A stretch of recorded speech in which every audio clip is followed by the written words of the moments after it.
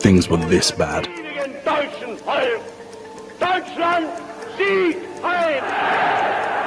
We said, never again.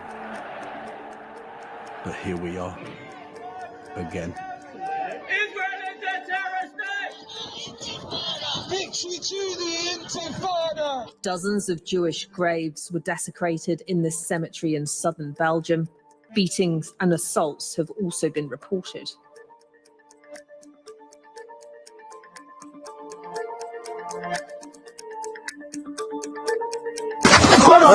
Fils de pute! Charmota!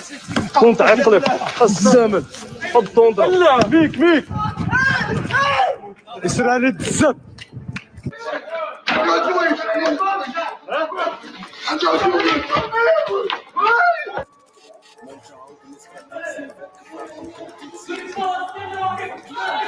The facts don't lie, and these numbers are just the tip of the iceberg. Incredibly, the worst pogrom since World War II, October 7th, led to a huge increase in Jew hatred.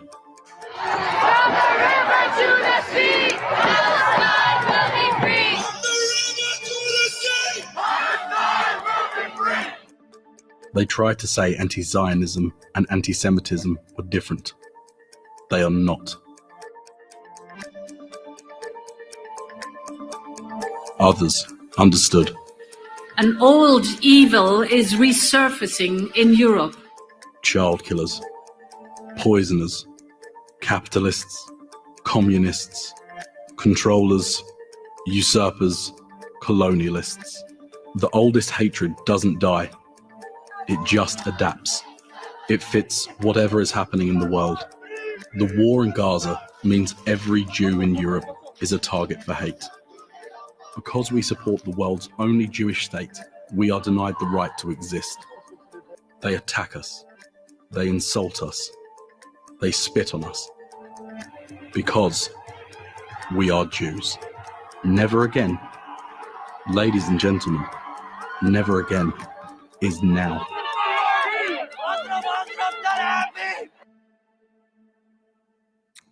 Excellencies, ladies and gentlemen, welcome to the European Jewish Association Annual Conference, Building or Leaving, Decision Time for Europe's Jews.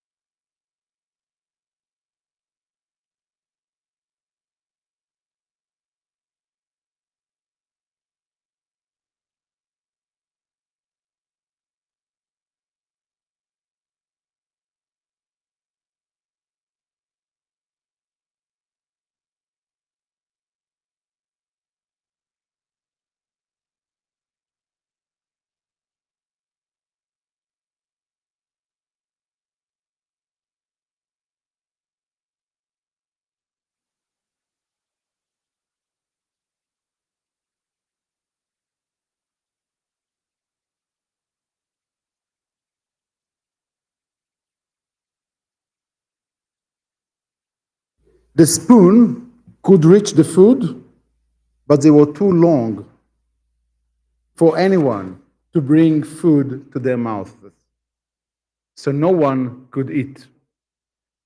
The good man was very sad to see their suffering. And then God said, now I will show you heaven. They walked into another room. It looked exactly the same. Same table, same food, same long spoons. But here, the people were happy and healthy. They were smiling, talking, and full. The good man was surprised and asked, what is the difference? And God replied, here, the people learned to feed each other with the long spoons. This is why we are here today at this conference, to work together and help one another. And we must do it. This year has been very difficult for all of us. The video you just saw explains why. For anyone in governments or universities who still does not understand, I will say it again, as we always, all of us say, anti-Zionism is anti-Semitism. Because of anti-Zionism, anti-Semitism in Europe is in a rise. And actually it is in the highest level since World War II. It is really shocking that Europe has come back to this. Our communities spend more money than ever on security. We need protection day and night. Jewish students are being threatened and blocked from going to classes just because they are called Zionist. This conference called Decision Time, Building or Living. Unfortunately, thousands of Jews have already answered. They left. They chose to live in Israel doing war instead of staying in Europe. That says a lot. But what about us here today? Building or living? I told you the story of the good man and God because I know everyone here cares about helping others. It is very much in our hands to decide whether we live in hell or in heaven. The more we help one another and feed one another, the more we can surely improve all of our lives. And for this reason, I also want to send here a very clear message to every Jewish organization in Europe. We cannot waste time on old fights and small disagreements. This must end now. We must help each other. We must speak as one and work together. Ladies and gentlemen, our history shows when we are united, we are successful. When we are divided, we fail. When we are united, we are strong and we can overcome anything. I wish all of you and all of us a very productive and meaningful conference. We see you very much. We see you soon when we are going to present the new survey we are about to reveal today. Thank you very much.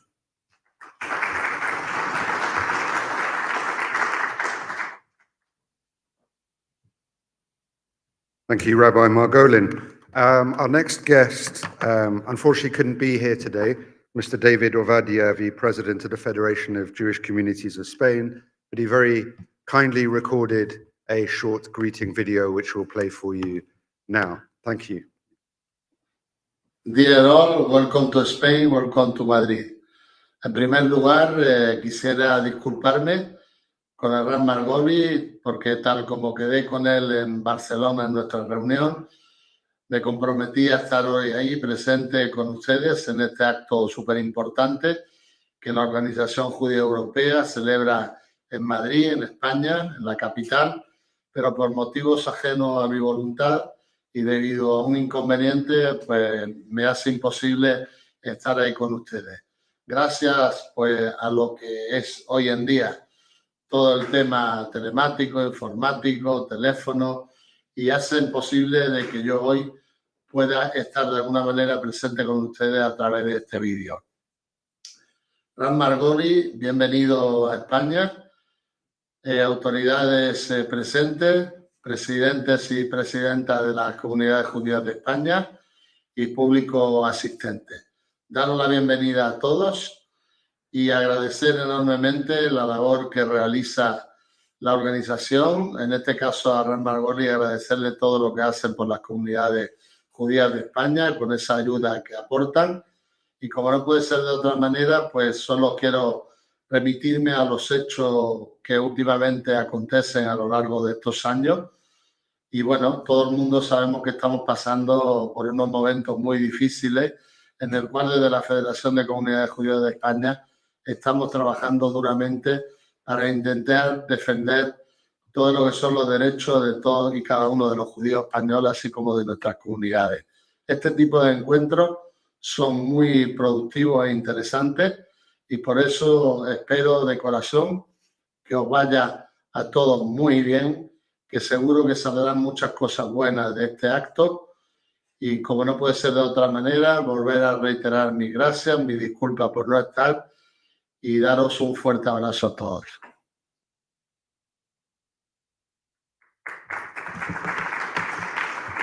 Thank you, David. And obviously this conference would not be possible without our co-partners, long-time co-partners of the EJA, certainly dear friends of ours, and an organization that is doing extremely important work in tracking, charting, and producing reports on the levels of anti-Semitic attitudes across Europe is Hungary's Action and Protection League.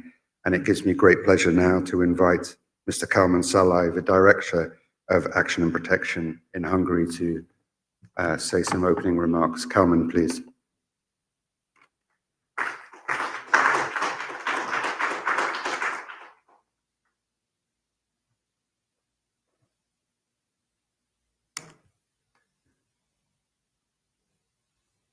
So, dear rabbis, dear President Margui, Your Excellencies, honorable guests, ladies and gentlemen, dear friends.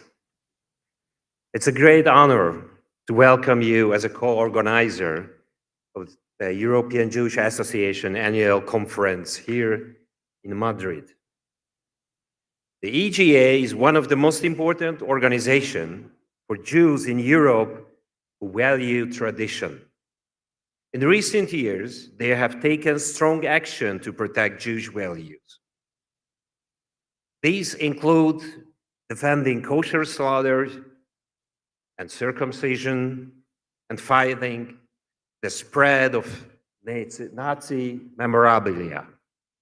The annual Auschwitz Summit also keeps Holocaust memorial alive.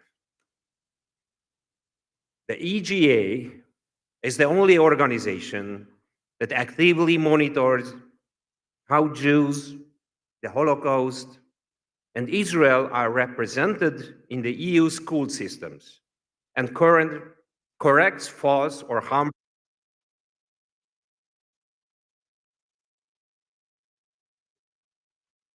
I thank Rabbi Margolin and the EJA team for their hard and successful work. Let's talk about why is today's meeting is so important. Because the world around us is changing fast. What was once right is now questioned. What was once wrong is now accepted. Sadly, war is back in Europe, in Ukraine, and Israel is fighting terrorism. Across Europe's cities, we see anti-Semitic demonstration and call to destroy Israel. Political leaders often respond weakly or even support those ideas.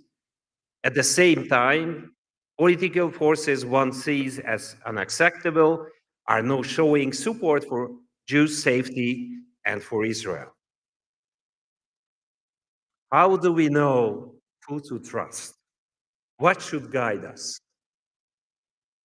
Let me briefly share the Hungarian experiences. In 2012, when Rabbi Köves, the chief rabbi of EMIC, Hungarian Jewish Association, established the Action and Protection League, anti-Semitism in Hungary had moved from the football stadiums to the parliament building. The neo-Nazi Jobbik party was growing, especially under previous left liberal governments. But since 2010, a conservative alliance has led Hungary with a clear policy, zero tolerance for anti-Semitism. Jewish communities have received strong support for their institutions, religious life, and freedom of worship. Despite this, many in Western Europe wrongly labeled Hungary as anti-Semitic, even though it had some of the lowest anti-Semitic hate crimes rates in the European Union. Today, the facts are clear. Hungary is the safest country in Europe for Jews. This happened because the government made a strong commitment and had the political power to act as well. New laws are passed, courts enforce them, textbooks are in use in the education system were revised by the Jewish education experts. And Jewish life was actively supported, synagogues were reopened, communities revived. Hungary sees Israel as natural allies and stands by it in the international forums. Economic and cultural ties are growing, rapidly growing. Since October 7, Prime Minister Netanyahu has visited only one European country, in Hungary. Hungary was also the only country, to leave the ICC after it issued a political motivated arrest warrant against Benjamin Netanyahu. So Hungary has something to show to other European countries, especially how about to protect Jewish life and values. Let us today an event to think about real practical steps in lawmaking, law enforcement, and education.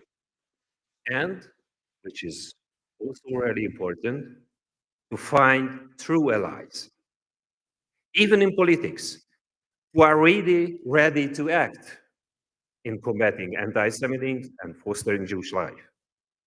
If necessary, we should find new partners. Even if their past is controversial, their current motivation matters. Those who can adopt survive. The history of the Jewish people proves this. Thanks for your attention, and I wish you a meaningful and successful conference today. Thank you very much.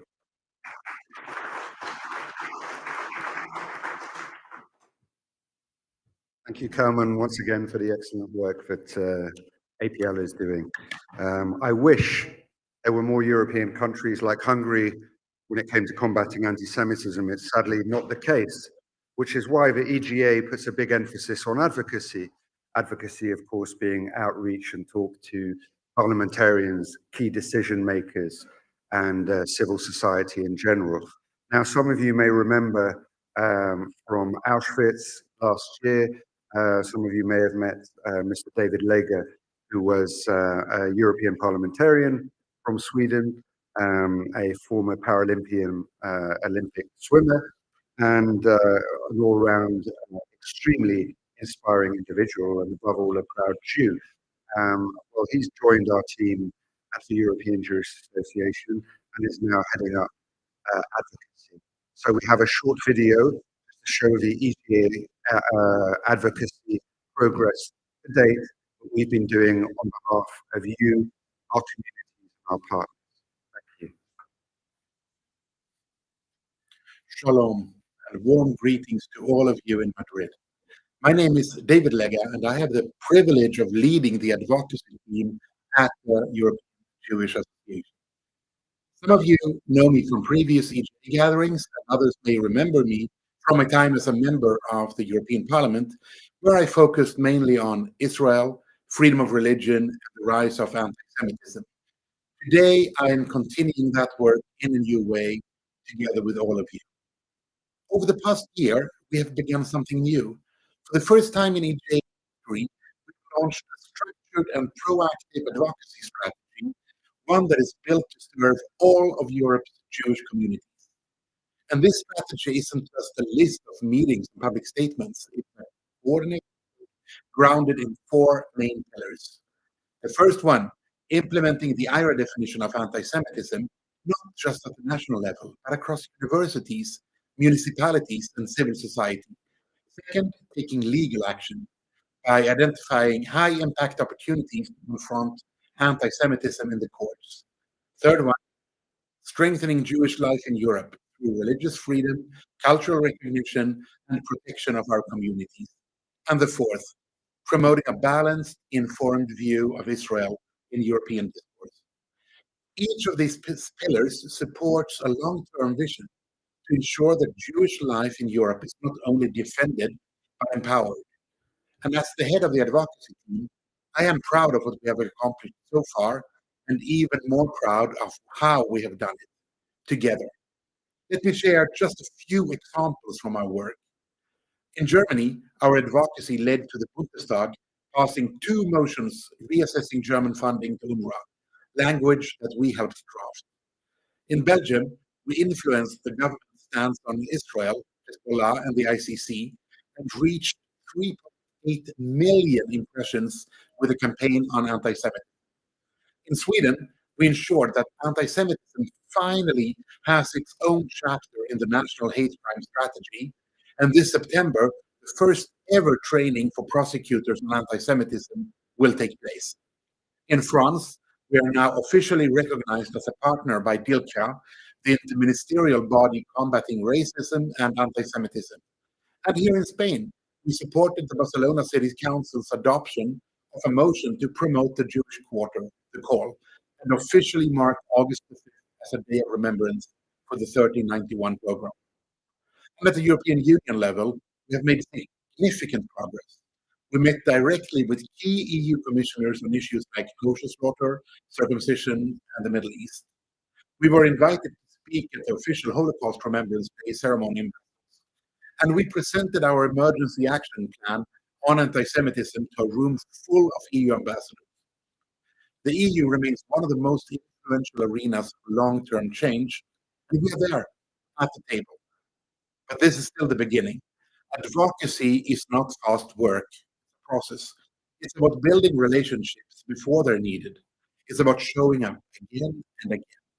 And it's about being ready when the door opens. And this is a new way of working at EJA, and it's designed to last. We're not just reacting, we're planning, we're coordinating, and we're building alliances with policymakers, legal experts, and community leaders across the continent. To succeed, we need dialogue, not just inside Brussels, Strasbourg, but with you, our partners on the ground. So please reach out. Whether you're facing a legal challenge, planning a campaign, or simply want help engaging your national government, my team and I are here for you. And we want to hear from you. We want to understand what you're facing on the ground and how we can support you better. Your challenges are our mission. Your community is our community. And together, we can build a stronger voice for European Jewry, one that is heard, respected, and impossible to ignore. So thank you for your trust, and thank you for being part of this shared journey.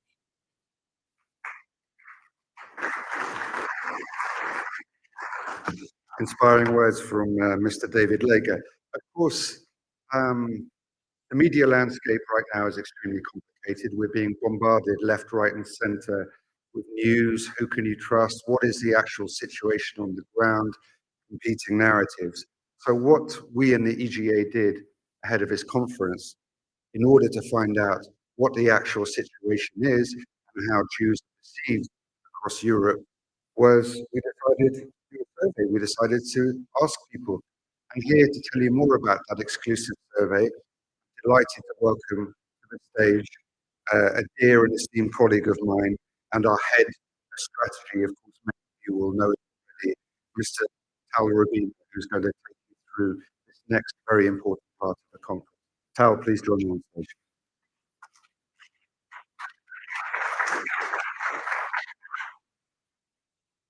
Good afternoon. EJA, we are committed to basing our work with decision makers in government, parliaments, and among opinion leaders on solid research and verified data.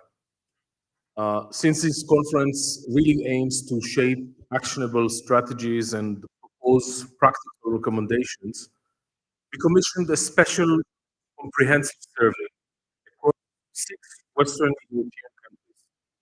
The data was collected by Europe's leading research and polling institute, Ipsos, and to present the results and to explore the broader context of immigration, for example, and its impact on the complex reality we face today in Europe, I'm honored to invite to the stage Mr. Juan Soto, an expert of immigration with extensive experience working with think tank and research institutes. Please. And with him, please. And with Mr. Soto, I am delighted and honored to call up to the stage the founding chairman of the European Jewish Association, Rabbi Menachem Margolin, is joining us on the stage. And please know that right after the presentations, we will open the discussion for you, ladies and gentlemen, and for our guests from the press. Mr. Soto, I will give you the podium now, maybe for a few words about the methodology that Ipsos was doing in this comprehensive survey.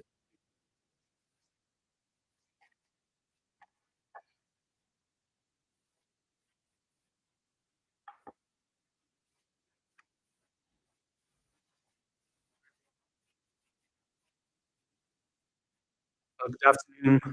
It's an honor to be here with you today to briefly go through the methodology, really, of this research that I've been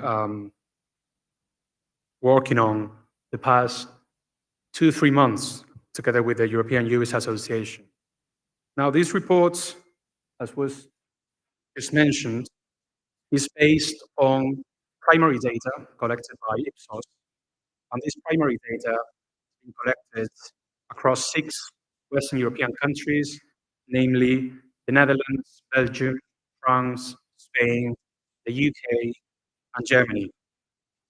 In total, there were 4,400 interviews with breakdown you can see in the screen. As you can tell, obviously the breakdown differs slightly, which makes sense considering we are talking about both larger population countries and smaller population countries. Now, the goal of this report was really to examine growing religious intolerance, and specifically anti-Semitism in Europe. And we've done it by a series of questions that could be put into one of 3 different blocks of questions. The first one addressed the issue of attitudes with respect to Jewish communities and Jewish people across these countries. The second one inquired as to whether, and if so, how, international conflict, and specifically the ongoing conflict between Israel and Palestine, affected those same attitudes, sentiments, feelings, opinions towards Jewish people and Jewish communities across these countries. The third one had to do with how the media portrays these conflicts and by extension also shapes those opinions. and also how governments, well, whether governments should do more to address anti-Semitism, and if so, what exactly. Now, the questionnaire was developed in a very professional way, a clear structure, which I just outlined. Every sensitive question was offered a way out, as it were, so that respondents could decide not to answer. Similarly, there were when offered several choices, the respondents could also select the other category. When it comes to the data collection, all of it, all the surveys, the 4,400 interviews were conducted a couple of months ago, during the month of March of 2025. Obviously, it was all anonymized for compliance with data protection regulation. And when it comes to the social demographic profile, the sample selected, as you can see, there is a fairly even or exactly even gender distribution. Thank God, we only believe there is genders. Otherwise, this would be a nightmare. And then when it comes to the age group breakdown, we've tried to follow the demographics of Europe, which is uneven, with fewer younger people than older people. That said, whenever you find in the report a comparison among age group, bear in mind that every age group has weighted differently so that they can be indeed comparable. And then when it comes to education, as you can see from the screen, most respondents, we could say, are highly or well educated, and thus presume they are well informed about these issues. Only 2 people decided not to disclose that level of education.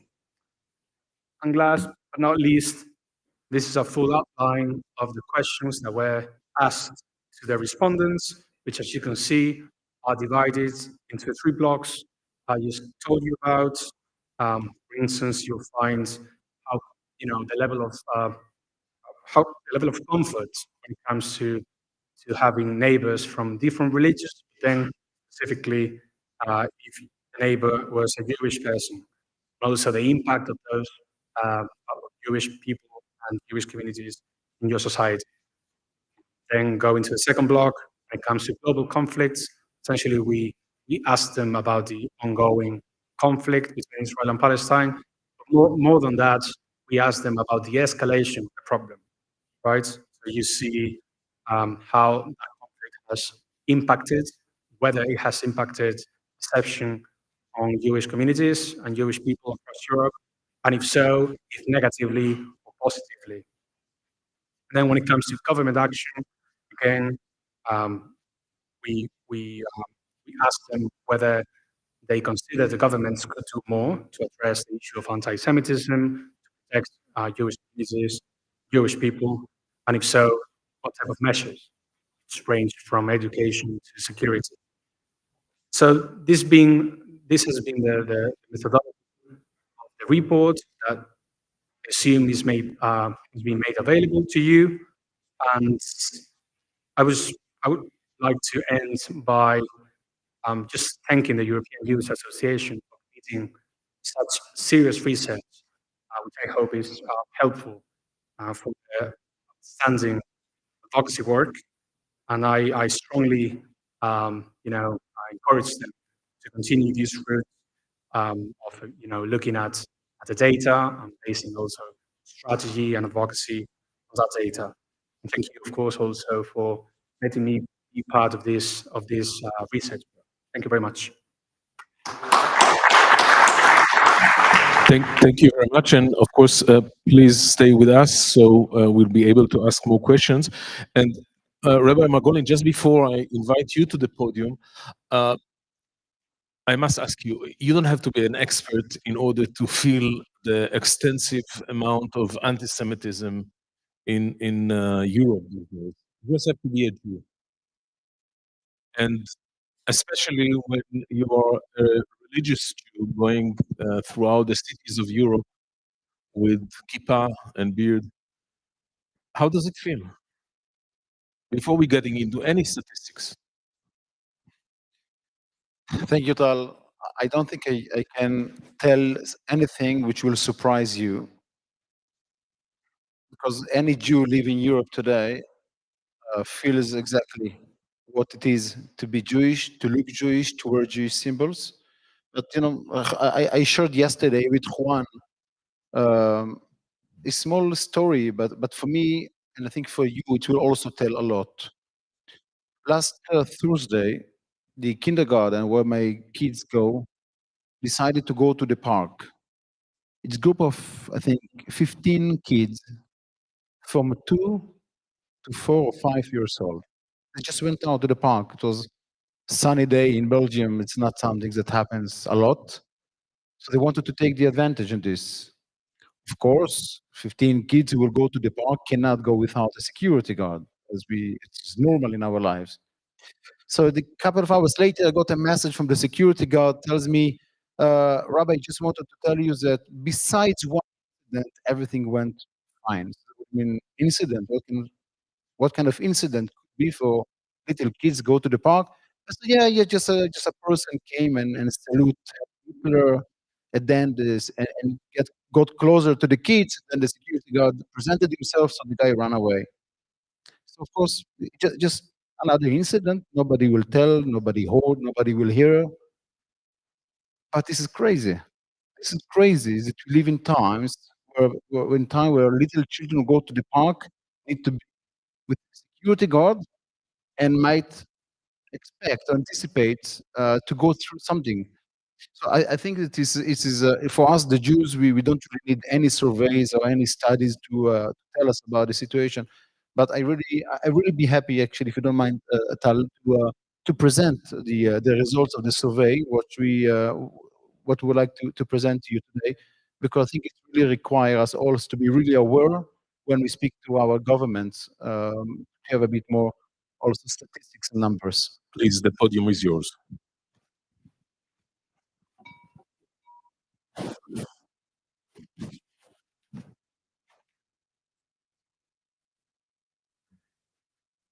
Okay, so our presentation will be on stage. So, also, I'll take another mic.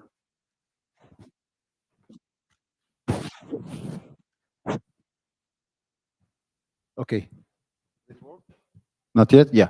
So, Europe Jewish communities in peril, what the data reveals. We speak about public concern and political inaction. Guys, ladies and gentlemen and excellencies, I think this line is very, very important. 82% of Europeans does not prioritize the fight against anti-Semitism, which means, of course, that only 18% said government should prioritize. Now, what does this tell? 82% of Europeans who live in Europe, and as we will see later, they are aware of the issue of anti-Semitism, they are aware of the rise of anti-Semitism, they are aware of the dangerous time for the Jewish people, and yet 82% does not think it should be a priority for the governments. What does it mean? Does they care? They do not care? I think the answer is quite clear. Only 18.4% support it as a national policy issue. Only when they were asked what is their opinion when it comes to national security, which of course does not mean only security of the Jewish people, but also in general the security in their countries, only then 40% responded that they would support much more activities from the government. For me, it's very worrying, this figure, and we'll move now to the next one. The key finding, public perceptions getting worse. 55% of Europeans say perceptions of Jews worsened due to the Israel-Palestine conflict. Now, these different fights, now even as we speak, between Russia and Ukraine, and now India and Pakistan.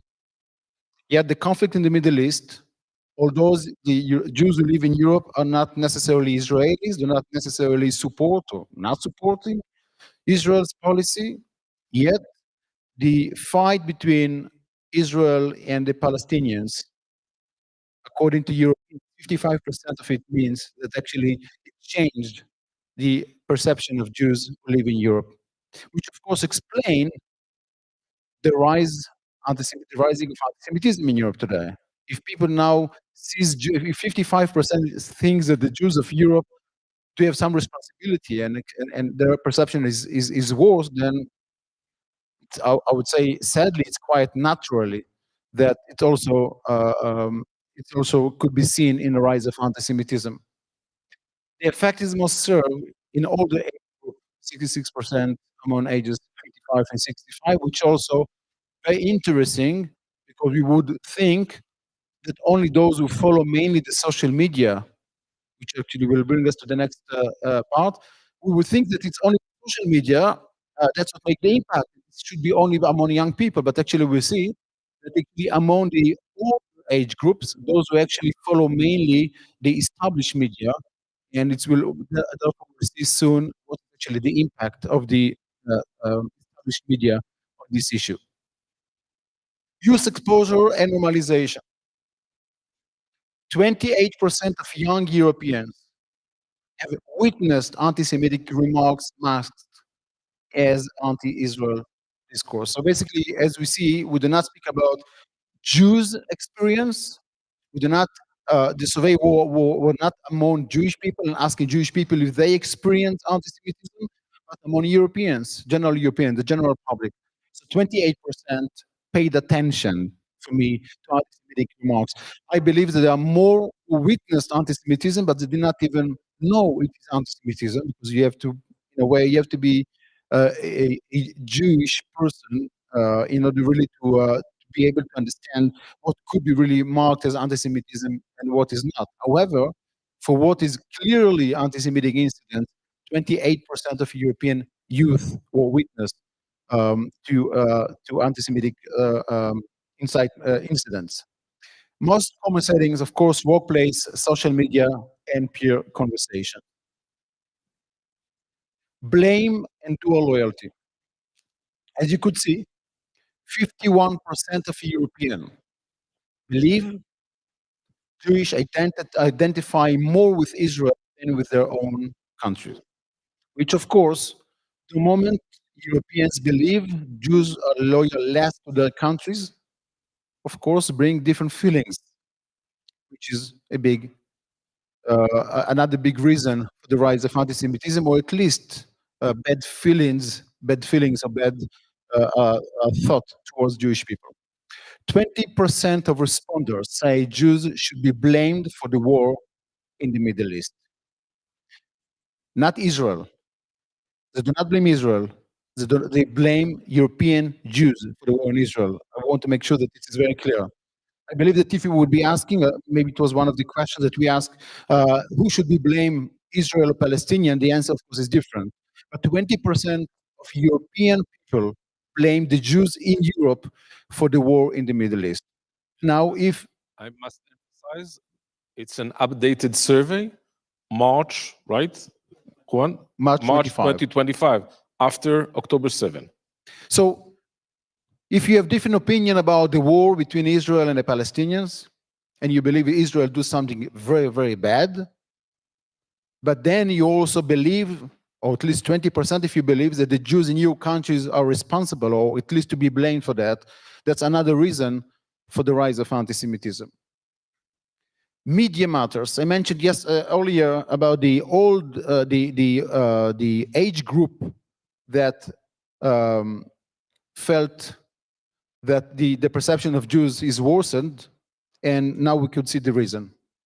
49% of Europeans believe the media image of Israel-Palestinian conflict negatively affect Jews, which means that according to what we find here, the way the media in Europe, we do not speak about social media, but we speak about responsible media, responsible journalists, established media, 49% believe non-Jews If Jews would tell you that they believe that because of the media we see rise of anti-Semitism is one thing, but we see that close to 50% of Europeans believe that the way media cover Israel-Palestine conflict actually worsened or at least affected the perception of the Jewish people.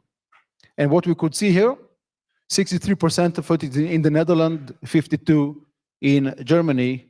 This is the highest numbers, which I believe could say something about the media in the Netherlands or in Germany, or about the people there. Country attitude towards Jews. Here we see something actually interesting. We could see that actually UK is the most favorable place for Jews among these 6 countries, where we see strong comfort levels, which mean more people express comfort living next to a Jew, or comfort to accept their kids to get married with a Jew.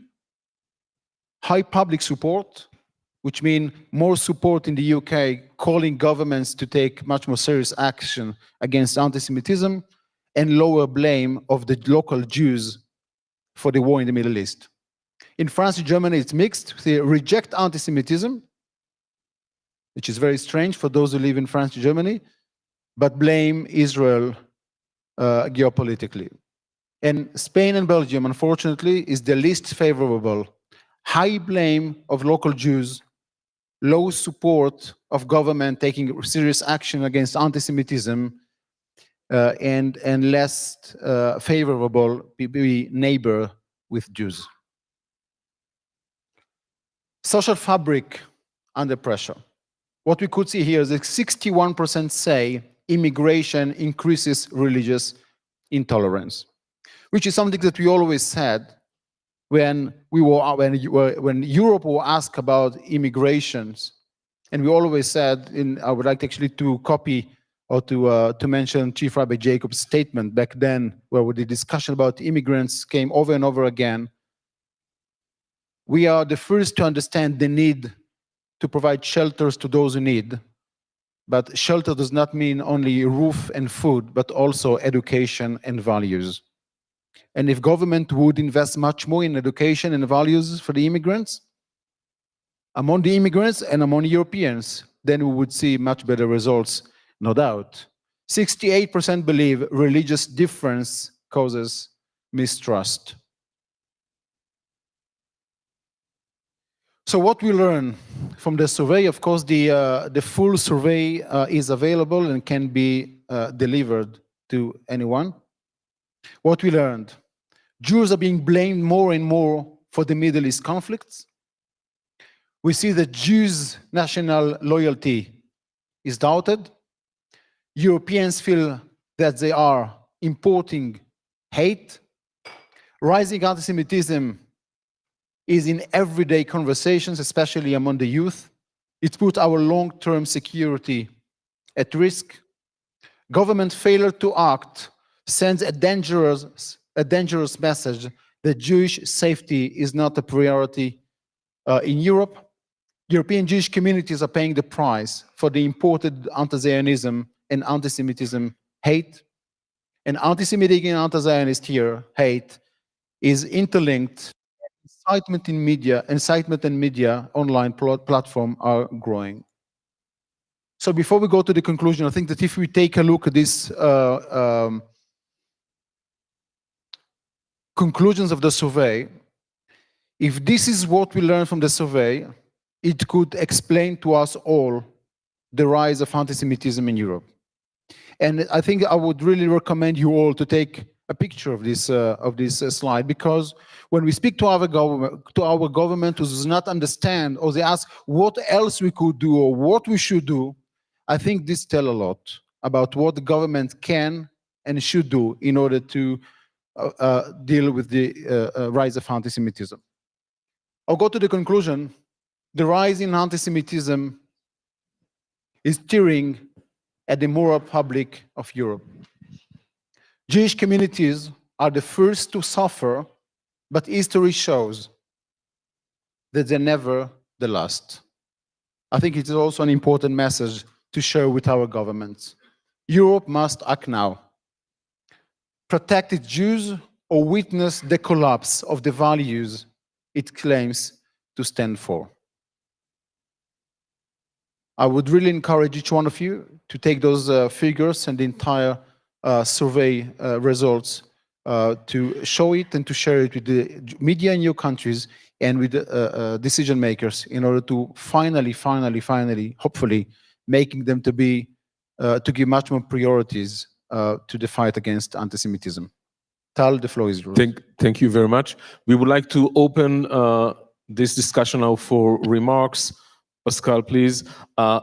Please stand up, everybody, and present yourself so everybody will know, and Alex will help with the microphone. Thank you. Thank you, Pascal Markovic. I'm a member of the QIF here, a member of the Board of Advisors of the EJA. I think the problem, which is very important, is both the educational problem in schools and universities, and also the problem of prevention and acting with, for example, legal actions. This is a question we are not able to answer because it's only a government solution. We must act with the governments, but it's some questions we have to ask here also. How our governments act effectively, tachlis, about education, and also in legal systems in order to stop these increasing problems. Maybe you can share with the audience here, we had a session for legal advisors in Brussels. Maybe just for everybody to know the way we are trying to act regarding those points. The problem in France is that we have a very good legal laws about anti-Semitism, combating anti-Semitism. The problem is in France, the government want to separate the anti-Semitism, the pure anti-Semitism, and the Israel hates discussions. And they don't want to recognize that boycotting Israeli products, for example, is real anti-Semitism nowadays. So there is a difference for the judges' minds between pure anti-Semitism and also boycotting, for example, Israeli products or Israeli sports games, or when students are coming for a conference, for example. I think the problem is worst also in Belgium or in England. In Spain nowadays, I think, because the government is, I think I'm speaking under the control of my colleagues from Spain, but the government in Spain is acting, I think, against the Israeli community, the whole community, and the Jewish community in Spain. It's not the same case in France, but in France, we have this duality of acting against anti-Semitism and against the Israeli sensibility. Thank you very much. Please. Sorry, we go to Ellen first, and then come back to you, Gideon. My name is Ellen van Praag. I'm from Holland. I'd like to react on the fact of the media and being so high in percentage. I can probably explain it a little bit more. Dutch media are being the most seen by the public as the most reliable source of information.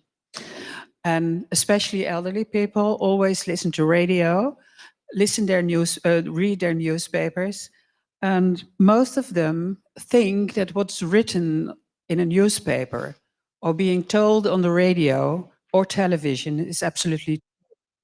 That's why the percentage in Holland is so incredibly high. But it has a side effect, and the side effect is us. How we are perceived as Jews in Holland is getting worse. For instance, today there was an article in a newspaper about our chief rabbi. And it just not only said Chief Rabbi Jacobs, no, it said Jewish Chief Rabbi Jacobs.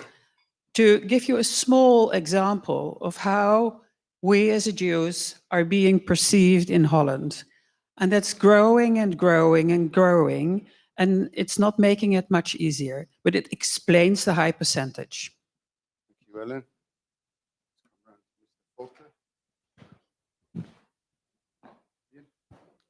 Thank you.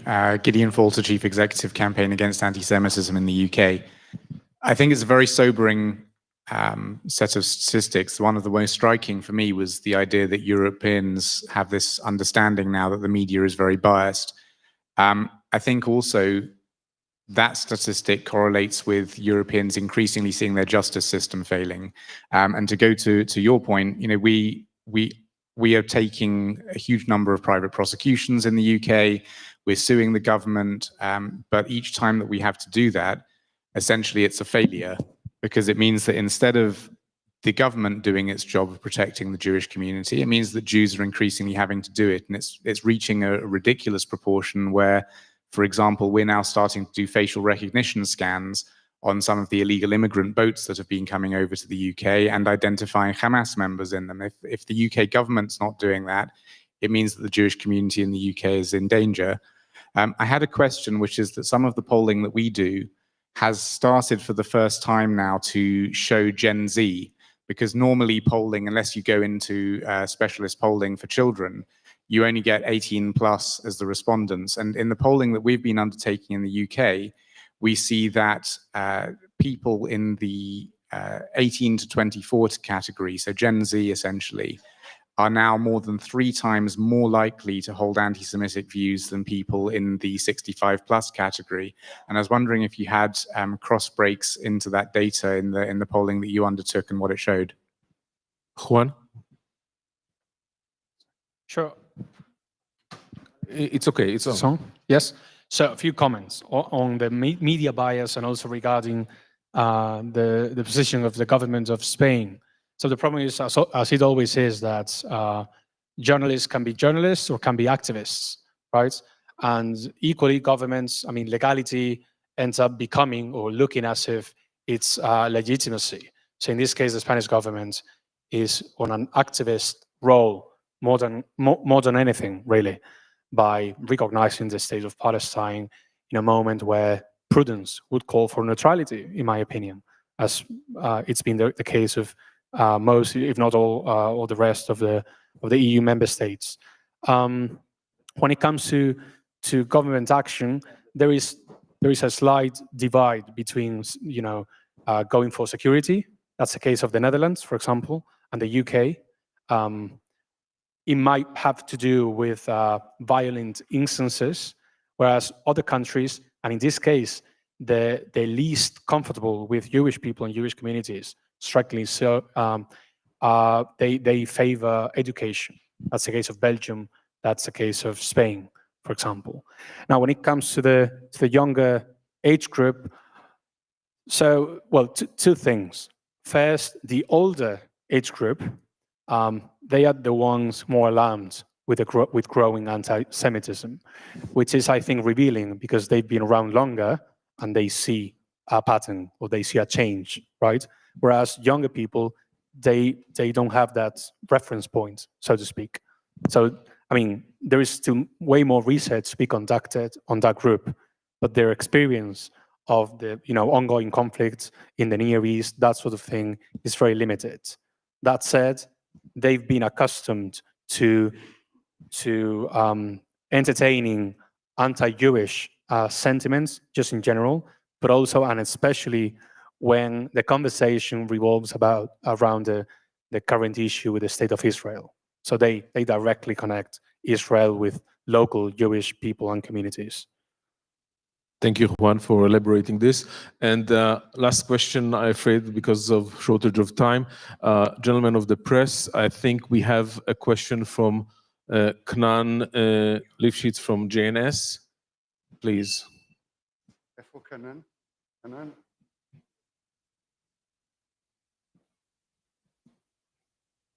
Please, Knan. Hi. Thanks for taking the question. So according to the survey, 28% recognize that there is anti-Semitism clothed as activism, presumably for Palestinians. So isn't that an encouraging sign that so many, almost a third, more than a quarter, of respondents see through this lie, and how do you explain it? Juan, please. Well, I don't think it's encouraging because you have that statistic, but also the statistic that points to the fact that although there is that everyone knows that there is anti-Semitism going on or pejorative attitudes towards Jewish people and Jewish communities, only 40% are calling for more government action on that. And 29% directly oppose any further steps from governments to watch over Jewish people and Jewish communities.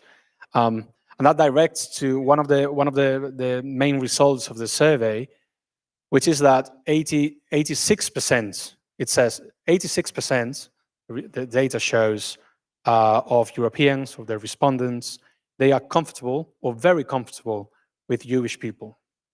And if you look at those, again, just as the data point you just referenced, if you look at that, it seems encouraging. But then you look to the other side of the survey and you find that 11% of respondents are either uncomfortable or very uncomfortable with Jewish people and Jewish communities. And that to me is striking. For example, if you compare it to being uncomfortable or very uncomfortable with Christians, you'll find that the figure is 4%, not 11%. In other words, Europeans are 3 times, as disgusted with Jewish people than they are with Christians. And I think that's very symptomatic.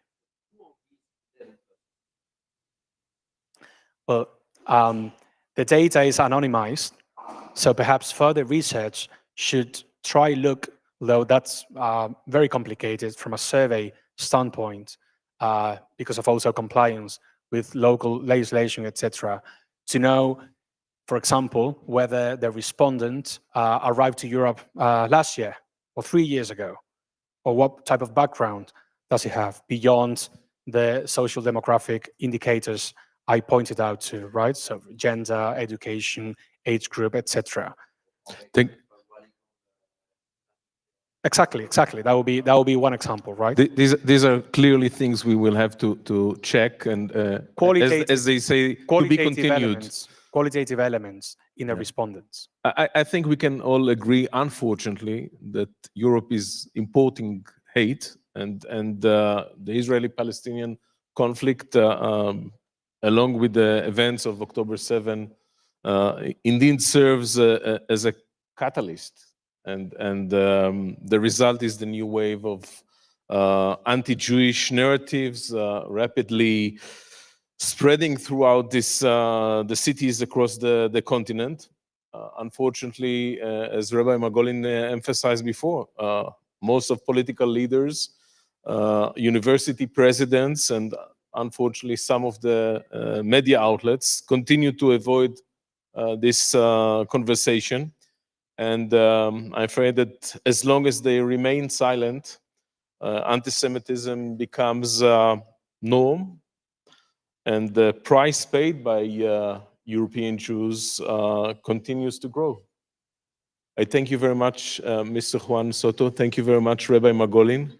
And it should be learned into depth, and as we said before, to be continued. Thank you very much.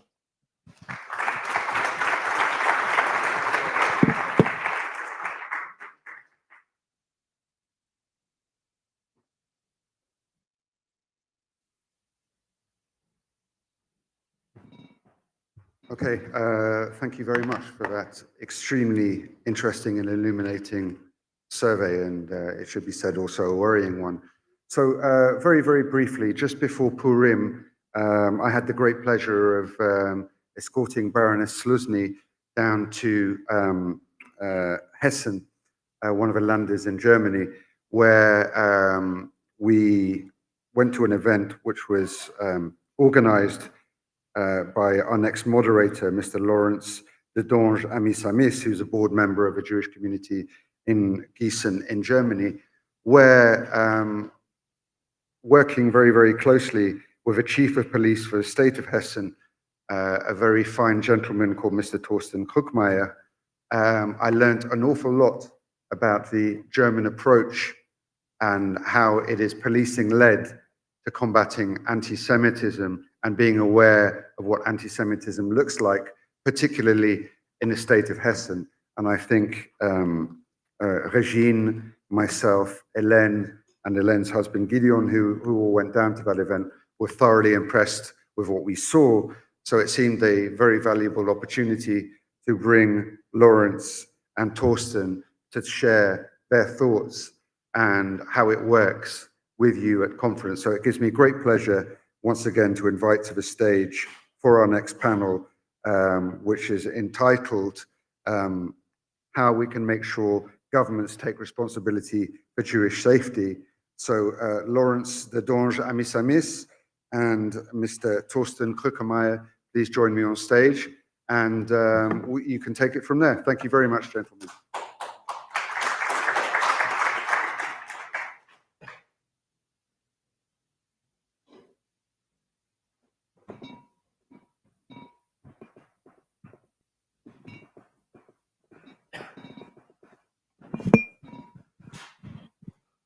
Well, welcome. It's wonderful to see so many friends, hopefully some new friends. It's quite new for me to see you all from up here. Quite a revelation. Thorsten, the motto of the conference is, do we stay, do we go? How do you see the relationship between German police, politics, and German Jewry? At first, I'm very, it's a great honor for me to be here. It's a third time to take part of such a conference, and every time it's a great honor to be there.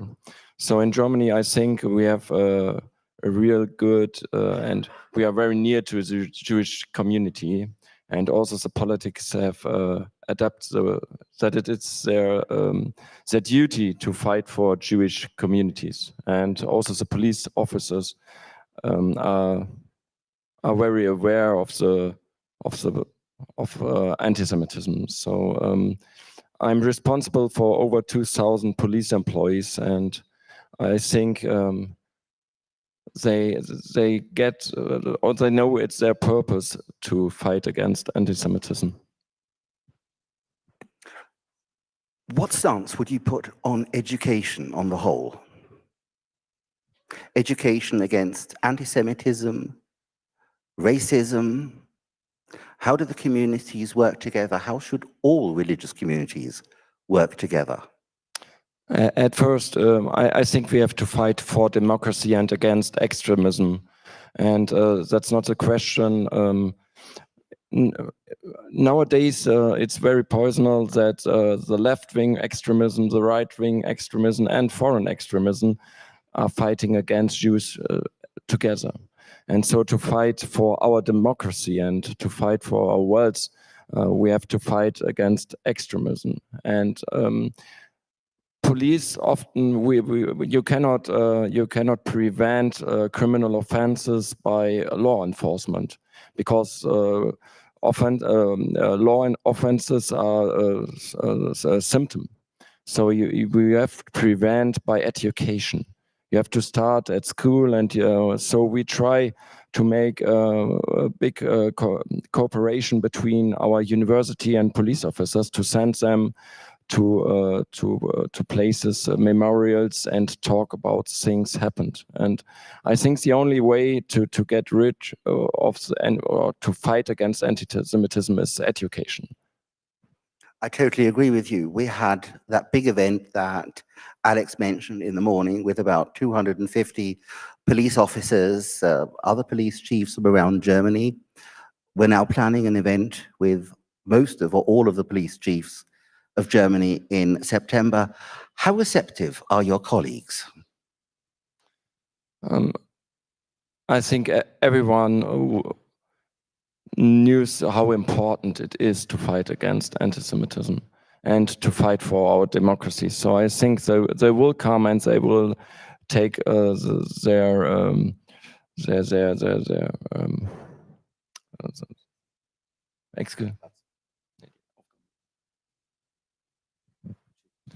Yeah, they will take their opportunities with them to give it to their police officers. We had a lady on the panel from the Secret Service who spoke really well. How well do you work with them? The chief of Secret Service is a friend of mine, and I was responsible for the Secret Service of Hesha for about 2 years. And so it's a very near, and we are collaborating the whole time. And it's very important that they give us the information they have to prevent criminal offense. Otherwise, we are too late.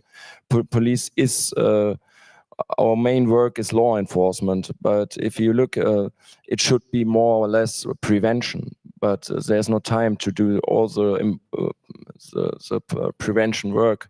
So we need the cooperation with the Secret Service. It's very important. When you took office, and I do remember it's about, what, 2 years ago, I was great friends with your predecessor, and we started working together, and it became a great working relationship. It was officially, and then we became friends. And I very quickly noticed you're very like me, you push borders. You want to go forward. What makes you personally tick? Why are you doing this fight against racism, anti-Semitism? What does it mean for you personally? About 25 years ago, I went to, or more than 25 years ago, I went to police. And I take this job because I want to fight for democracy. And if you, as a young police officer, you have taken oath on the Constitution, and the first article of this Constitution says that human dignity is inviolable. And I think that's the point why I fight against anti-Semitism and extremism. I think it's my purpose. It's really my purpose to fight for democracy.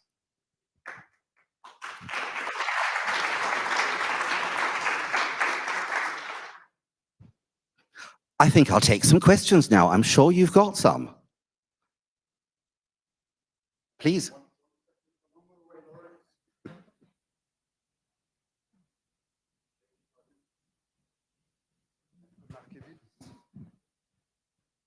Alex. Thank you, sir, for your exposé. Do you have a special training program about anti-Semitism for your police officers? And how do you work with this? And a second short question. There is a new chancellor in Germany. Do you know what will be his policy on these problems? At first, every German police officer has to go to university to get a police officer, and we have great cooperation with places where the euthanasia has taken part, and so on. So every police officer in his university will go to such a memorial, and we talk a lot with them. Second, it's my responsibility. We work quite near together. I think we go in the synagogue with police officers, and we just started with the University of Gießen. We started a cooperation. I am sending 4 to 6 police officers 2 times in a year to go with oncoming teachers to Auschwitz or to Lodz, and to talk about the role of police former years and nowadays. So it's important. I think the police in the time of World War II, it was they have lost their moral, and they didn't. They were not responsible. They said they are not responsible for what's going on. They didn't were on duty. So it's a big problem. Your second question, sorry.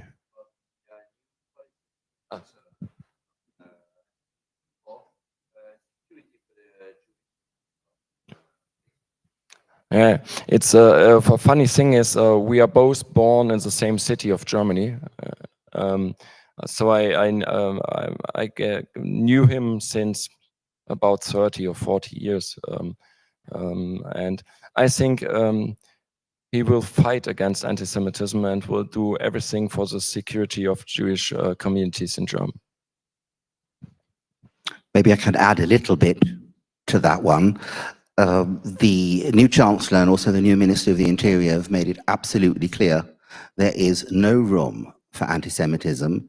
And I've worked quite a lot also in politics in Germany. We get every help possible, being funding for security, whatever we need, certainly in the state of Hessen, we get, and I expect a lot from my colleagues in Berlin now. Thank you for that pesky panel, Alex. The next question, please. Gerald. Thank you. But more than a year ago, the German government took the lead in banning Semidun, a terrorist front for the Popular Front for Liberation of Palestine and a major source of anti-Semitism throughout Europe. The United States and Canada then followed the German lead. I wonder if you have any advice for the people from other countries in Europe where organizations like Semidun and other NGOs, non-governmental organizations linked for terror, are still able to function.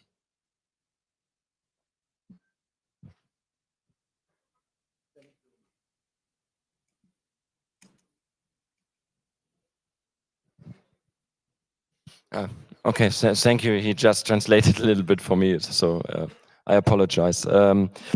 It's very difficult. We have the same question today in German. We are talking much about to prohibit a German party, the AfD, and to prohibit just a small organization. It's very difficult because freedom of speech and so on in our constitution. It's very difficult. I think you need a good secret service because you need the information of the secret service to start the process. It won't work without secret service. And otherwise, you need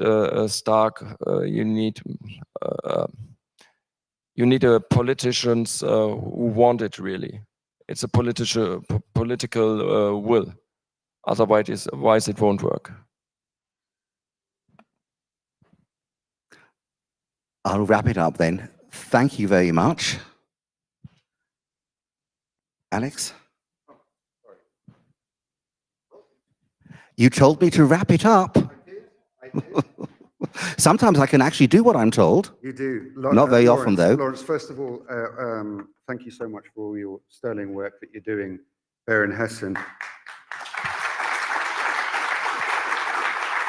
When I went down there, I was blown away. And above all, thank you for introducing us to Torsten, who is a fine, upstanding individual. I wish there were more police chiefs like him across Europe. And I'm also delighted to announce that Torsten agreed after a conversation with us that he is going to act as a kind of EJA roving ambassador with other police forces across Europe. So, Torsten, thank you so much. So, gentlemen, if you don't mind exiting the stage, I thank you so much for your time. Thank you, Lawrence. Torsten, thanks a lot. And before we start the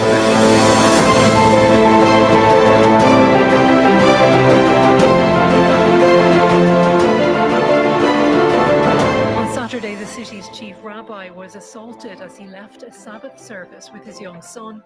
It was filmed by an eyewitness. An investigation is underway and one teenage suspect is in detention.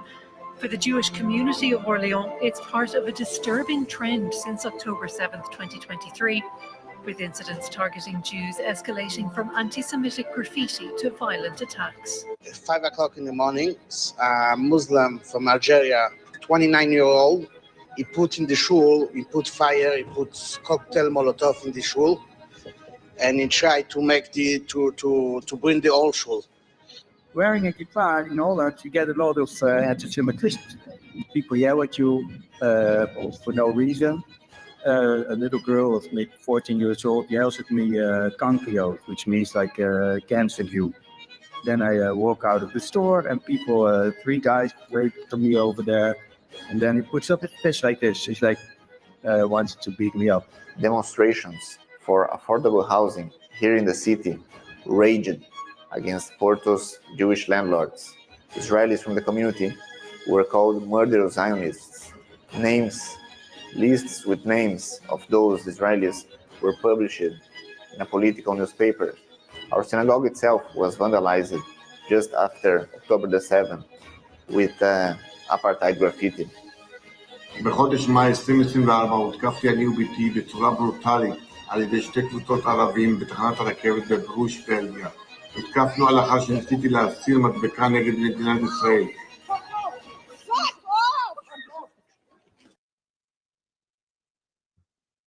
So, ladies and gentlemen, just another reminder of what it is we're dealing with, and I'm going to invite up for a brief conversation with myself a very, very inspiring individual, somebody who I met online, was actually introduced by Mr. David Lega. So, Mr. Jonathan Korosi, President of the Nordic Jewish Security Council, if you wouldn't mind joining me, please.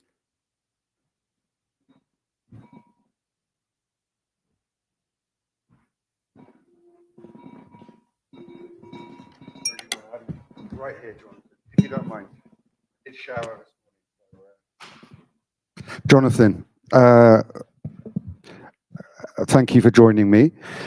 Jonathan, we've just heard from Torsten and Lawrence, which is a very sort of top-down approach to dealing with Jewish security, and it should be said, a relative rarity across Europe. Most models that Jewish communities are familiar with is one where their security is provided for by Shmirah kind of organizations, guardian organizations. And you did something very, very unique up in Scandinavia.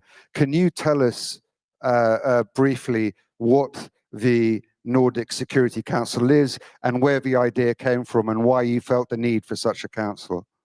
Absolutely. And first of all, thank you so much for having me. And as we all saw in the survey before, none of the Nordic countries were represented. And I've been traveling all over the world talking about the situation for the Nordic Jewry, and everyone gets flabbergasted about how the situation really is. And if I may take a moment just explaining, prior to 7th of October, approximately 700 anti-Semitic incidents a year occurred in France, where there are around 500,000 to 600,000 Jews. Sweden alone have around 18 to 20,000 Jews, and there we have around 250 incidents a year, which is 1,250%, approximately more than France. And the ghost numbers, as we say, are huge, because in Sweden and in the Nordic countries, you see maximum 5 families or 5 people that are showing visibly to the public that they are Jewish. So what everything came about is we reestablished the Nordic Jewish Security Council in 2022, because we saw that all 5 Nordic countries face the same challenges, the same threats. We have different prerequisites, but our enemies don't differentiate the borders that we have in theory, because in reality there are no borders between our countries. It's a 30-minute drive between Copenhagen and Malmö, Denmark and Sweden. It's 3-hour train from Oslo to Gothenburg, from Norway to Sweden. And we saw that we need to create some kind of cooperation between our communities and countries. So all presidents of all the Jewish communities in all 5 countries, which include Sweden, Norway, Denmark, Finland, and Iceland, got together and said that we need to establish this. And I got the privilege of leading and establishing this organization. So it's obviously extremely impressive. And if I may say so, given some of the rivalries that Rav Margolin was talking to earlier on amongst some Jewish communities and some of the disputes, in some ways it's a miracle that you managed to get Jews from 5 different countries together to actually agree on something, which is incredible. I would like to go a bit deeper. You spoke about Sweden and having that sort of extremely high levels. One would imagine somewhere like Finland or Denmark might not have the same level of anti-Semitic activities, but the threat against the Jewish community might be still nevertheless extremely high. How do you go about, for instance, convincing, presumably the police force in Malmo, for instance, don't need any convincing, but let's say, how would you go about convincing the police force in Helsinki to take the matter seriously? What sort of challenges are you faced with your approach? So we actually had meetings with the commissioner of the Finnish police just a couple of weeks ago, and they are now also highly involved with something that we created, which is unique in all over the world, where we created a Nordic Police Forum, which is the 5 different national police force, like representative from the national police in the 5 different countries, including intelligence services from all 5 countries, backed up by all the authorities and governments, to cooperate only when it comes to the question of the security and safety of the Jewry in the Nordic countries. There are challenges. One of the main challenges is, and why we thought that this project is so important, is that all different, for instance, police authorities are making different assessments to the same threats. So if you take comparison, we had a terror attack in Copenhagen, which I assume most of you have heard of, in 2015, where we're shooting at the synagogue in Copenhagen. And what happened 30 minutes from there in Malmo,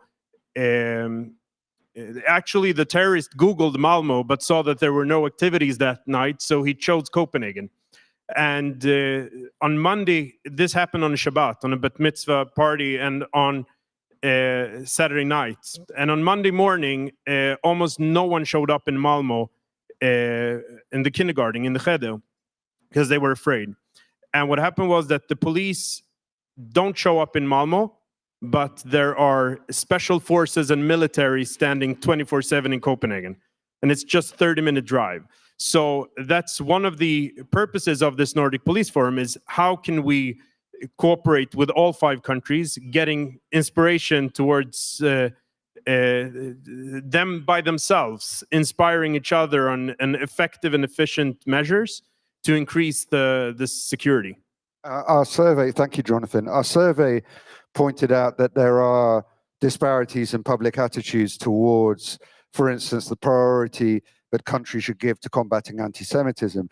Have you found in your own Nordic Security Forum Council that there are disparities in terms of how the police, I mean, we just heard from Torsten, from Torsten and Hessen, it's clearly a priority, but are there some countries, I don't want to put you in an awkward position, of course, that have put more of a priority on this than others? And are some of those countries that one might not necessarily think about?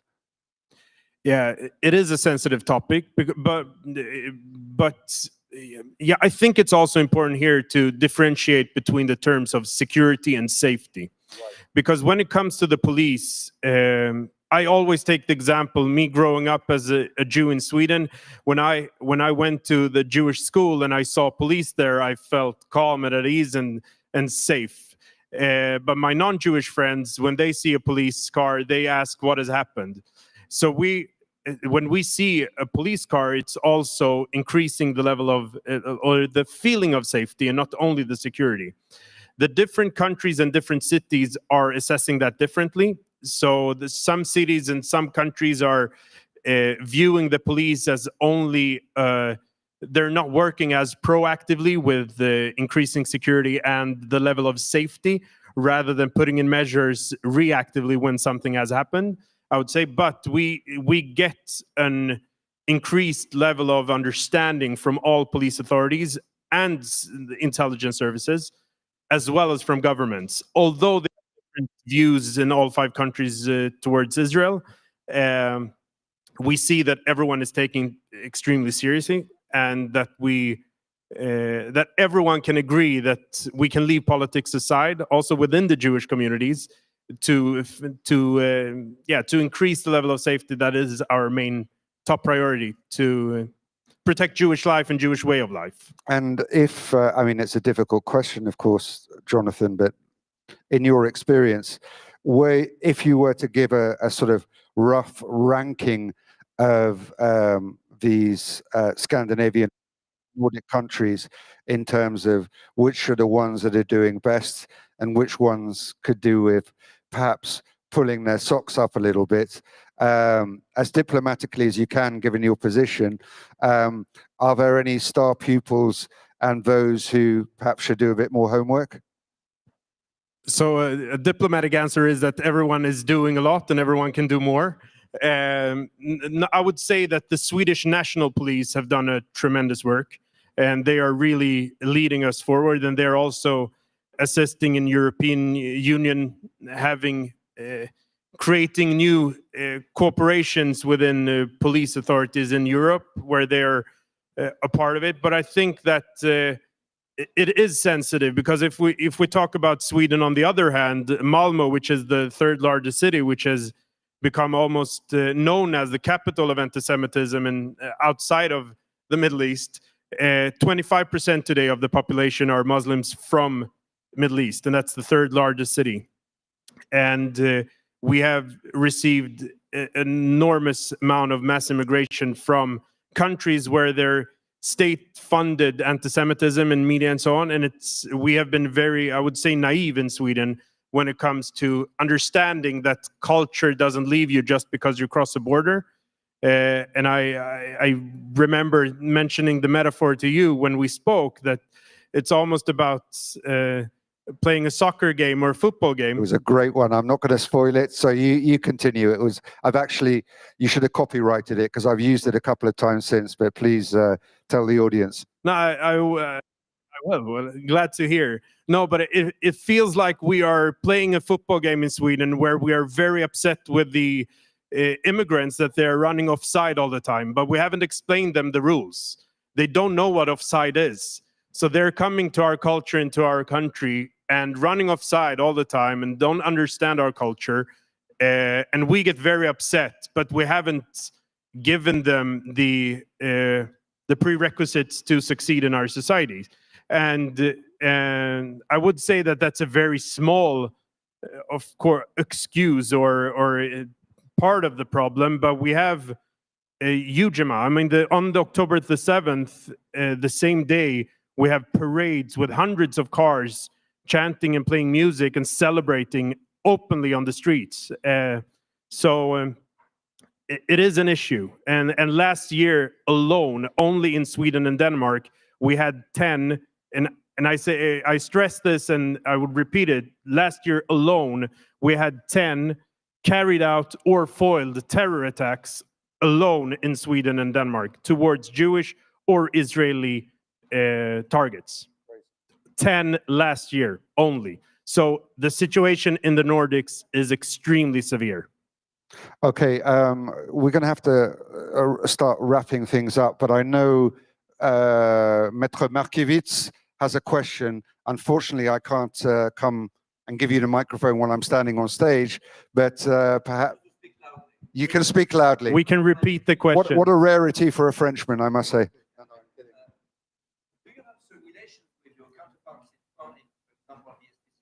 Yes. Yes. And the second question is, I don't really agree with what you said about the Swedish government. Police is doing a fantastic job. If the Jews are leaving Malmö and other Swedish cities, it's a bit contradictory. So the question was if we have collaboration with counterparts in Europe, and yes, we are collaborating with both SPCG and with CSD, and we're also assisting now building up similar in Germany with Zentralrat in Germany. And when it comes to people leaving Malmö and what is done on a political level and the police level, I completely agree with you. It is a big failure for the Swedish society that Malmö, and I can say my fiance and her family is from Malmö. They live there. I've been there a couple of times every year the last decade. It's a horrible place to be an open Jew, and that's why no one can be it. So it is a failure for the Swedish society. With that being said, it's very easy to be, in retrospect, saying what should have been done or not. But today, what has been done today by the Swedish government and the national police in Sweden is remarkable. It's not enough, and we have regional issues in different parts on regional local police level. But on a national level, they're doing a lot. But it's not enough on a regional and local level. Jonathan, I've got time for one more very quick question, okay? Please, go ahead. Thank you. Øyvind Bernatek from the Jewish community in Oslo. We have seen that, especially in Stockholm, there's a big criminal underground network. And they are, they are not political, but they are sometimes paid by Iran to commit crimes against all kind of people, but also against Jews. And I think that is a new kind of threat, because you don't have only to monitor political opponents, but you actually have to monitor also criminal networks. A very good point. The short remark, it was public and we knew it before, but a couple of years ago, Iran sent agents to Sweden to assassinate 3 Jewish leaders. And they are now, and it's well aware now, that they are using criminal networks like the Foxtrot, where Rava Majid now, who is the leader of the Foxtrot network, has been recognized as one of the biggest threats and a terrorist. And they are working from Iran and using young criminals because they are not getting the prosecution that they should get. But yeah, it's a huge issue. But we're working also on educating prosecutors and with police in trying to make them understand that that is also one of the threats to us, to all of us. So thank you, Jonathan. We're going to wrap things up here. I just want to say, ladies and gentlemen, that when I did speak to Jonathan, one of the things that amazed me was he runs a business, he's an entrepreneur, and this is something that he saw the need to do and took upon himself to do. And it's something that he did very much as a kind of side gig, for want of a better term. But like most Jews and like most entrepreneurs, I'd imagine it's taken over an almost disproportionate part of your work. Having said all of that, Jonathan, it's hugely impressive what you do. Thank you for your time. And I'd encourage everyone here to replicate this model wherever you can. Jonathan, thank you so much.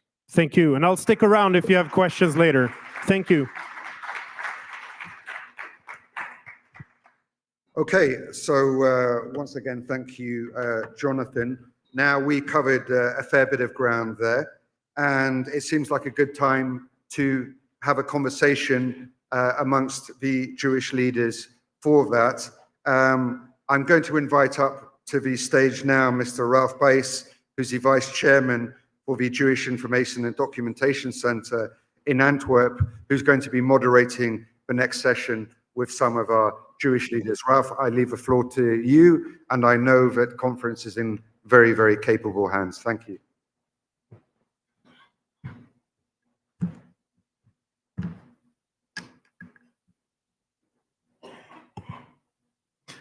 Good afternoon, everybody. Thank you for the little introduction. I feel every day that we find ourselves in an era marked by rising anxiety, and not just abstract fears, but very real, tangible dangers for Jewish communities across Europe. And what once seemed unimaginable in the shadow of the Holocaust, the world that promised us never again, has heartbreakingly become part of our daily reality. As we saw in the videos earlier, synagogues under constant guards, Jewish schools fortified behind fences, families who are afraid of wearing a kippah or Star in David in public, and online anti-Semitism raging without limits or consequence. Despite all the statements of solidarity from our governments, one haunting question echoes throughout our communities. Are we truly protected? Do we truly have a future here as Jews in Europe? Are governments doing enough? Not just offering words, not just coming to our Holocaust memorial days, because they love to come to commemorate dead Jews, but we would love to see them do more for the Jewish community today and to guarantee our safety, dignity, and rightful place in society. So the panel I'm about to lead is not about polite speeches or abstract policy debates. It is about the urgent, often painful reality on the ground. In Madrid, in Rotterdam, in London, and in Hamburg, and about how we compel governments to move from symbolic gestures to real accountability. And before that, let me just start by asking all of you here, please show your hands. How many of you know somebody who recently hesitated to wear or show visible Jewish symbols in public? That's almost everybody. Sorry? Yeah, for sure, for sure. But that hesitation, that fear, is exactly why we're having this conversation. We are joined today by 4 exceptional leaders who confront these questions every single day. May I please ask you to welcome, first of all, Mrs. Estrella Benjo, President of the Jewish Community of Madrid. Please applaud.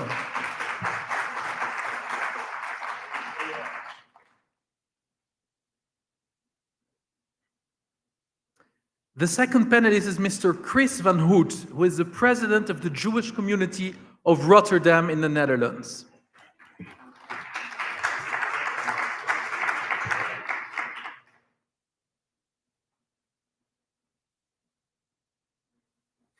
Mr. Michael Ziv, who is the co-chair of the London Jewish Forum.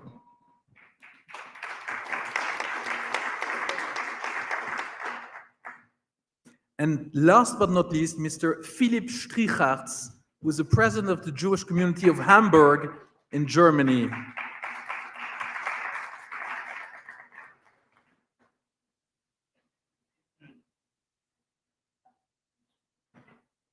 Have a seat.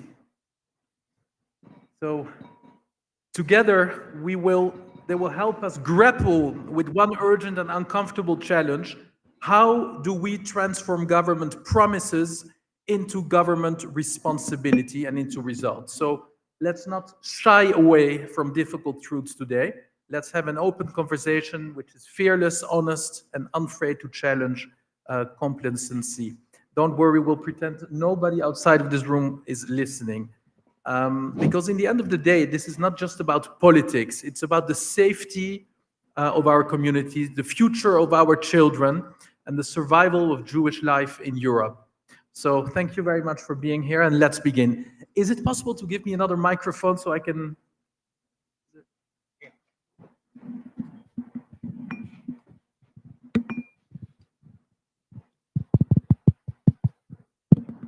That's easier, I think. Can you hear me? Yeah. All right. I'd like to begin by asking each of you, how safe do you personally feel today as a Jew in your city, and what keeps you up at night? Let's start with you, please, Mr. Benja.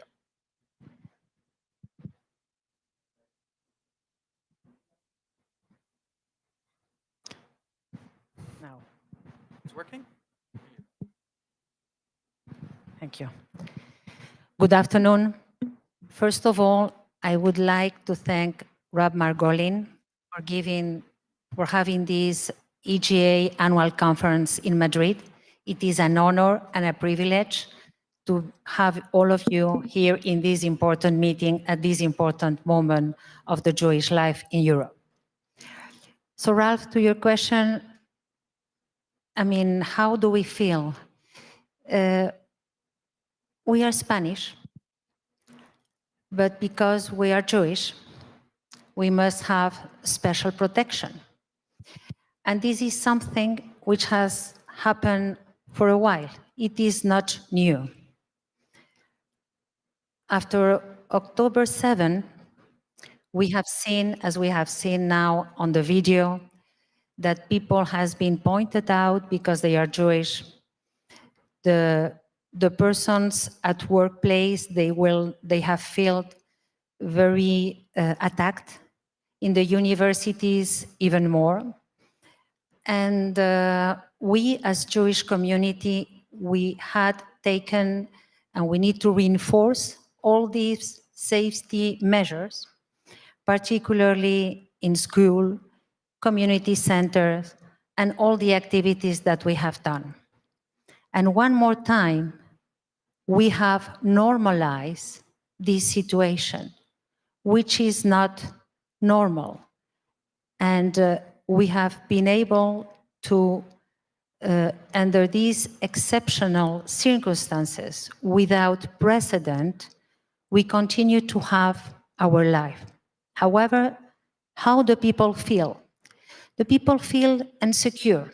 And I would say the members of the community, when they go to the synagogue and they don't see the car of the police in front of the synagogue, they say, oh my God, what it is happening? What can happen today? Same thing happened at the school level.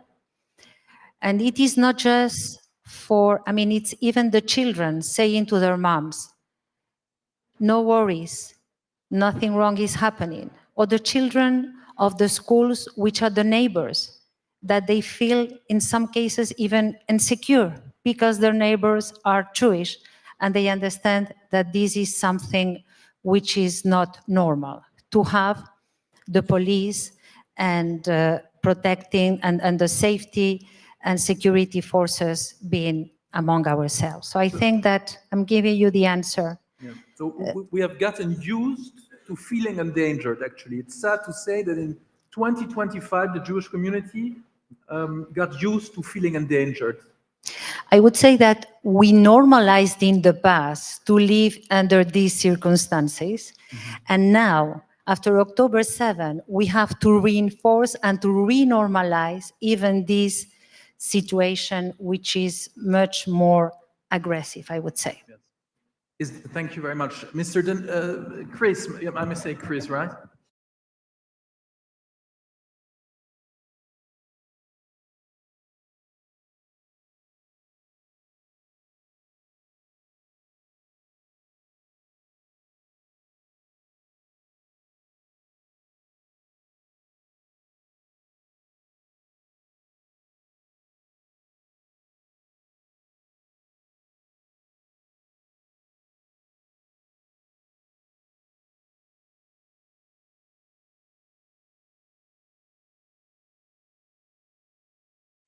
You rightfully mentioned that it's not since 7th of October that we need the security. Right, we've had police in front of the building, bulletproof glasses, we have explosion-free doors, we have a safe room in the synagogue, we have a hotline to the police, and we had that before the 7th of October. So the situation is not fully new, and I can relate to the city of Malmö. We have a huge Muslim population in Rotterdam. We have all the anti-Israel groups in Holland represented out of Rotterdam.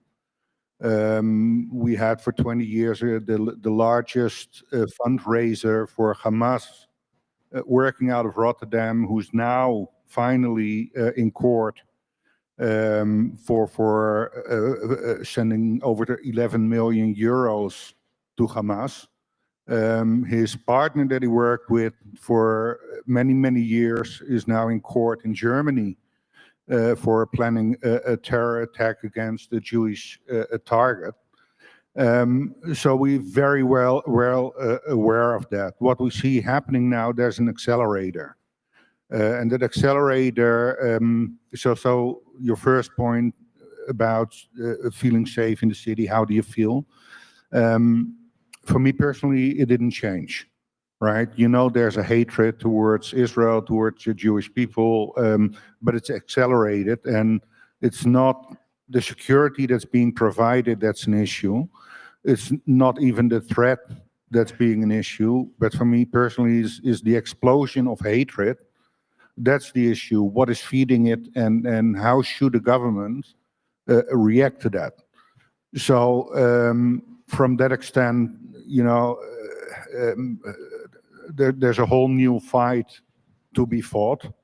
And that's what's keeping me up at night. It's like, what's the next fight going to be? Is it going to be with local cities? Is it going to be with government officials or with the police? Or do I have to attack the imams or the left-wing groups? So that's the biggest challenge. Right. I know that besides all the practical side of securing Jewish communities, there's also the financial side, of course, which has a huge impact on budgets. And I would like to ask you, Mr. Strigaerts, if you can tell us a bit more, because when we prepared this interview, you told me something very interesting. I would like you to share it with everybody regarding the funding of your community. Yeah, in Germany, in most major communities and also in Hamburg, we have both police protection, 24/7 in our case, but we also have our own security team. And it took us, I would say, 15 years, but gradually the state started funding our own security work, meaning mainly the salaries. The fact that it took so long is connected both to just trust that needed to be built between the police and the state on the one hand, and us, the Jewish community, on the other hand. They needed to trust us that we are doing a service that is not just about playing military or protecting only ourselves, but we are an integral part of protecting the law and protecting fundamental citizens' rights. Right. And that is what made the click and made them pay for it. Yeah. And can you tell something about how that happened? Because as you told me in the beginning, there were no funds, and today everything is fully funded, right? Or how did that happen? Because if I'm not mistaken, in some other cities, also in this panel, that is the complete opposite. So it would be interesting to hear how you have managed to get there. Yes, so as Torsten said before, Germany is a federal state, so every federal state has its own system. In Hamburg, why we managed to achieve that? First of all, we kind of led by example. So for many years, and that was a heavy investment, cost a lot of money to the Jewish community, we just did security work. I have to admit that this security work needed to become more professional by the years. It was not always at the level that we are now.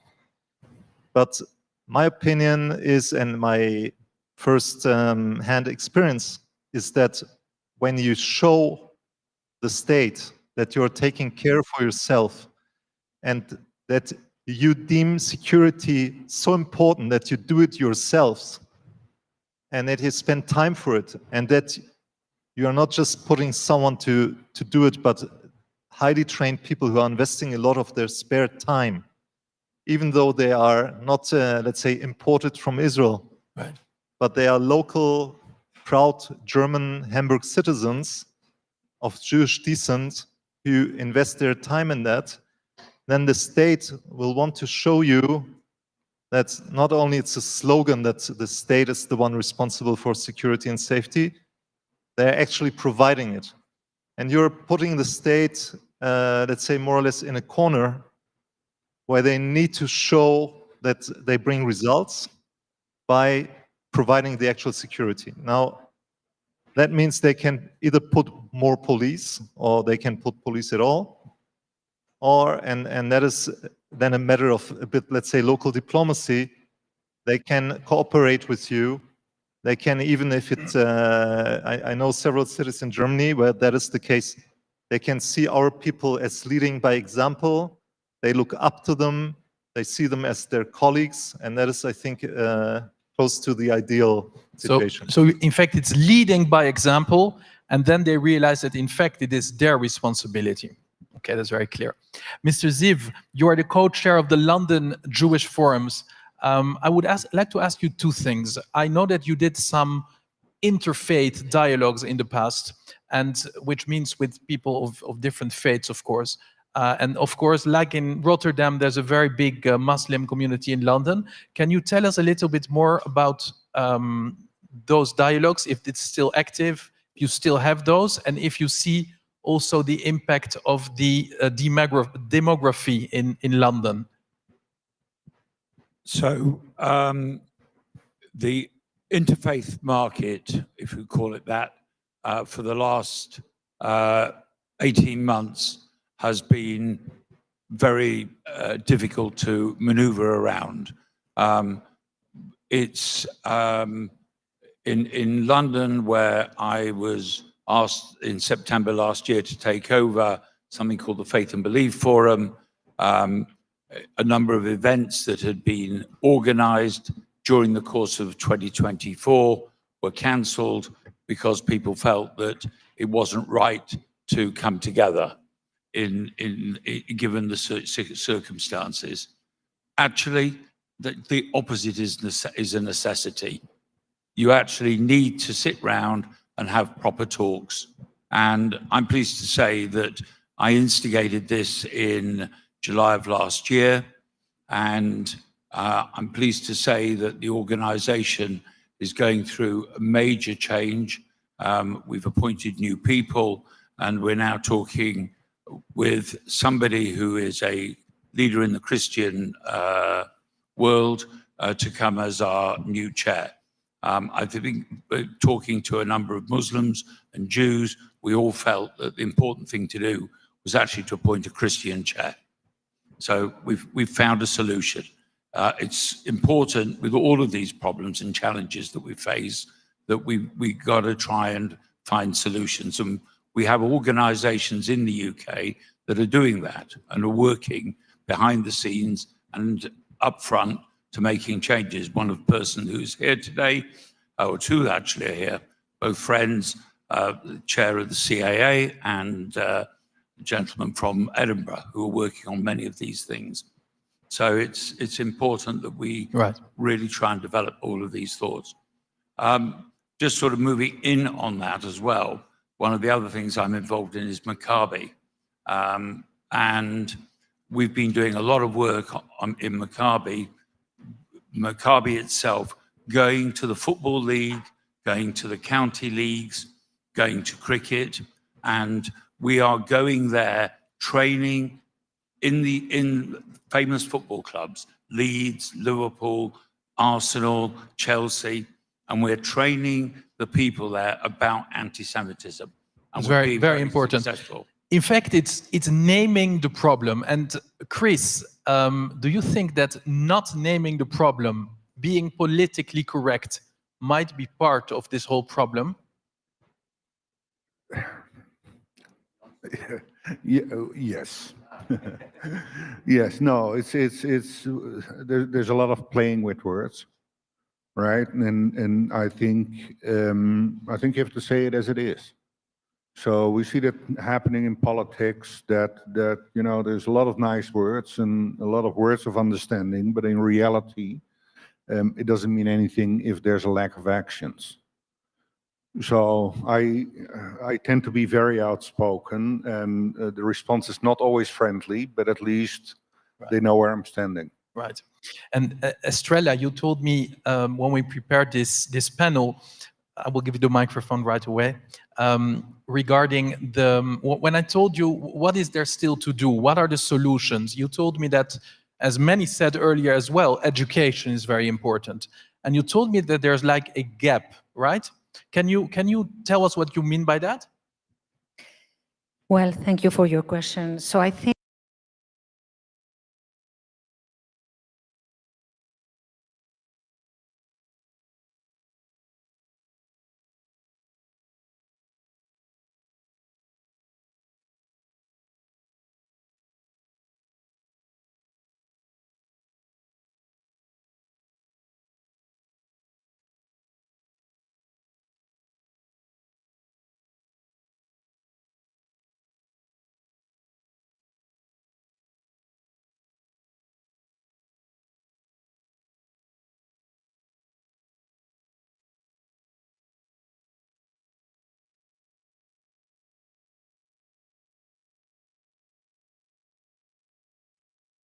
Is why I think that in the same, as it was mentioned earlier, when anti-Semitism is in a society and disrupt the life, it is also an indicator of the life of the society. It is essential, in my opinion, that education is done in order to understand the situation of the Jewish, who we are, the conflict, and all the details. Right. So you say we don't need more police cars. We don't need more, fences, higher fences. What we need is to get to know each other, to inform, to educate from a young age, and that's the only way to try to fight it as well, right? I would say that this is one of the ways. Right. Because, we have also mentioned that this is on the social media, there is a lot of information. So one is to give the education on the right things, and also to avoid that wrong and false information continue to be in the media. Right. Thank you. Philippe, if our communities are spending more and more on security, but are still saying that the situation is getting worse, what does that say? Does that say that we do something wrong, or what should we do in order to make that governments understand better that that is not the solution? More security. Yes, thank you for asking that. I think we actually came to a point where we need to recognize that we are doing things wrong. As Jews, as even I would say world Jewry, or the State of Israel, whoever is on our side, we are not very successful in explaining our situation. We need to admit that Hamas had a genius propaganda victory in committing 7th of October 23, and no one ever mentioning even that the current situation in Gaza has anything to do with Hamas. No one, I'm not aware of any media outlet ever mentioning that. Let's say not in the last half year or so. We totally fail to explain to people how there's even any connection between, let's say, burning Israeli flags in the street or attacking the Israeli embassy and us. People don't see that, and they even will tell you in your face, decide, are you the State of Israel, or are you a local Jew that cannot be blamed for what the State of Israel is doing? So what do you even want? So we don't manage to explain that. I think it's not so easy to explain. It's not so difficult to explain. I think in most of our synagogues, like in ours, every Shabbat we pray for the State of Israel. It's a central part of our identity. We pray for IDF in the Shabbat service. So yes, it's a part of who we are. Right. I think we need to explain that. A second example of how we fail to communicate and are partly to blame ourselves for where we are is that, and Chris, I think that was maybe part of what you were saying. Ralph, you asked, do we really explain what the problem is? Do we mention the problem? I have a very hard time to explain that, yes, there are Nazis and AfD is a big thing in Germany. But when it comes to the Arab, Muslim, Iranian, Turkish threat, we don't even have a word for that. So I cannot use a single word for this type of threat. That's a strategic disadvantage that we have. The other side just needs to say the Jews or Israel, and everything is clear. Right. I think we need to work on that. Right. I absolutely agree. And let me just add one more thing. In our synagogue, we also pray, and it's a good point to remind everybody that we still pray for our hostages, and we all hope, of course, that they will be all free as soon as possible. Mr. Ziv, I wanted to ask you a last question regarding all those marches, because in London, the pro-Palestinians march throughout the centers and if I'm not mistaken, even through the Jewish quarters recently. Can you tell us some more about that? And I also wanted to ask you, what, in your opinion, is the biggest gap today in the security of our Jewish communities? So the marches have been, were very consistent and very regular during the early part of the war. We have been talking with the police in London on a regular basis to try and get them removed from the areas where we have synagogues. And I think we can safely say that at the end of November last year, but that's over a year later, we managed to get the police to agree to move these marches away from the synagogues. And the march that's going to take place this weekend is taking place on the embankment. And the police now have powers to arrest people, which they were not doing at the beginning, of which they absolutely should have done. We had last weekend, which I told you about when we talked on the phone, about the demonstration in Swiss Cottage, which is very close by the ambassador's residence, and the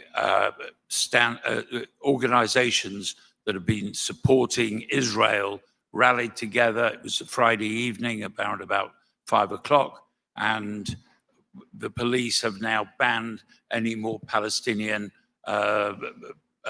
marches taking place around there or demonstrations taking place around there. Hopefully that will be followed through. So I think we are gradually making success, but it's taken a long time, and a lot of hard work and building of relationships has been important. I think that also we were slow off the mark, and we should have been much tougher with the police than we were. But I am pleased to say that now we do take a much harder line with them. Right.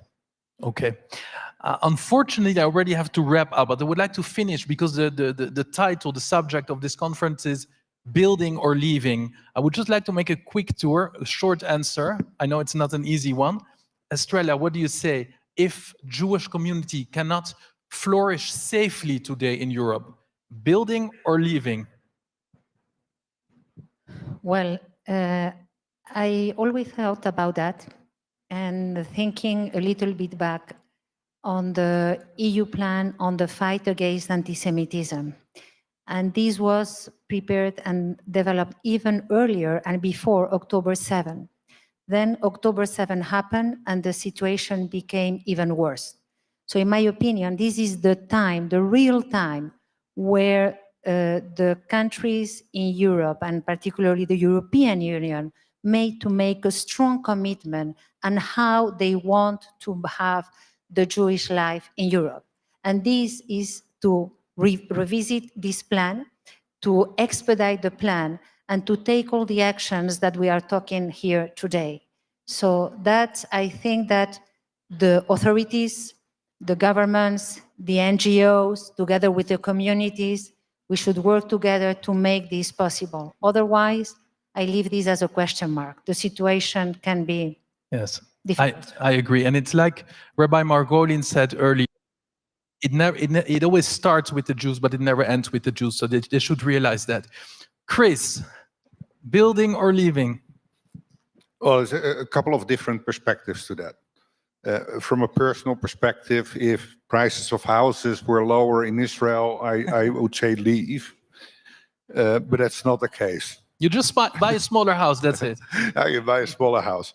No, but I mean, when I talked about the hate that's feeding all this, the hate is growing. And I believe what we're seeing today is the foundation, what the next generation, or maybe the next 2 generations, will face with. So the biggest question for me is, are we going to be seeing Europe as an asset or as a liability? If we're a liability, then that's not a good foresight. If we're being considered an asset again, as a community that helped build Europe, that helped build, you know, the values that we live by, then there is a future. But if we're just a liability, then I would advise my son to go and find his luck somewhere else. Right, understand. Philippe Strichaerts, what is your vision on that? I think the answer is perfectly clear. Whether we stay and build is not for someone else to decide, also not for the governments. We are European citizens. We are as a strong part of European culture, European tradition. We build and we stay. And it's not for the newcomers to decide whether to drive us out. We are here and they need to deal with that. That's my answer. Beautiful, very well said.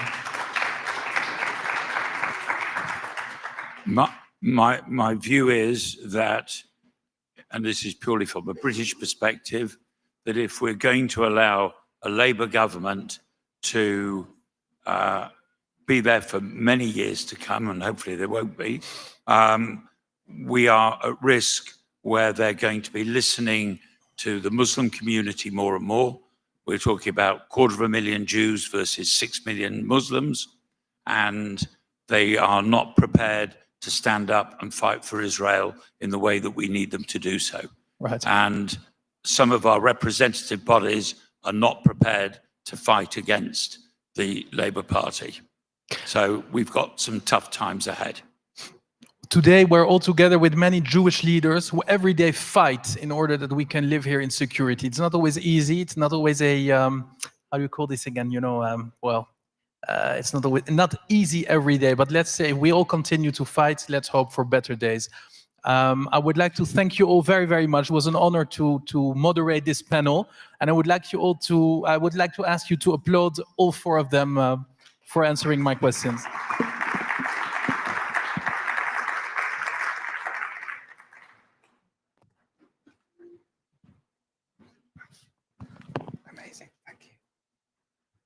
So, ladies and gentlemen, thank you. Thank you, Ralph, as well, for your expert moderation. Thank you to those Jewish leaders. Of course, the situation is far from ideal. It's many, many moons ago that I was at university. And the situation affecting students, they happen to be some of the happiest years of my life. And I must tell you that talking to students today, I feel the situation is far from happy for a majority of Jewish students. With that, just to remind ourselves what we're talking about, before our next discussion, we have a short video for everyone. Thank you.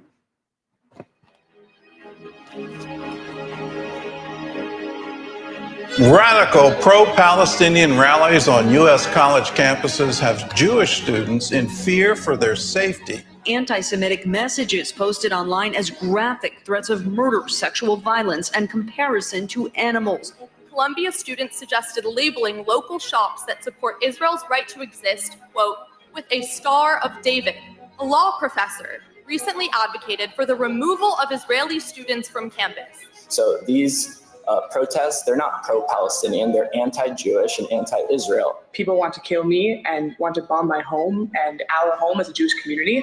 It's terrifying. We have students on our campus calling out by name explicitly that they want certain students on this campus to die slowly. Many professors in Siena and all over Italy signed a petition supporting a boycott against Israel in academical and any international relations. When we see slogans and flags which state from the refugee Palestine will be free, and slogans such as support the Intifada.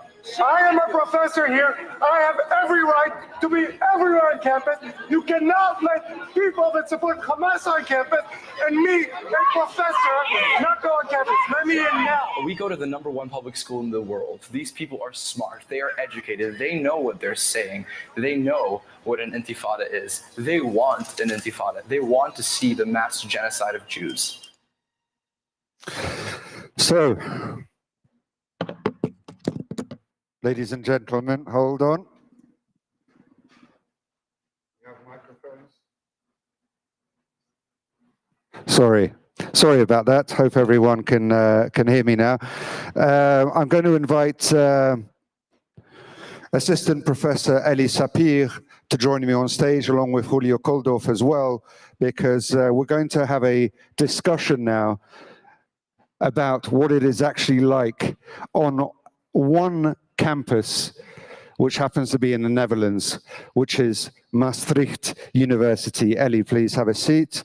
Julio, please, if you don't mind having a seat beside Ellie. And there should be microphones there for you if you just want to turn them on as well. And there's a clicker there as well, Ellie, should you need it.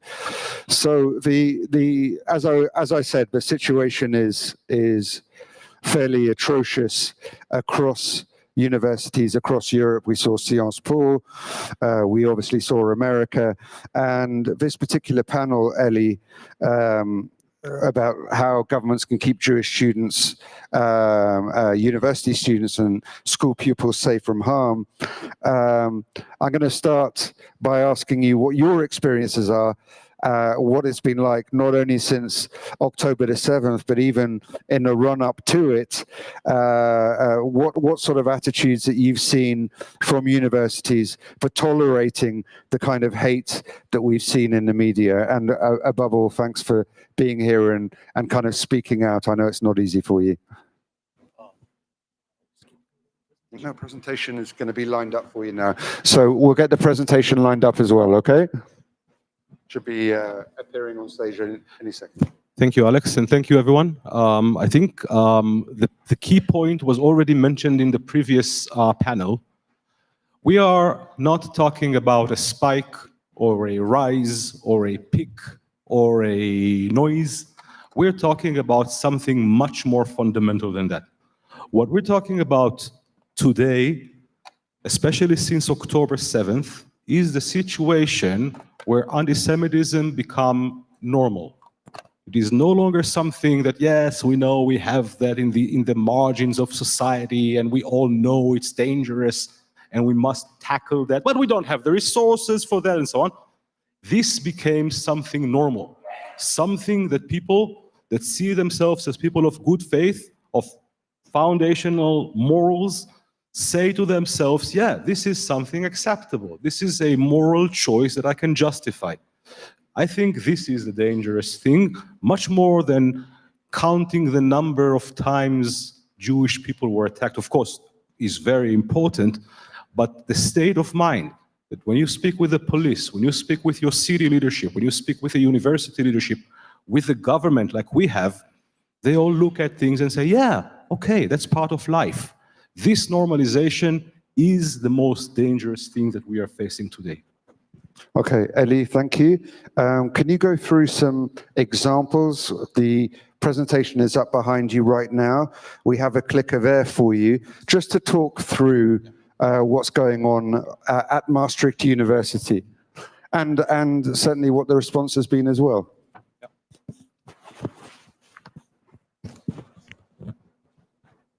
So, distinguished rabbis, ladies and gentlemen, brothers and sisters, good afternoon, and thank you, European Jewish Association, for organizing this panel. As I've already mentioned earlier, the point of what I would like to present to you today is indeed the normalization of anti-Semitism in my university, in other universities in the Netherlands, and indeed throughout Europe. Experiences, we all know, we saw some of those in the videos. These are not different in my universities. Students and staff members have been shouted at, marginalized, and threatened since late 2023, particularly 7th of October 2023. We've heard calls such as filthy Zionists, baby killers, oppressors, murderers, inhumanes, animals, I wish Hitler would finish the job, and more and more and more. But again, this is not the main issue. The main issue is how this was received by the people who should know better. These are not isolated outbursts, but symptoms of a broader pattern which and other universities have. They have been appeasing anti-Semites, refusing to enforce their own rules, and even cutting ties with Israeli institutions just to appease those pro-Hamas protesters. They have repeatedly ignored the Jewish communities, excluding Jewish students and staff members from safety discussions and sidelining our concerns.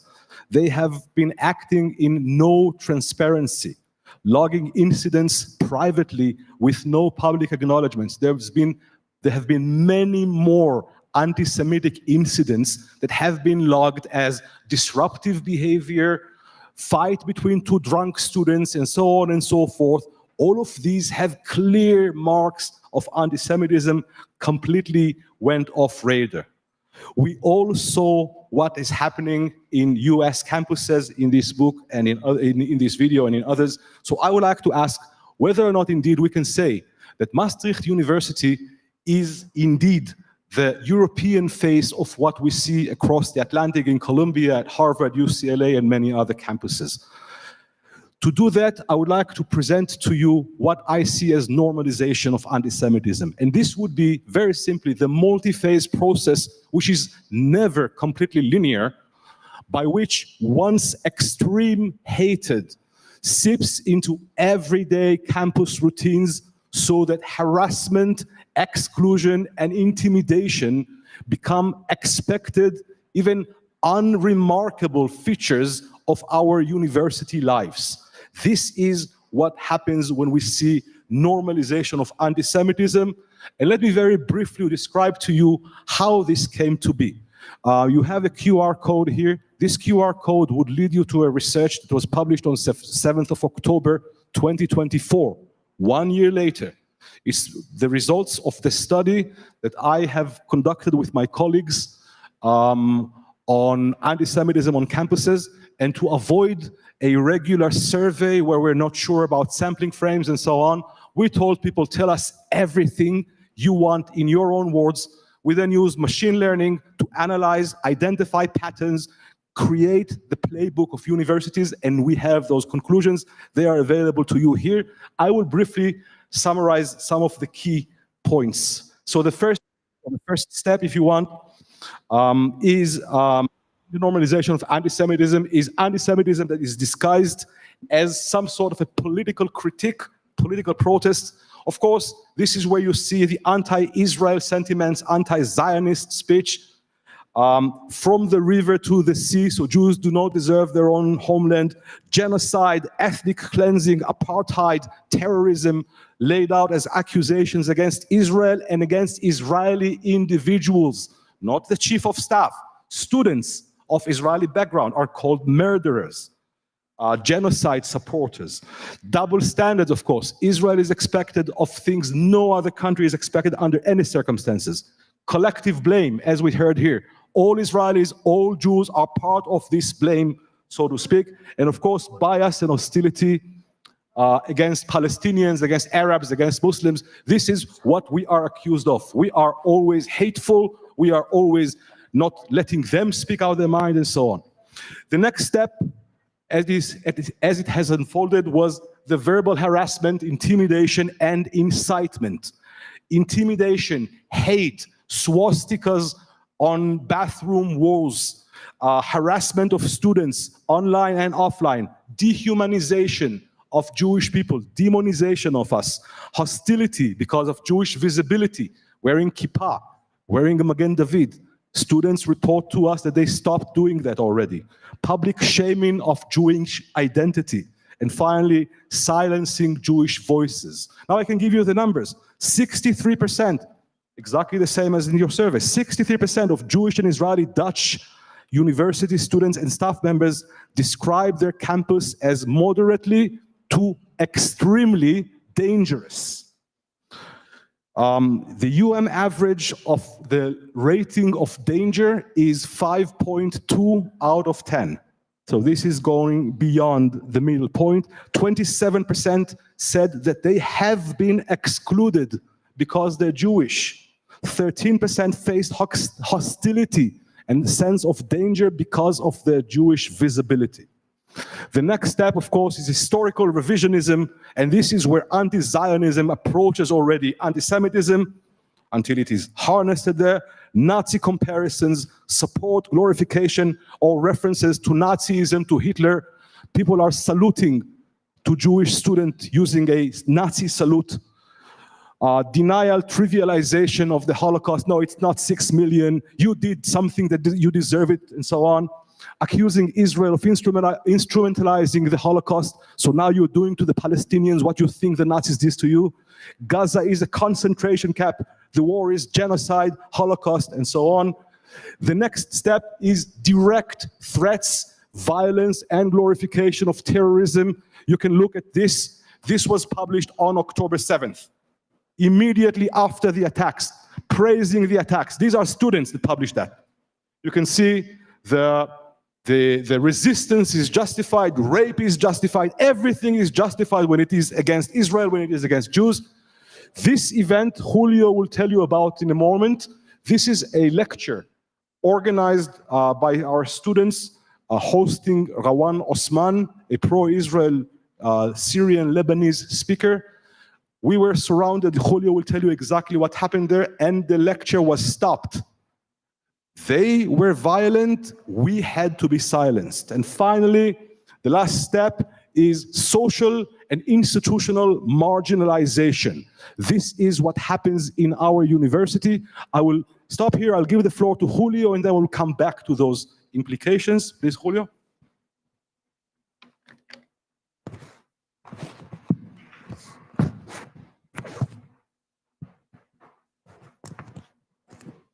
Hello. Well, first of all, I want to thank the organizers of EJA for giving us the chance to bring to light the situations. Well, situation on campuses in response to the war in Gaza appears to be driving our society crazy. And the response of the universities, as you may see, has been both totally inadequate and hypocritical. Their own policies have been clearly violated for months now, and it's precisely this double standard what constitutes anti-Semitism here. Maybe more worrisome than some ugly specific incidents, it is the fact that universities are condoning behavior that they simply would not tolerate if the object of the abuse had been anyone else. If we had any number of people shouting that blacks should go back to Africa or that trans people deserve to die, this would be, the students or the professors supporting such things will be immediately expelled. And this is clearly what should happen here. Even if you believe that Israel is totally in the wrong, this does not justify in the slightest what we're experiencing. Millions of people are suffering around the world, concentration camps, slavery, torture, we all know this. There are no protests for them, no one cares. No one in Cambridge, no one in Madrid, no one in Oxford, certainly no one in Maastricht. In the case of Maastricht University, specifically, it is a very high desired academic international destination among experts for being one of the few universities in Europe with English language curricula. However, since October 7, Jewish students from around the world have been dealing with hostile anti-Semitism and with the governing body and staff mostly looking the other way. During the talk of the peace activist Rawan Osman at Maastricht University on March 12 of this year, the absolutely incompetent authorities and security forces allowed the Free Palestine Maastricht group to round up the Jews inside the building, just as during the Holocaust. Shouting, banging on the walls, doors and windows, almost to the point of explosion, trying to get in. The group Free Palestine Maastricht had requested permission to the city hall to hold the protest, but they were refused. They carry out, knowing this, an act a priori prohibited. There was no representatives of the State of Israel, no Israelis taking on the microphone. Instead, a woman, a peace activist of Syrian origin, speaking, along with spectators, mostly from the Jewish community. None less than the president of the Jewish community of Maastricht, his wife, Jewish and non-Jewish professors and students were surrounded, intimidated, verbally assaulted, threatened, and physically attacked. To my person, when I took an Israeli flag, the police immediately pulled me aside as to not to provoke the rabid mob waving Palestinian flags, with and without an Israeli flag in my hand, I was pushed around and verbally attacked. I was called a fascist, a genocidal, a baby killer, a fucking Zionist. I was shouted Intifada and from the river to the sea to my face. By the way, I am no Israeli and I had no involvement in the organization of this event. 5 patrol cars had to intervene, and instead of dealing with the attackers and protecting the innocent, the security forces chose to cancel the event and escort us out as the angry mob shouted at us. And only by the grace of God, there was no injuries to mourn. The attackers, you may wonder, they suffered no consequences. Thank you.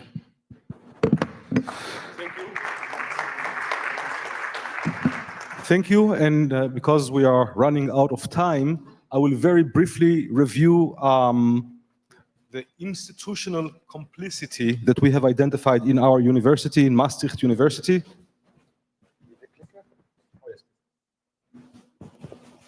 Where is the presentation? Is gone. Sorry. It's okay, never mind. Let's just go. Yeah, that's fine. There you go. You're back. So please do take a look at the slides on the wall, because I think they would illustrate the point I'm trying to make here. So the university took 3 main steps. The first step was an attempt to create a balance. They have tried to show us that any argument that we have will be valid if it will be valid used by the other side. If we are asking for safety, they should receive safety as well.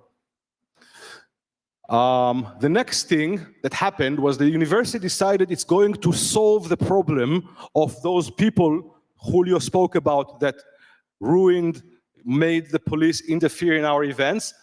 And their reward is they got an office in the university. They have an official recognition in the university. They are now collecting funds. The police has no access to them because they are operating in a university.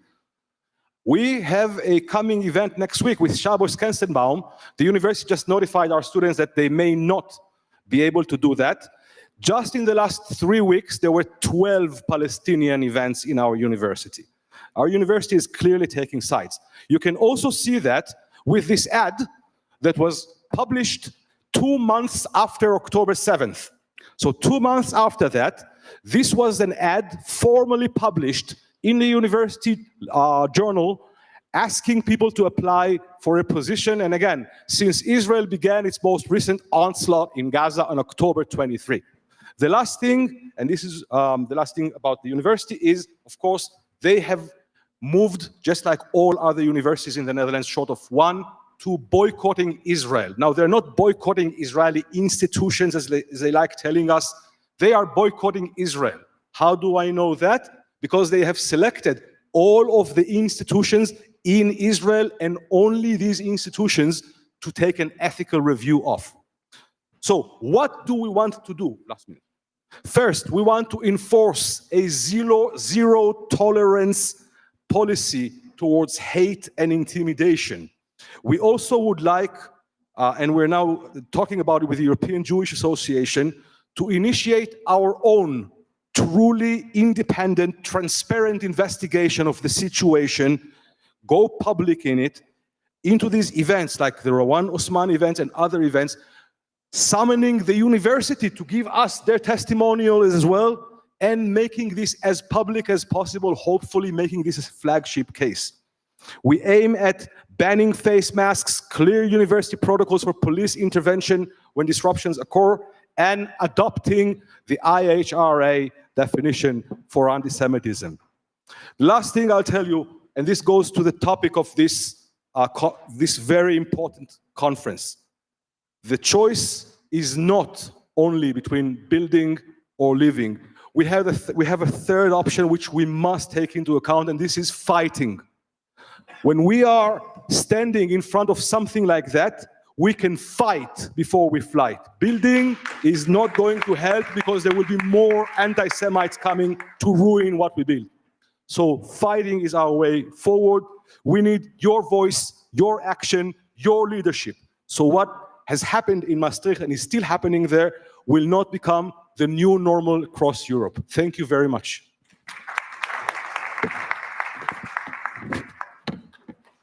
Eli, thank you so much.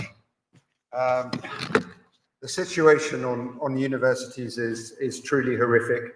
It's good to know there are people like Eli and Julio out there who will not stand for it. I made you a promise as well when we started talking that we're going to see this through to the end.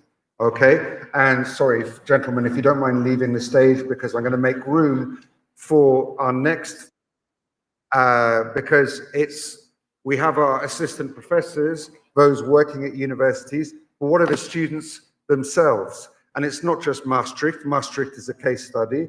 So it gives me great pleasure to invite my colleague, our EU advocacy coordinator, Juan Caldes, to join me on stage, along with next panel of Jewish student leaders that he will introduce. It's lovely to see Yael and Luca and Emma. Thank you so much for being with us.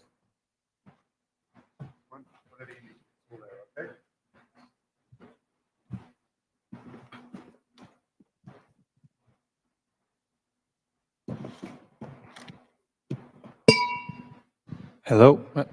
Yeah, okay. First of all, good afternoon, everyone. Thank you, Alex, for the introduction. And thank you to each and every single one of you for taking the time to be here with us today. It is with great honor that I bring you these three incredible, amazing, really young Jewish leaders.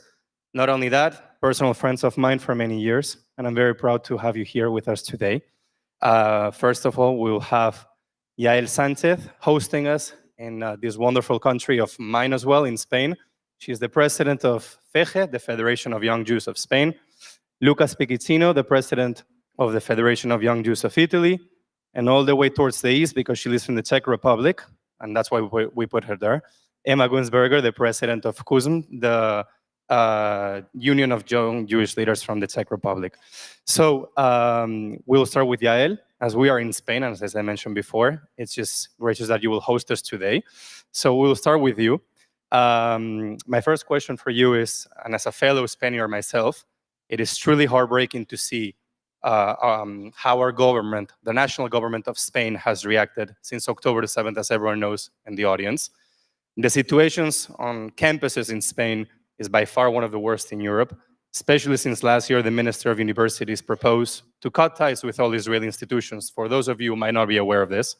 So my question to you, dear Yael, is what stories and testimonies could you share with us today for people who might not know what has been the mood in the past year and a half on campuses in Spain?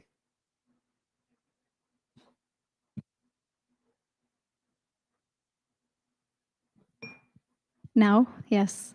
Okay. So thank you very much, Juan, for having us, and thank you everyone for coming here today. So the 7th of October brought a lot of unity between all the Jewish students. That was the positive side. They found a safe space in community events and in gatherings among Jewish students. But when they returned to their universities, to their classes, to their professors, they found a very uncomfortable space where they couldn't express themselves as Jews. They were advised by everyone to take away their Magen David, their Chai, to change their Uber names on the apps, and to try to not show themselves Jewish. Not only that, but as a union, we've also received a lot of reports from students since the beginning of the war, mostly coming from professors, unfortunately in public universities, that made comparisons in class between the Holocaust and the IDF and what's happening in Gaza. Super uncomfortable for students to be listening every day in every class. Didn't matter what you were studying. I even have reports from medicine students. You would wonder, like, why would a medicine student have to listen about Israel and the genocide that is happening in Gaza? So, for instance, this student was hearing by the professor a comparison between what the IDF was doing right now with the mothers in Gaza and what the Nazis did with the Jewish mothers in the Holocaust. How crazy and insane, without any fact-based arguments. Also, many students were surrounded by the protests. They felt uncomfortable going to university because of the encampments outside university, because while they were studying in the library, a lot of students and BDS protesters would come in the library and occupy it and start singing and blurring these slurs, anti-Semitic slurs like intifada, or the most common one that in Spain is not forbidden is Zionist, get out of this university. We've been hearing this every day. It's written on the walls, it's in posters, in the protest. It's insane how also the BDS is pretty involved. I just want to say that it's of no surprise that this is happening because of politics. Like our own government has said on TV and to all the Spaniards, from the river to the sea, Palestine will be free. Like, how crazy! The only politicians I think that has got the situation to an extreme. Even Cira Rego, which is a minister of universities in Spain, the 7th of October, she said Palestinians have right to resist. On the 7th of October. Like not even a response from Israel. So yeah, I'm not even surprised that from the ignorance of the students and the professors, if our own politicians and media is talking like this about the situation in Israel. Thank you for that, Yael, and for that beyond sad testimony.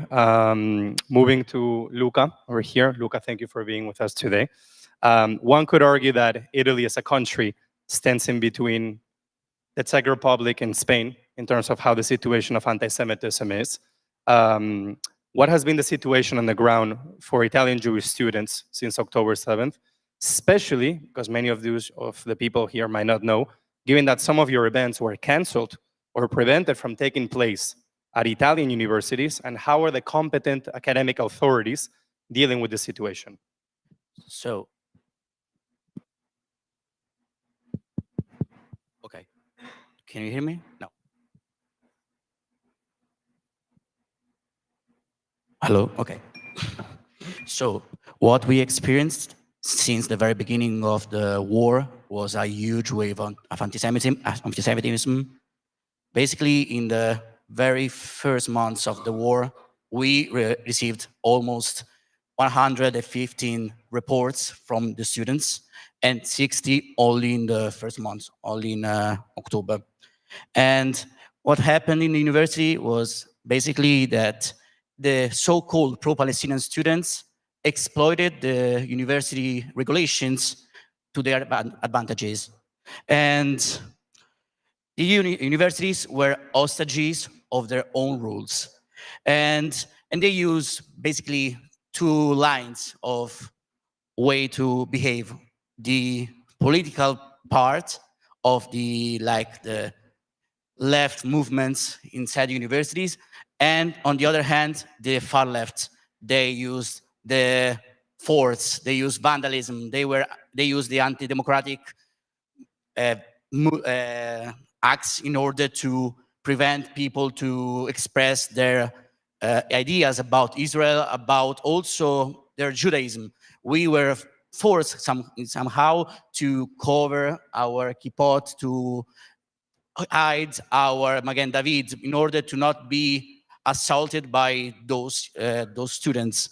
And what happened that, for example, in Sapienza in Rome, during the encampments that lasted almost 6 weeks, the damages that they made inside the buildings were of 300,000 euros of damages that they actually were paid by their students, by the taxes. And at least the situation is serious. We are lucky that the institutions and the security forces are with us. They are following us. They are concerned almost like us about what is happening. Thank you for that. Luca, we'll circle back for one more question for each.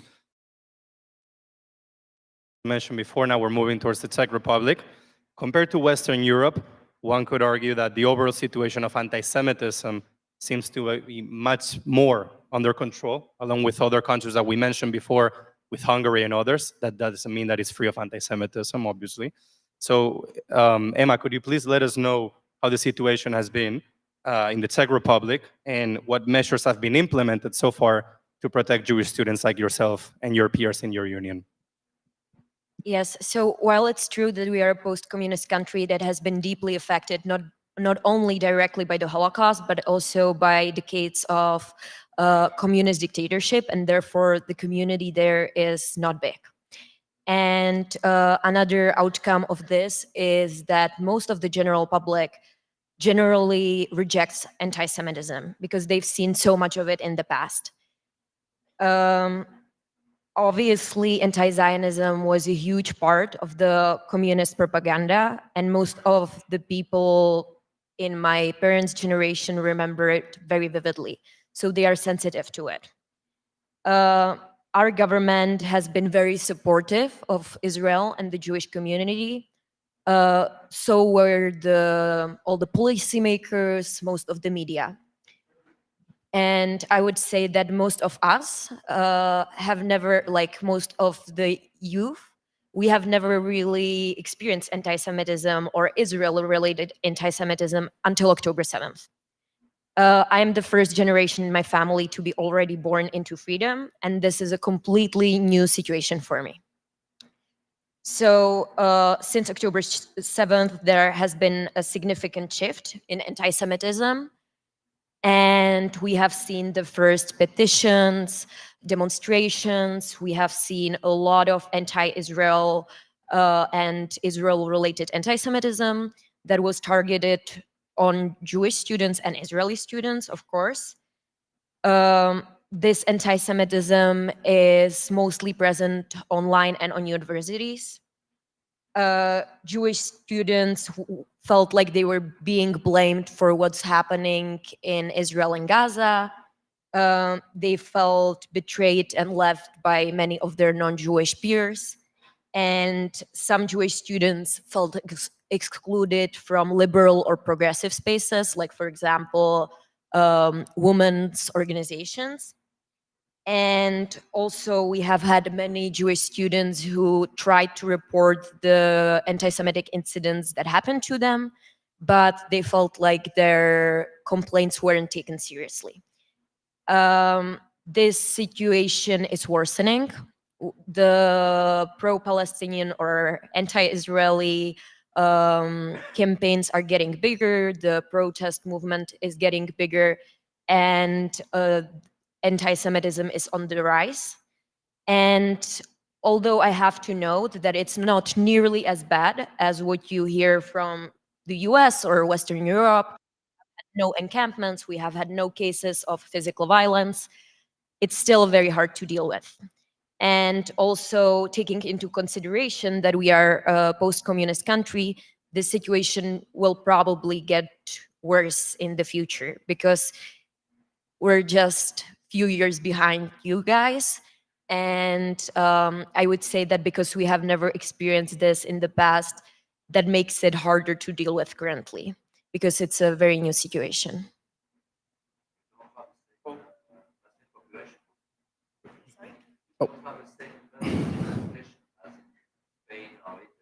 No, we have a very small Muslim minority, yeah. And going from the Czech Republic, in which there's still more hope than in Western Europe, back to Spain and circling back, yeah, it is quite evident that in the case of Spain, I would say, and also as a fellow Spainer, that an immediate reaction from authorities, from all authorities, is much needed. So Jewish students will once again feel safe in their respective universities to set foot, to study, to learn, as universities were once the beacon of that freedom that we should aspire to have once again. What concrete measures? We talk a lot about the problems that we have, but from a Tachlis point of view, what concrete measures do you think that are needed to be adopted as fast as possible to reach this ideal and much better situation? To start, let's understand that Spaniards think that Jews don't exist in Spain. So there is a huge gap for learning and for getting trained. I believe that a lot that can be done in Spain comes from education, from the educational point of view. So obviously, in legal terms, I would say that the universities must adopt the ERA definition and understand that most of the phrases that they are chanting are anti-Semitic.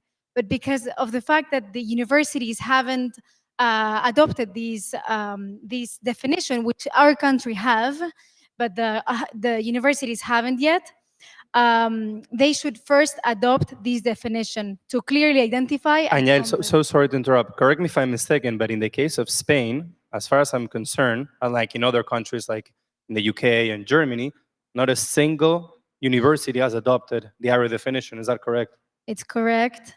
And not only that, just as you said before, they've cut ties with Israel, just making it clear that they don't even know what's the difference between criticizing Israel and being anti-Semitic. Because cutting ties with universities that are promoting cultural studies and research, and they're actually promoting so much, they're contributing so much more to Spain than Spain to Israel. But nevertheless, this is so, well, they should adopt the ERA definition, and secondly, they should implement educational programs to let the professors and professionals in our country know what anti-Semitism is, and combat it directly. In the case of University of Complutense, for instance, they've canceled like events and seminars on anti-Semitism, and every day there's something about Gaza, but they canceled events on anti-Semitism.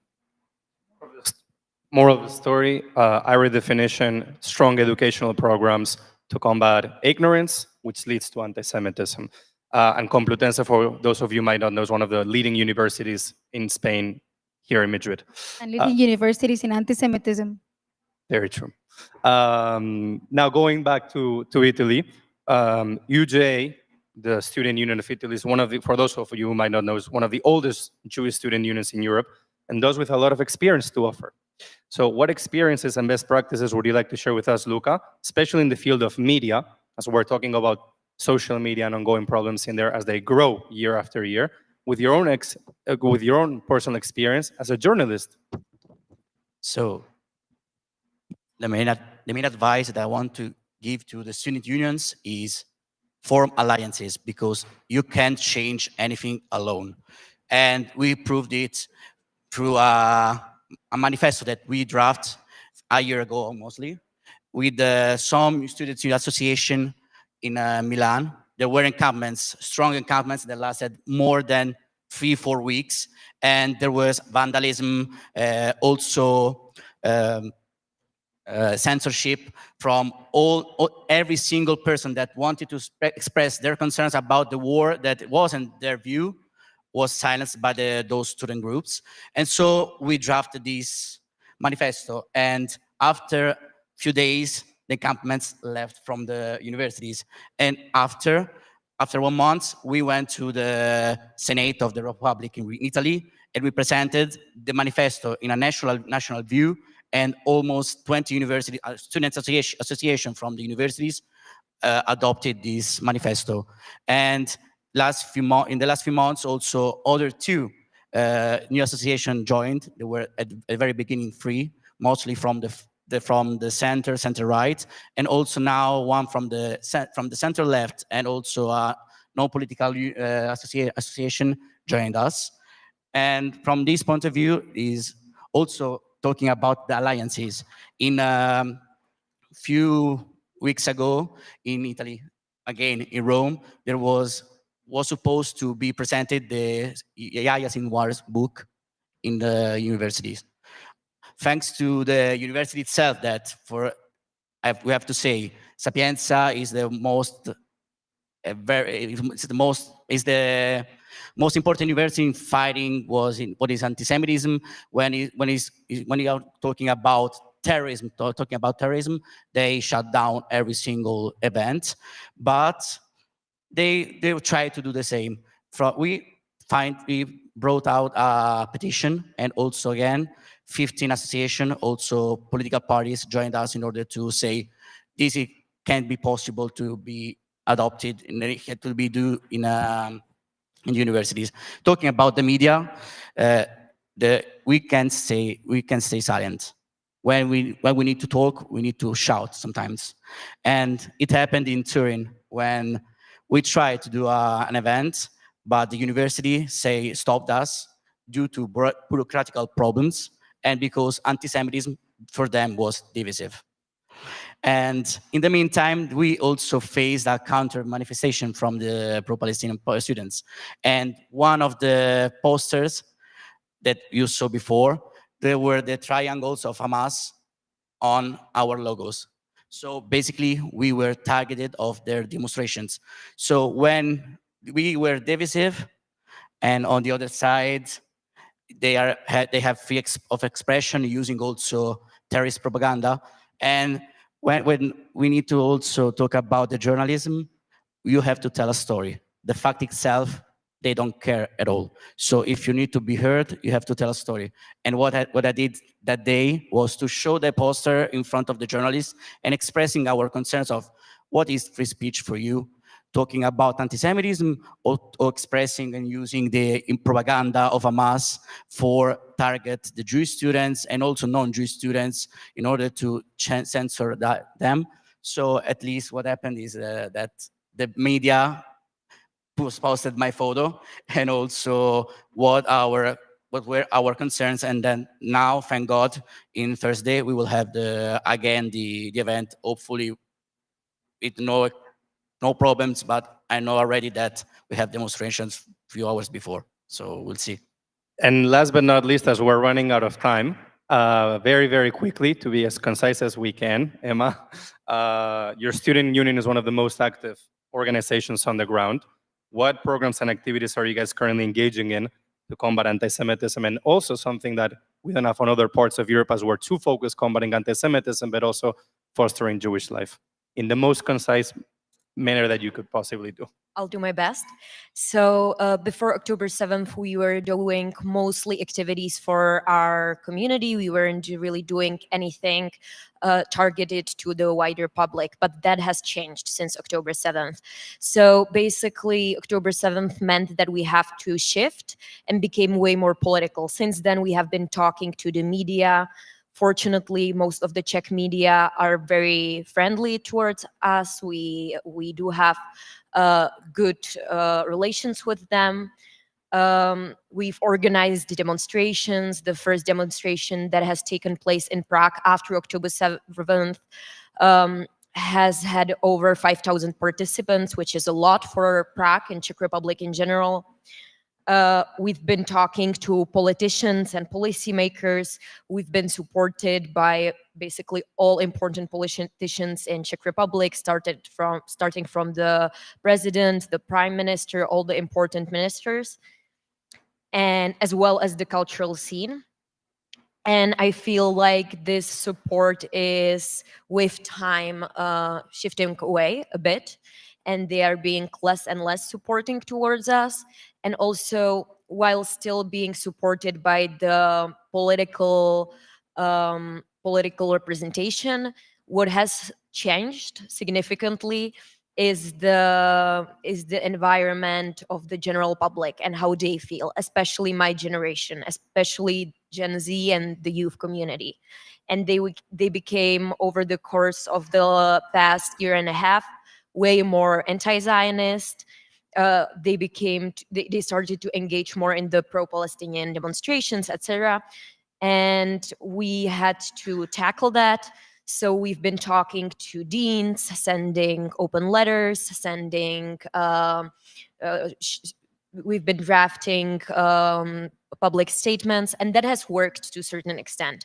But what is very sad is that, for example, when I meet with the dean of a university, they tell us that they are very supportive. They agree with the EJA definition of anti-Semitism. They promise to protect us. But then they tell me, but I can't say this publicly. I can promise you this, like between four eyes, but we can't accept the EJA definition publicly. I can promise you that we will try to obey by it, but not publicly. And this has been a rising issue in Czech Republic. but we fortunately have good ties with the political establishment. And what we have also been doing is we've been organizing Jewish events, we've been doing more public events and trying to showcase Czech Jewish culture in a positive way, because I believe that fostering Jewish life and informing people about positive aspects about Jewish identity, not only about Holocaust, not only about Zionism, is one of the best ways to combat anti-Semitism and anti-Zionism, to let people understand us and get to know us, and that makes them challenge their biases and perhaps also lose some of the stereotypical views that they might have had before. Yeah. Before anything, thank you to each and every single one of you for being here. If it was up to me, I would do another 30 minutes because there's so much that we could still hear from you guys. And I propose everyone here a big round of applause for our amazing young Jewish leaders that have been on since October 7th, taking on this challenging role. And it really is incredible what you guys have achieved. And I wish you the very best. And moving now to my dear colleague, Mr. Benjamin, so we can go on with the program, and wish you a lovely afternoon. Thank you, Juan. Just leave a microphone there. Thank you as well to our student leaders. Thank you for fighting. Thank you for doing something. And keep up the fight. Thank you so much. Listen, I'm going to move swiftly on. I'm going to invite Ari Brown, who's an education analyst at Camera USA. We're going to have a discussion, and I'm going to set the context of that discussion now. So, Ari, thanks for being with us. There should be a working. Turn this on. There should be a working mic there, hopefully. Ari, can everyone hear me okay? Microphone's okay? Okay, wonderful. Thank you, Gerald, for being on point as always. Hello? Hello? Yeah, we're good. Okay, so listen, ladies and gentlemen, I just want to say that, of course, universities are the kind of end product of the education system. But what happens at primary schools and what happens at secondary schools? I just want to give a couple of examples. We have Baroness Sluzny with us. I was very struck when Regine told me that a regular speaker on the Holocaust, a hidden child, immediately after October 7th, many of the invitations to schools to talk about her experience just dried up. We've had cases in Belgium where schools have refused to take their children out and talk to them about the Stolpersteiner on the floor, saying we're not prepared to talk about the Holocaust while there is, quote, a genocide in Gaza. We've had situations where a lot of the new families coming into schools don't want their children to be educated about the Holocaust. I'm talking specifically about families coming from Muslim and migrant backgrounds, but also any mention of Israel and the strong link of Eretz Israel to the Jewish people going back millennia is not something that they want to talk about. Well, we brought over, and he's come to us all the way from Boston. So I very much appreciate you taking the time to hop over the pond and be with us, Ari. Ari is an education analyst at Camera. Camera USA have done a lot of work looking at and working with education departments, reforming school curricula. Ari, I'm going to hand over to you just to explain a bit more about your work, some of the challenges you've faced, and then we'll have a bit of a conversation. Ari, over to you, sir. Thanks, Alex. Yeah, my name is Ari Brown. I'm with the Camera Education Institute, which is the education division of Camera, and which our mission is to promote accurate resources on Israel and the Jewish people, and to combat the anti-Semitism and anti-Zionism that exists in schools. So when you're dealing with this issue of anti-Semitism and anti-Zionism in primary and secondary education, it really stems from two radical ideologies that have unfortunately infiltrated and proliferated throughout curricula and schools more broadly. Number one is intersectionality, and number two is that of settler colonialism. Intersectionality is the idea that a person's various identities are all interconnected, hence intersectionality, and they combine, they intersect to inform how oppressed a person is. So this is, sorry, just to interrupt, just for our audience very, very briefly, that concept is why you see presumably Black Lives Matter aligning with Palestinians and very bizarrely LGBTQ aligning with Hamas and Palestinian, as they would see it, freedom. Yes, exactly.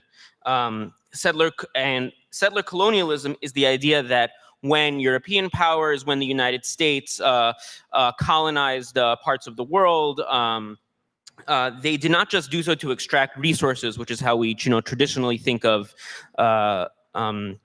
colonialism. They actually set up settlements, sent people over there to live there, and these settlers displaced and exploited the indigenous native populations.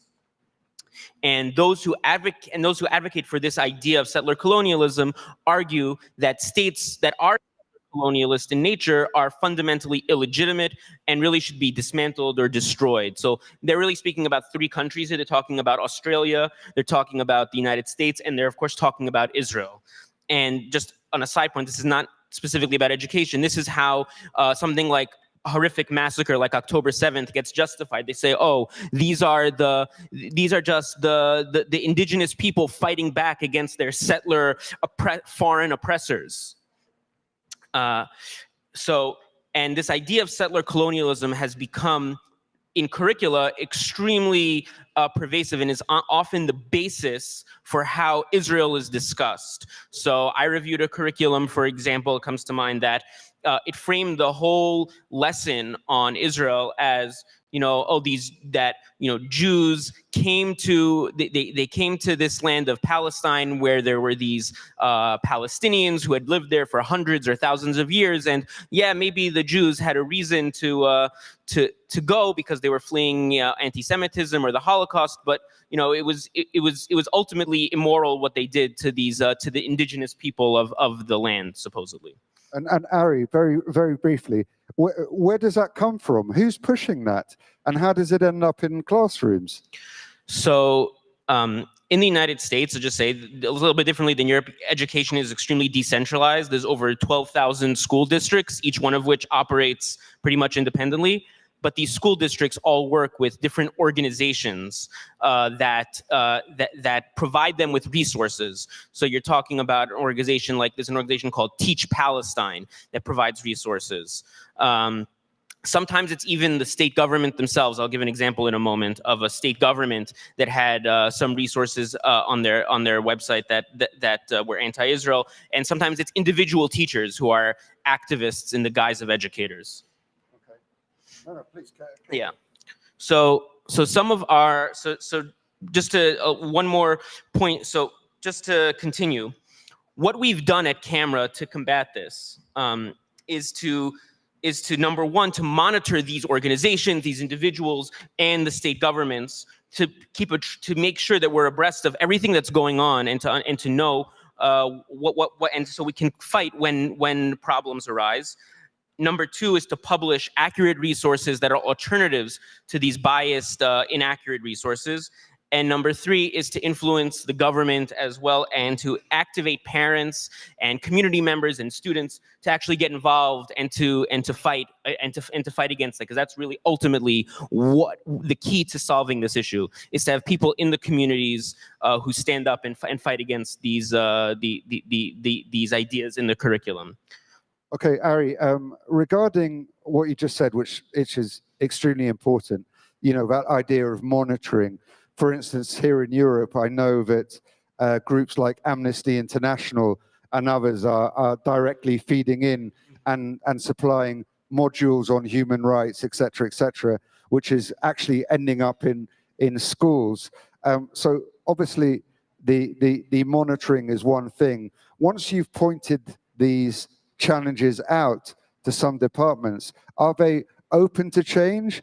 Are these decisions political decisions? For instance, not trying to get you involved in American politics, but for instance, in Republican districts, are they different from Democrat districts?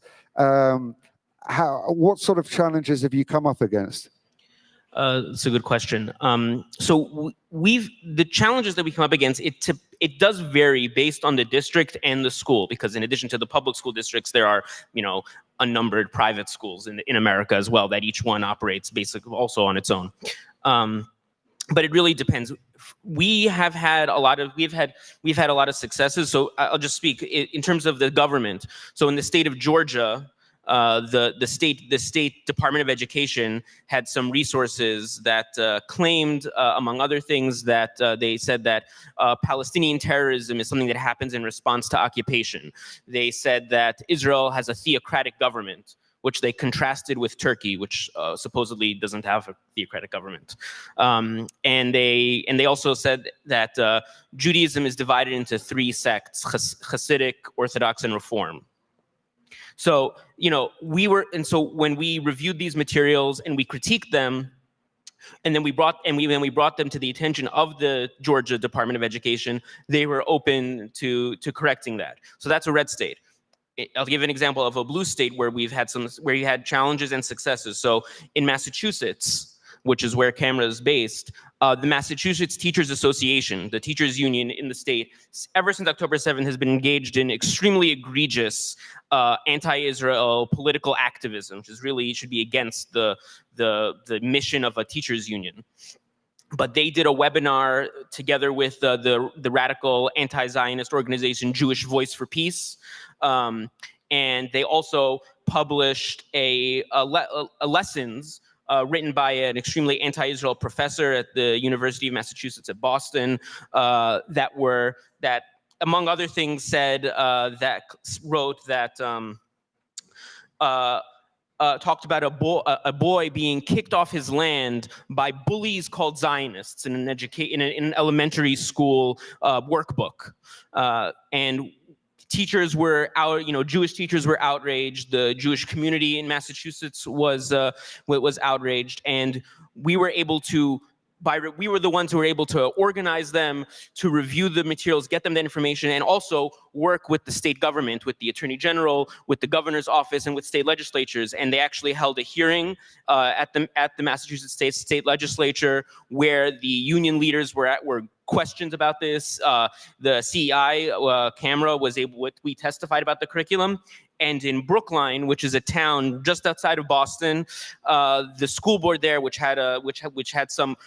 able to get some community members elected to the school board. They actually banned the usage of the MTA, the teachers union resources, in the town of Brookline. Wow, congratulations. That was important. That was very, very important. Yeah. Okay. So look, I mean, one of the challenges that we've got in terms of the education here at primary school and secondary school is a lot of the Jewish leaders here and a lot of Jewish parents send their children to Jewish schools. So of course, we, in a sense, have no idea of how we're being spoken about within the public education systems. So what advice would you give to the Jewish leaders here, how they could go about starting the process of keeping education departments accountable for the resources that they're teaching? How would one go about exporting the Camera model to Europe? Yeah, so our model relies on being aware. So even if you don't, and that's obviously a big challenge when you don't have a child in the public school, in public schools, that obviously creates a difficulty. But there are, many times, especially in where education is a little bit more centralized in Europe, you can find out what the curricula are. You know, if there are allies in the non-Jewish community who would be willing to share these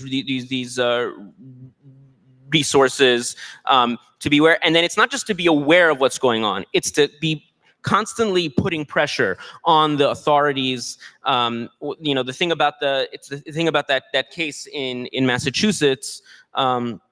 It was about that we were able to get people onto the school board in Brookline. You know, in other areas like in Maryland, where we got a district to adopt the IRA definition, and now they're going to adopt elements of our curriculum. So it's about and all that is because, you know, it's about the parents and the members in the community who put the pressure on the school board, on the authorities to make a change and to improve things.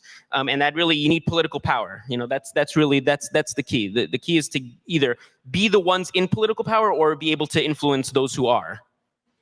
Ari, we don't have, I'm going to have to wrap this up now, but I will say this. This is not going to be the last conversation that the European Jewish Association is having with Camera. I must commend you on your work. I think it's extremely, extremely important work that you're doing, because ultimately these children which go through primary and secondary, as you said at the opening, end up at some of the universities, the end product being some of the challenges that we've just seen in the previous panel. So please do keep up the good work. Ladies and gentlemen, please put your hands together for Ari Brown. Thank you so much.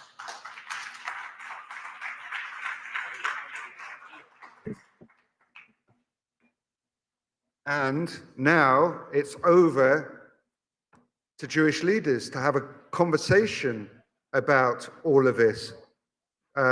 Universities, primary school children. It gives me great pleasure now to call up for the next panel discussion Mrs. Ina Volovic from the Jewish community of Fürth in Germany, who's going to be inviting up members of her panel to discuss how we can keep Jewish university students and school pupils safe from harm. Ina, the floor is yours. Thank you so much.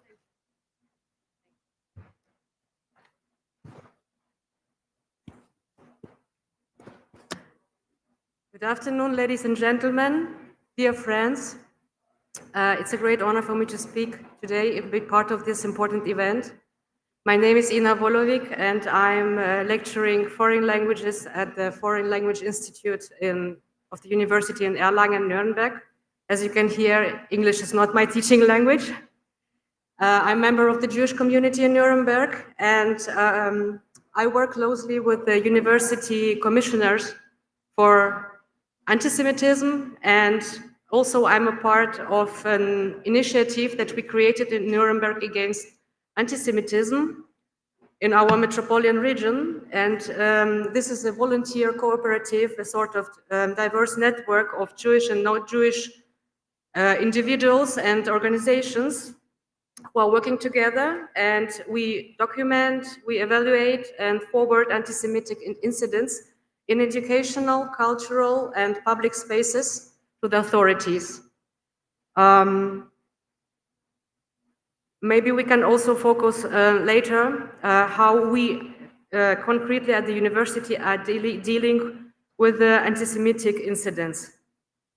As the topic of our discussion is how governments keep Jewish university students and school pupils safe from harm, I would like to invite my guest to focus on maybe on concrete examples of which measures the governments should take to protect Jewish students and pupils in the specific region, specific country. Please, I invite Rabbi Jacobs.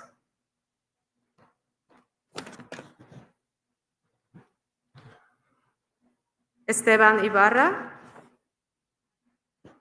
Baroness Regina Slushny, and Professor Gerald Steinberg.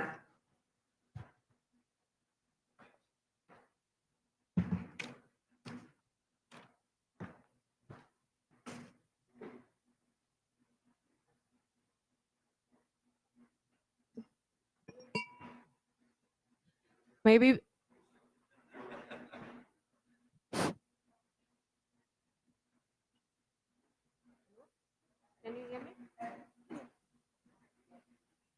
Can you hear me? No.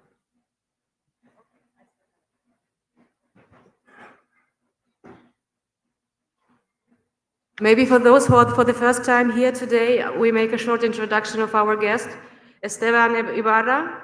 Welcome. He is one of Spain's leading human rights defenders, founder and president of Movimiento contra la Intolerancia, and for over decades he has been at the forefront of efforts to combat hate crimes, anti-Semitism, xenophobia, and discrimination through civil society activism, education, and legal advocacy. He serves as Secretary General of the Council of Victims of Hate Crimes and edits the annual Informe Raxon. This is a report which focuses on racism and xenophobia, and he has co-founded Spain's Observatory on Anti-Semitism. Our next guest is almost a celebrity and our spiritual leader, Chief Rabbi Benjamin. He was born in Amsterdam into a Dutch family whose roots go back to the 15th century. He was educated in Paris, Brooklyn, Israel, and he came back to Netherlands in 1975 to help rebuild Jewish life after the Holocaust. Today, Rabbi serves as chief rabbi of the interprovincial chief rabbinate, and since 2021, he has chaired the European Jewish Association Committee to Combat Anti-Semitism. Welcome, Baroness. Regina Sluzhny is a Holocaust survivor and a committed witness of history. As a hidden child during the Nazi occupation of Belgium, she survived the war in hiding. For decades, she has been a tireless advocate for remembrance, education, and the fight against anti-Semitism. She serves as a president of the Forum of Jewish Organizations in Flanders, and she is a vice president of the International Hidden Child Foundation. And last but not least, our guest from Israel, Professor Steinberg. He is an Israeli academic, and his knowledge and contribution are based on researching ways to combat and defund the NGOs networks that promote anti-Semitism, including in university and schools. For this issue, he has founded an NGO Monitor, a Jerusalem-based research institute. Welcome.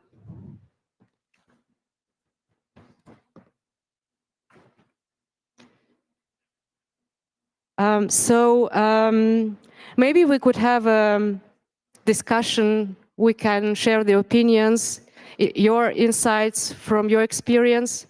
What can governments of your country do to provide a safety and secure life, everyday life for Jewish students or scholar pupils? If you're not dealing with students or pupils, maybe this would be the next question to Professor Steinberg. How do you proceed while detecting, monitoring the anti-Semitic NGOs, and which are the concrete consequences for them? Thank you for this. Thanks to the European Jewish Association for holding this conference. Hello. Just hold it really close. Very close, like a lot of other, important things. The question that you asked is a huge question, and we've spent a few hours here, but all of our lives are involved in this. This is a war, and we need to call it a war. This is the eighth front.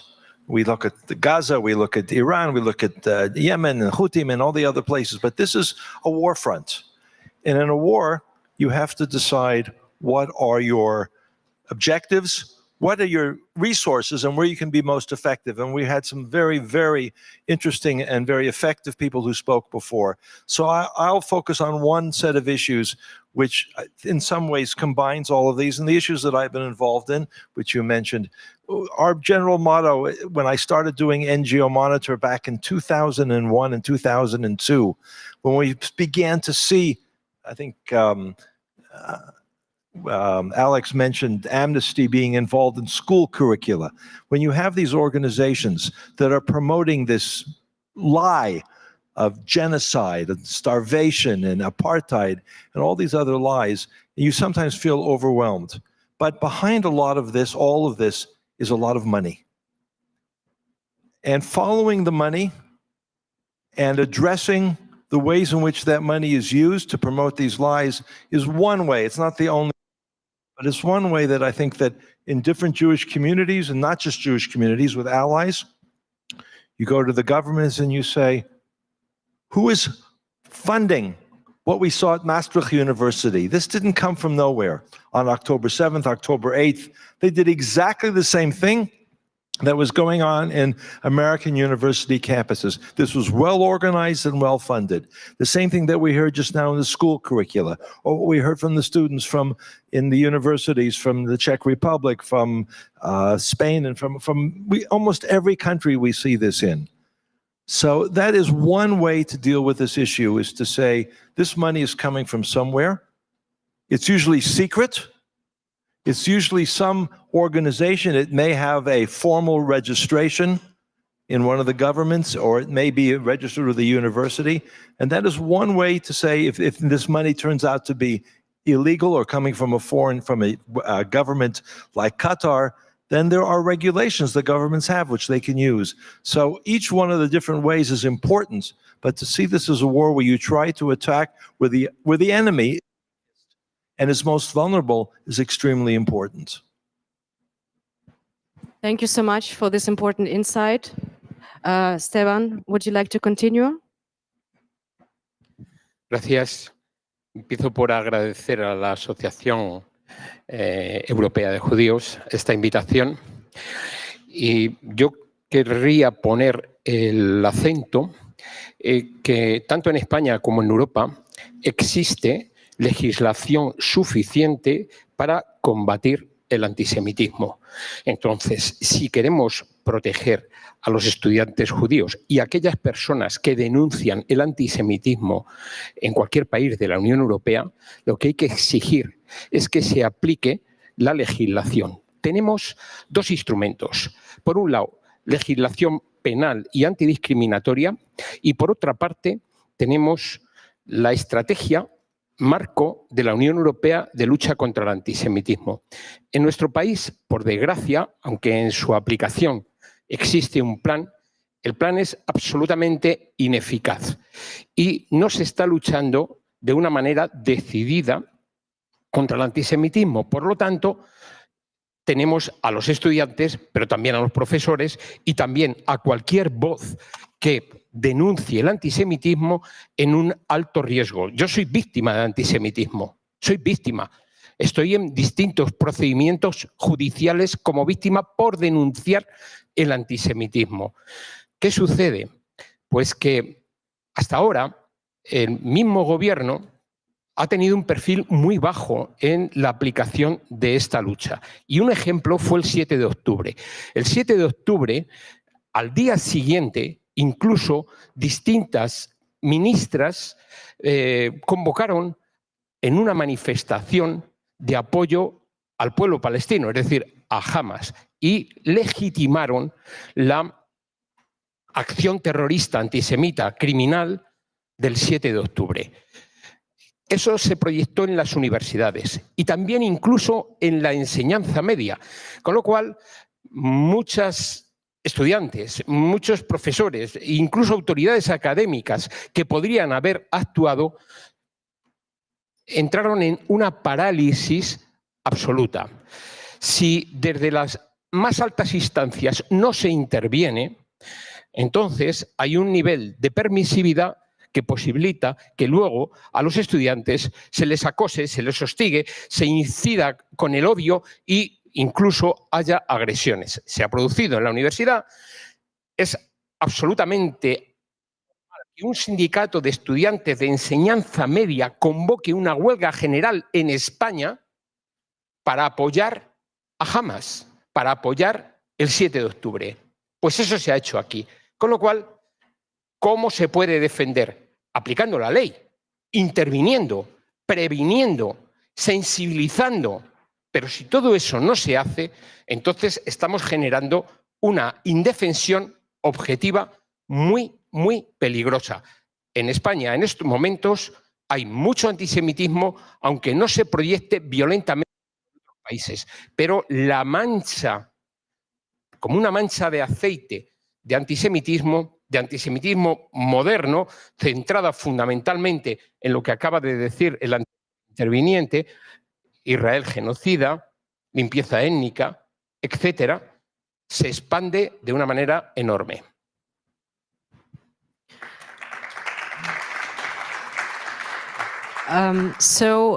Do you consider, not only you, Esteban, that if the governments are still not able to take concrete measures, concrete decisions, implementing certain legacy, that at least the universities should implement and take as a rule standard the EJA definition and not, for example, the Jerusalem definition? As you told, you have been attacked in an anti-Semitic way while engaging for Jews.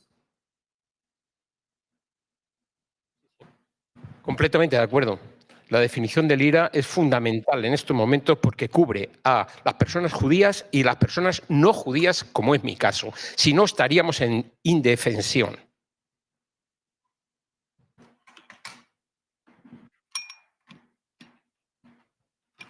I'm a little bit puzzled, but I got the feeling that we're speaking the whole time about the 7th of October, then everything started at university and government. But the people who are today in the government were 20 years ago teenagers. And 10 years before that, they were just born. The problem starts with little, very little children. If I walk in the street at the children from 6, 7, 8 who curse me, dirty Jew, and free Palestine. But we are not allowed to do anything about that because you can't penetrate in a house, you can't go there. And the schools, in Holland, we made a very nice system and education and video with people talking there. It's very, very nice and very impressive. But who is going to present it in the school? The schools who are not anti-Semitic, no problem. You can tell it and they listen. And wherever I am, and I talk last week at the 3-4 schools with each school 400 or 500 students. But that the students from the religion, the Christian schools, they listen, and we can make them ambassadors. Well, it's very important. Make them ambassadors for us. But the majority of today are the people who are brought up and know.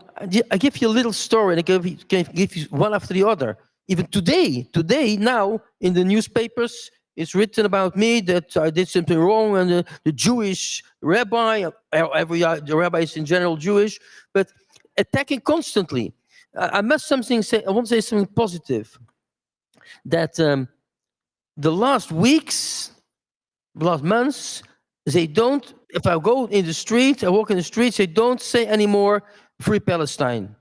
They just say dirty Jew. I think it's much better that we know what's all about. We know the disease, what is pure anti-Semitism. Now, a few months ago, was in my street where I'm living, my house surrounded with 8, 9 police cameras, and if I'm not allowed to go anymore to any official things, if it's announced, I have to go with police protection.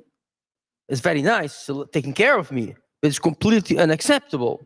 There was standing in my street, the other side of the street, a lady, a Moroccan lady, and she's holding a little boy, about 7, 8, and the boy is screaming and shouting and trembling. And she said to the boy, "You don't have to be scared for this man." And she took the boy to me. And the boy was shivering, was scared, terrible. And she told him, you don't have to be scared for this, Rabbi. Why was he scared? Because his parents told him that I want to take out his eyes and give it to children in Israel, Jewish children who can't see properly. That is the education. And if I'm now in a fight with the police, if I want to go and speak with the parents, I want to do that, they don't allow me. They don't open the door, not the parents, but the police also did not telling me who are the parents. It's very nice to go to universities. We must do that. We must fight with government people. We should do that. But if we neglect the little children, the education at home, we won't. We just working here, and at the same time, new anti-Semitic people are created. Thank you very much, Rabbi, for this critical opinion. Just a bit coming back to the beginning of your speech, you said the schools theoretically are not anti-Semitic. When I think back of my school time in Germany, I come from the Asian Soviet Union, but we migrated to Germany, so I passed almost all my school life in Germany. And then during my studies, then teaching, I made the experience that German teachers avoid to talk about history, the majority of them, to touch this uncomfortable subject. The question is the education really the solution? I will pass you, but maybe before Regina would like to answer.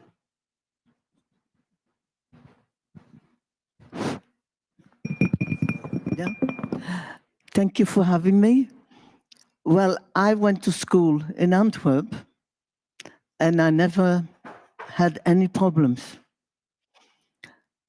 And nowadays, it's over 20 years that I'm going to the schools to tell my story as a survivor. And yes, last year, after the 7th of October, 2 schools phoned me up and said, don't come, because if you come, the Muslim teacher said she was going to invite a Palestinian. So I said, well, she can invite him, I won't come, because I don't see what one and the other have to do one to the other. I come just to tell what happened in the war. I don't speak about what happens now. And all the schools I'm going, and I have to say, since this year, beginning of this year, there's more and more students phoning me up and they want to make their end work for studies about the Shoah. And I think we have to use more and more not Jewish students. They should speak for us because they believe them more, I think, than if we do it. If I go to the school and sometimes I come in and it's not in class, it's still before going into the class, and I hear the children say, they're 15 or 17 years, when is that Jewish lady coming? What do they expect? I mean, then we go in and I said, you were asking for the Jewish lady. Well, I'm that one. What is the difference between us? And then they listen because they have ideas. I don't know from where they take them. I mean, I know, but I can't understand what it is because those ideas was also the same ideas in the war. They all listen to me. And there's a lot of questions, and they don't tell me. Sometimes a few of them will ask, what do you think about the war in Israel? I said, I'm not in the war of Israel. I'm in the war 80 years ago. I was a child and I suffered, and I don't want that to start again today. So I think we have more work on the children, the youngsters, and they have to be our voice to educate them more, because they don't know, hardly know anything. And also television and the journalists, they want to rewrite the story, the histories. It's not right. We have to use the non-Jewish people to be our voice and educate them. And I think that's the right, that's what that student said from Czech Republic, that she is now doing a lot of things showing what Jewish life is. I think that's the main thing we have to do. And I try to do that by going nearly every day to the schools. And I think that the response lately is much better. Now, also, I have a lot of contact with the new Prime Minister in Belgium. And I hope he didn't make me promises. He said he was going to try, because promises we had a lot and they were never kept. So I prefer that he tells me, I'm going to try, that you can live as a Jewish person, but a Belgian Jewish, I'm not an Israeli. Even that I have an Israeli passport, but I'm a Belgian first of all. And in Belgium, I'm Belgium, but I'm also a Jew. But that's my faith. And in school, I tell them, we are all Belgian, and your faith, whoever has another faith than Jewish faith, well, why don't you do it the good way and let me do my way? And then they agree, because they realize that we are all the same. There is no difference.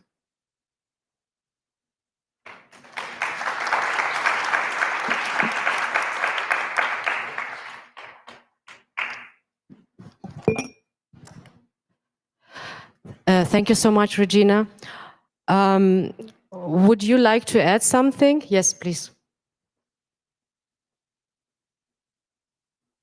I want to add what you mentioned earlier and was mentioned in an earlier panel. That's the central importance of the IHRA working definition. That's something that we all need everywhere to emphasize at every university campus, at every school board, at every newspaper platform, news platform, social media.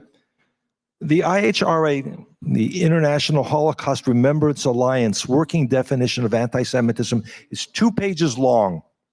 It was written carefully, word by word. And it's very important to read it and to make sure when you have a confrontation, when you have an example of blatant hate, to say, here's the text. Many countries, almost every Western democratic country, has adopted this. Sometimes they ignore it, but they adopted it as an official definition. It's been adopted by hundreds of universities, unfortunately, much less in many parts of Europe. The UK is very good about this. And the text is very specific and the examples are specific. For example, denying the right of the Jewish people to self-determination is a form of anti-Semitism. When you say Israel is a genocidal state or does apartheid or settler colonialism, as Ari talked about, those are all forms of saying Israel doesn't have the right to exist. If you're an apartheid state, South Africa, you don't have the right to exist. If you commit genocide, Nazi Germany, you don't have the right to exist. That's what these terms are saying. There's alternatives. What are those alternatives? They are lies. The Jerusalem Declaration of Anti-Semitism, JDA, is a far-left anti-Semitic German-funded framework. It is not a working definition of anti-Semitism, and when it's brought up as an alternative, I strongly urge you all to say that is completely the opposite, and it should not be given any credibility. I think if there's a lot more emphasis on that working definition, I won't say the problem will go away, but I think it's a very important element we need to add and continue to emphasize in all of the cases that we all talked about. Thank you so much, Professor. A part of applying the IHRA definition, which other measures do you think should be taken to make the cities, the municipalities, the regions, the countries more susceptible, more sensitive towards the Jewish issues? And since we unfortunately have very little time left, I would ask you to give a short answer, please. Gracias. En primer lugar, coincido con el profesor en ir aprobando y vinculándose a la declaración del IRA a todos los niveles, de una forma integral. Es decir, está firmada por los gobiernos, pero debe estar firmada por las universidades, deben estar firmados por los colegios, deben estar firmados por los ayuntamientos, deben estar firmados por la sociedad civil, por las organizaciones de derechos humanos. Es una lucha frontal contra el antisemitismo de manera integral. Punto 1. Punto 2. Exigir el cumplimiento de la estrategia europea contra el antisemitismo. Eso es esencial. Y luego plantear a las autoridades pronunciamientos. Personalmente envié una carta a la conferencia de rectores el día 9 de octubre para una condena de la masacre del día 7 y también a las confesiones religiosas. El día 9 se negaron a condenar el 7 de octubre. Como no ha habido precisamente sanciones frente a las actuaciones múltiples, muy diversas de antisemitismo. Al revés, ha sido una constante en todos los campos y en la universidad a la cabeza del papel del BDS. El papel del BDS ha sido central como organización líder del antisemitismo. Nadie ha frenado esto, sabiendo que en distintos países el BDS es ilegal. Aquí está siendo protegido, con lo cual en cada país, en cada sitio hay que luchar en defensa del IRA, de la declaración de IRA, de denuncia del BDS y luego de la complicidad de aquellos organismos que no son capaces de enfrentar el problema del antisemitismo, que es lo más grave que tenemos en estos momentos en Europa. Muchas gracias, Esteban.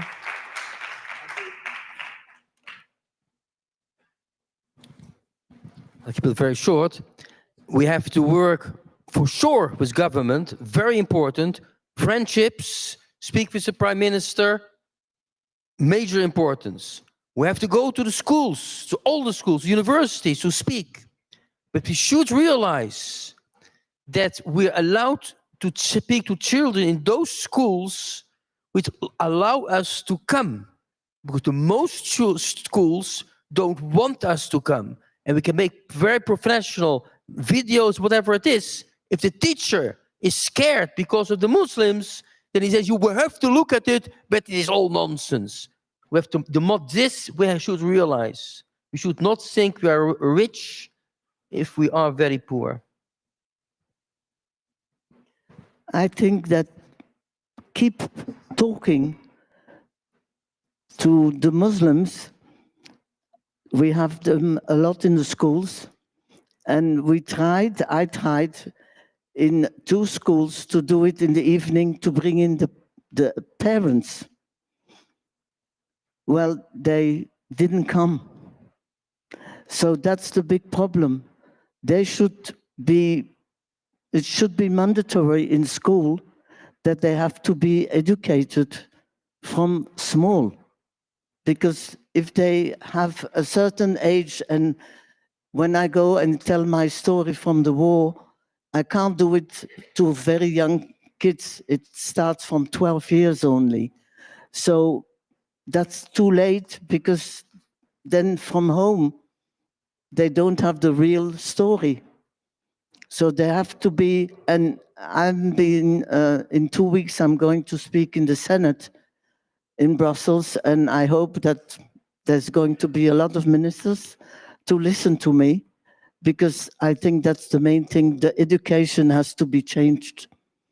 And I hope with the new ministers we have now, we have a few of them who stay behind me, and I hope to succeed with that.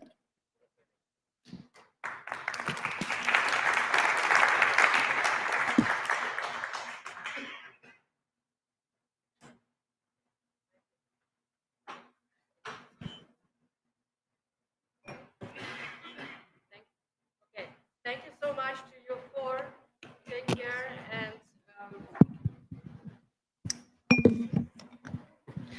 and indifference is not an option. We have to keep on fighting. Thank you so much.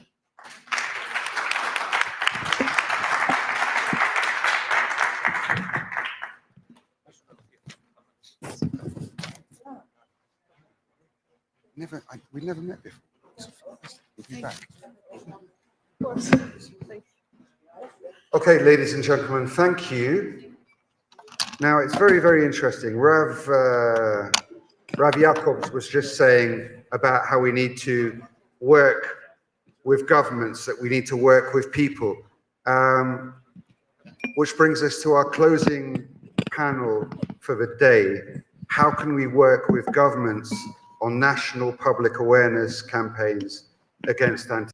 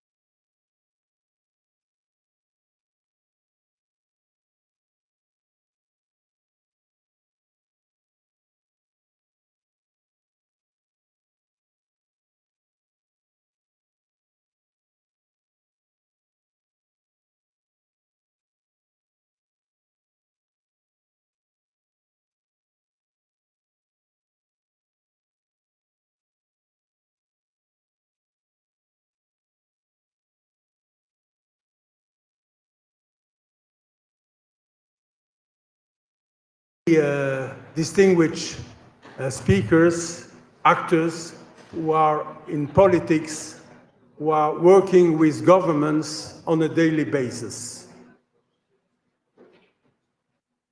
I would like to call Mr. William Daroff, Chief Executive of the Conference of Presidents of Major American Jewish Organizations. Big applause for Mr. Daroff.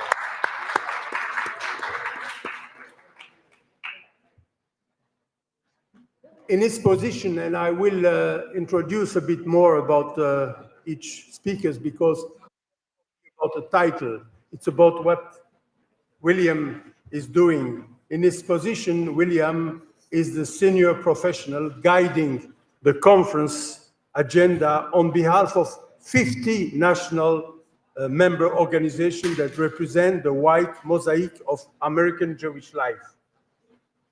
He has been named by the Jerusalem Post as being amongst the 50 most influential Jews worldwide, and by the Forward newspaper as one of the 50 most influential Jews in America. Thank you, William. Next is Rabbi Yehuda Kaplun. Please. Big applause for Rabbi Yehuda Kaplun. Rabbi Kaplun has been nominated last month by President Donald Trump as the new ambassador, as US ambassador at large, but also as the new special envoy to monitor and combating anti-Semitism. Big applause. Of course, Rabbi Kaplun is awaiting for the confirmation for the exposed by the Senate. And he will speak, of course, as a rabbi, American rabbi. He will answer all the question from me and from the audience at the end of the panel. Next is, I would like to also to speak about Rabbi Kaplun. Sorry. Yehuda Kaplun is also a successful businessman and a staunch advocate for the Jewish faith and the right of the Jewish people to live and worship free from persecution. Yehuda Kaplun hosted the President Trump's events to combat anti-Semitism during the campaign, the electoral campaign, and the October 7 memorial at Doral, Florida, Miami, together with Dr. Miriam Adelson. He has a long history of advocating for many Jewish causes, including creating a foundation with Nobel Prize laureate Elie Wiesel for special needs children. Rabbi Kaplun and his partner Ed Russo were nominated to the Nobel Peace Prize in 2024 for the work they are accomplishing in their water business. Next is Mr. Gideon Falter. Big applause for Gideon Falter, chairman of the Campaign Against Anti-Semitism in the UK, who has built it into the UK foremost campaigns organization against anti-Semitism. He has been at the forefront of campaign against anti-Semitism mass education work to expose and explain the dangers of anti-Semitism to the public.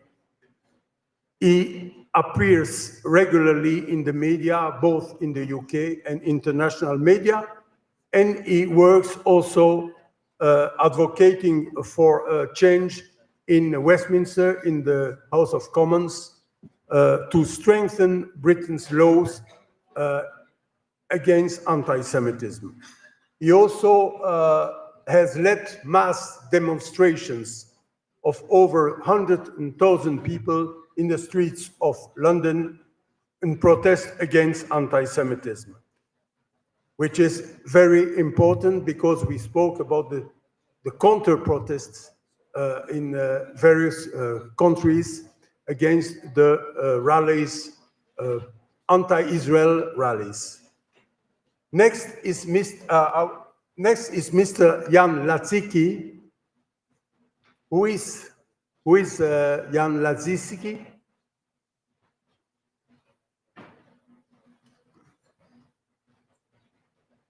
Yeah, he's here. Please, applause for.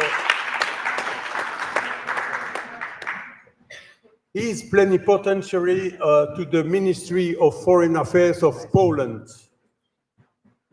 For contacts, he is dealing with the contacts with the Jewish diaspora.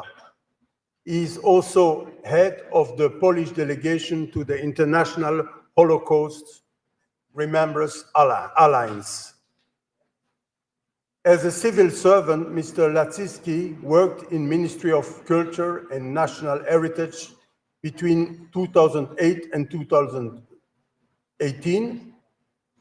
And among his main responsibility was supervision of memorials and museums in sites of former German Nazi extermination and concentration camps.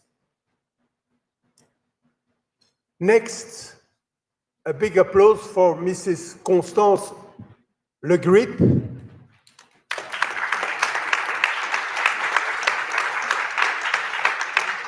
member of the French Parliament, member of the French National Assembly since 2017, and chairman of the Parliamentary Study Group on Anti-Semitism. Constance Le Grip is a member of the Foreign Affairs Commission and the European Affairs Commission. She was at the time advisor to Nicolas Sarkozy at the Ministry of Interior, the Ministry of the Economy, then of the Presidency of the Republic.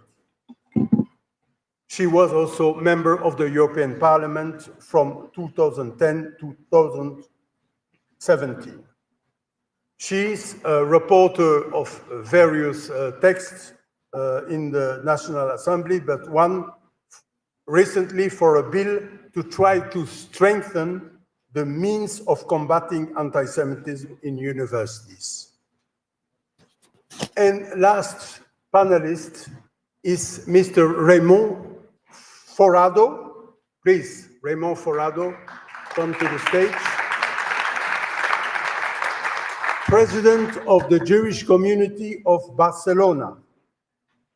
He was born in Morocco and is a community president for which every Jew in Barcelona can live Judaism with dignity, safety, and pride, deeply rooted in the history and future of the Jewish people. In this context, the community of Barcelona has become more and more a firm voice in the face of rising anti-Semitism and the ideological shift in local politics.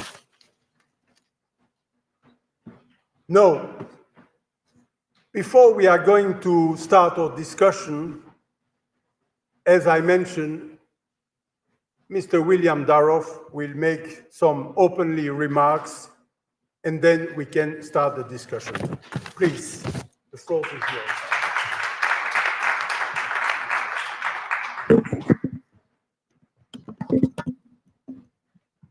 Thank you, Yossi. Thank you, Rabbi Margolin, for your leadership and vision.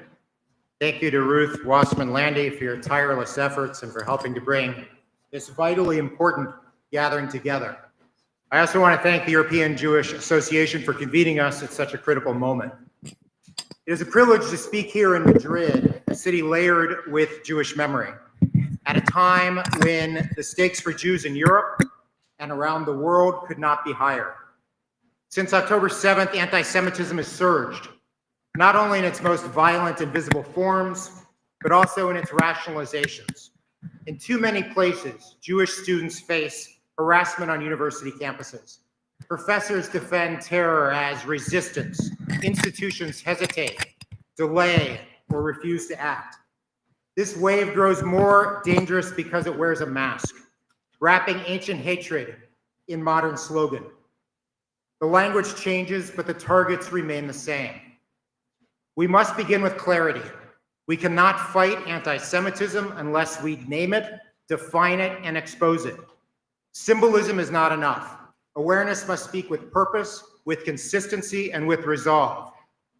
One harsh truth that October 7th re-exposed indelibly is the undeniable link between anti-Semitism and anti-Israel hatred. That connection lies at the core of the IHRA working definition. In the days and weeks following the attacks, synagogues were vandalized, Jewish schools were threatened, and Jewish institutions targeted. Places with no political connection to the state of Israel, but everything to do with Jewish identity. That wave of violence made clear what we have long known, that the hatred fueling anti-Israel animus and the hatred directed at Jews are not separate, they are the same. In the United States, we have worked to embed the IHRA working definition into the foundations of our public policy. 37 of our 50 states have adopted it. Legislators and educators utilize it to inform laws, shape campus policy, and guide curriculum. President Trump has played a critical role in advancing this effort. In his first term, he signed an executive order applying the IHRA definition to civil rights for Jewish students. In his current term, he reaffirmed that commitment during his very first week in office with an executive order focused on combating anti-Semitism. Trump brings renewed determination and moral clarity to this fight, especially in education, where both are urgently needed. We thank him and his team for stepping forward at a time when many Jews feel isolated and abandoned. Under his leadership, the momentum has finally shifted, and Jewish students can start to feel safer and more secure on our campuses in the United States. This bold, unapologetic action transforms the IRA definition from a policy document into a living tool in the struggle against hate. At the Conference of Presidents, we are committed to ensuring that this work does not stall. We advocate for the full enforcement of civil rights protections so that Jewish students can enjoy the same safety and security as any other group. We commission research to sharpen our messaging. We help shape legislation and policy. We work with law enforcement to protect Jews in Jewish spaces. We serve as trusted advisors to policymakers, building friendships, rewarding allies, and holding adversaries to account. And we forge coalitions across ideological lines to advance tangible change. As the rabbi said to start us off this morning, when the Jewish community speaks with one voice, we do not merely move the needle, we move the world. We know our adversaries. The far left cloaks anti-Semitism in the language of liberation. The far right pushes isolationism and apathy, and radical Islam glorifies violence against Jews. Their rhetoric may differ, but their objective is the same: to marginalize Jews, to erase Jewish identity, and to silence Jewish voices. So the central question for governments, for institutions, and for ourselves is this: how do we ensure that Jewish safety is taken seriously, not just by Jews, but by everyone? Effective campaigns, I assert, follow 4 essential rules. The first is they name the threat. Second, they educate the public early and often. Third, they hold institutions accountable, from universities to social media platforms to public officials. And fourth, they demand action at every level of government, from heads of state to city councils. We have achieved real victories, but too often we have watched our leaders equivocate and retreat. That is why this conversation matters. That is why this panel discussion is so important. I look forward to learning from my fellow panelists and exploring how we move from outrage to outcomes. Our task is not simply to bear witness, it is to build a legacy of action. I look forward to building that legacy of action with each of you in the days and months and years to come. Thank you very much.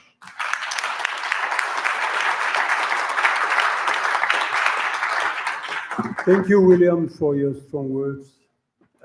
I will start with the news. Just learned that an Israeli-American hostage is about to be freed, to be released. His family is waiting for him at the border of Gaza, and it's great news. And it's with the support of, this has been achieved with support of US President Trump. I would like to have Rabbi Kaplan his a reaction on this. Testing.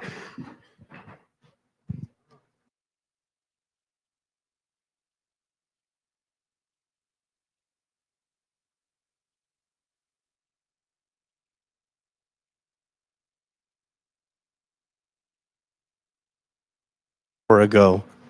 I spoke to Adam Bolner. I also spoke to the family of the Alexanders. And I've met with numerous times with the family of the Alexanders when they were advocating in Washington, D.C. So it's a tremendous step and a positive step that if you realize that for the first time, hostages are being returned without all the fanfare, without having them paraded in front of the world. He's being brought to the border and handed over, which was something that was extremely important to the president. So we are blessed that this is the first step.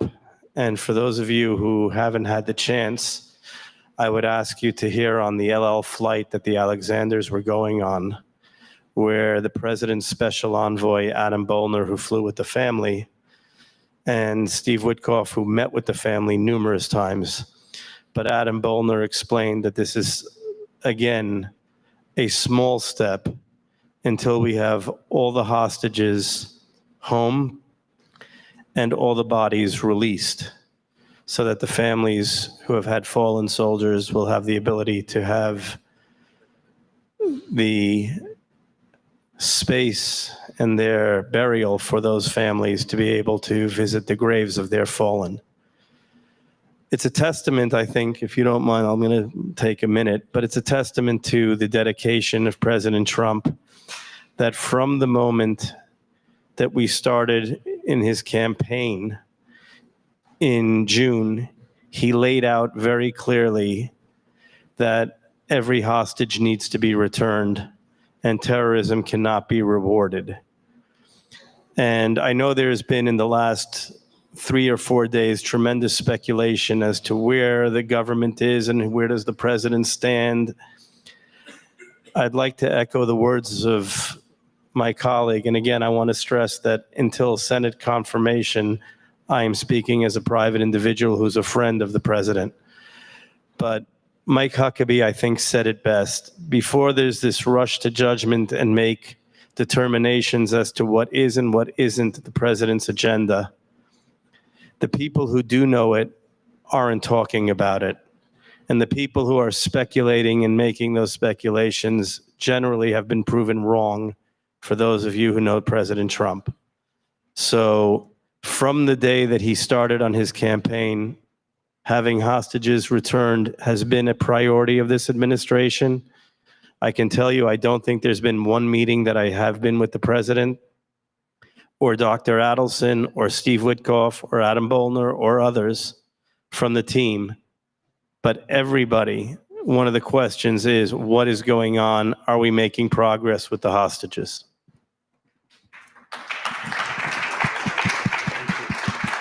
Thank you, Rabbi Kaplan. William Daroff, you wanted to talk about, in the fight against anti-Semitism, on the all-government approach to fight this scourge. And I would like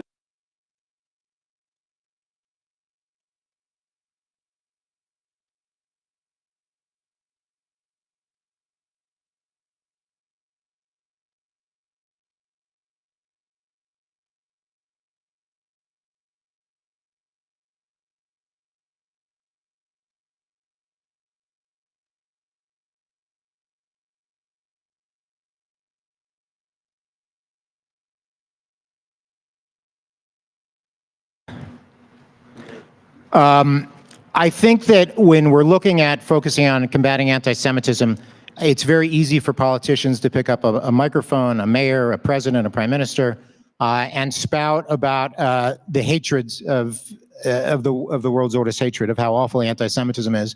But it's important, the point that I'm trying to make is that it needs to inculcate beyond the top levels, beyond the political levels.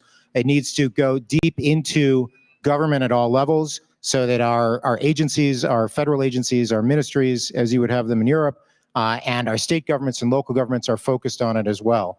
And that they're able to create an environment that ensures that people have a decision as to which direction to go, whether to go in a direction to help the Jewish people or hurt the Jewish people, that the equities are such that they will help us. And that's what we've seen on college campuses, where you have the Department of Education, you have the Department of Justice, making it so that these college presidents, the actions that they take have consequences. And so when they take an action which propels these pogromists on campus and supports them, they will be punished. And when they take actions like Columbia University did this week, where they arrested 90 people who stormed the library, 60 of whom have already been suspended, that good will accrue to them. This sort of action by government will incentivize good behavior, and that's something we've been waiting for. Thank you. Gideon Salter.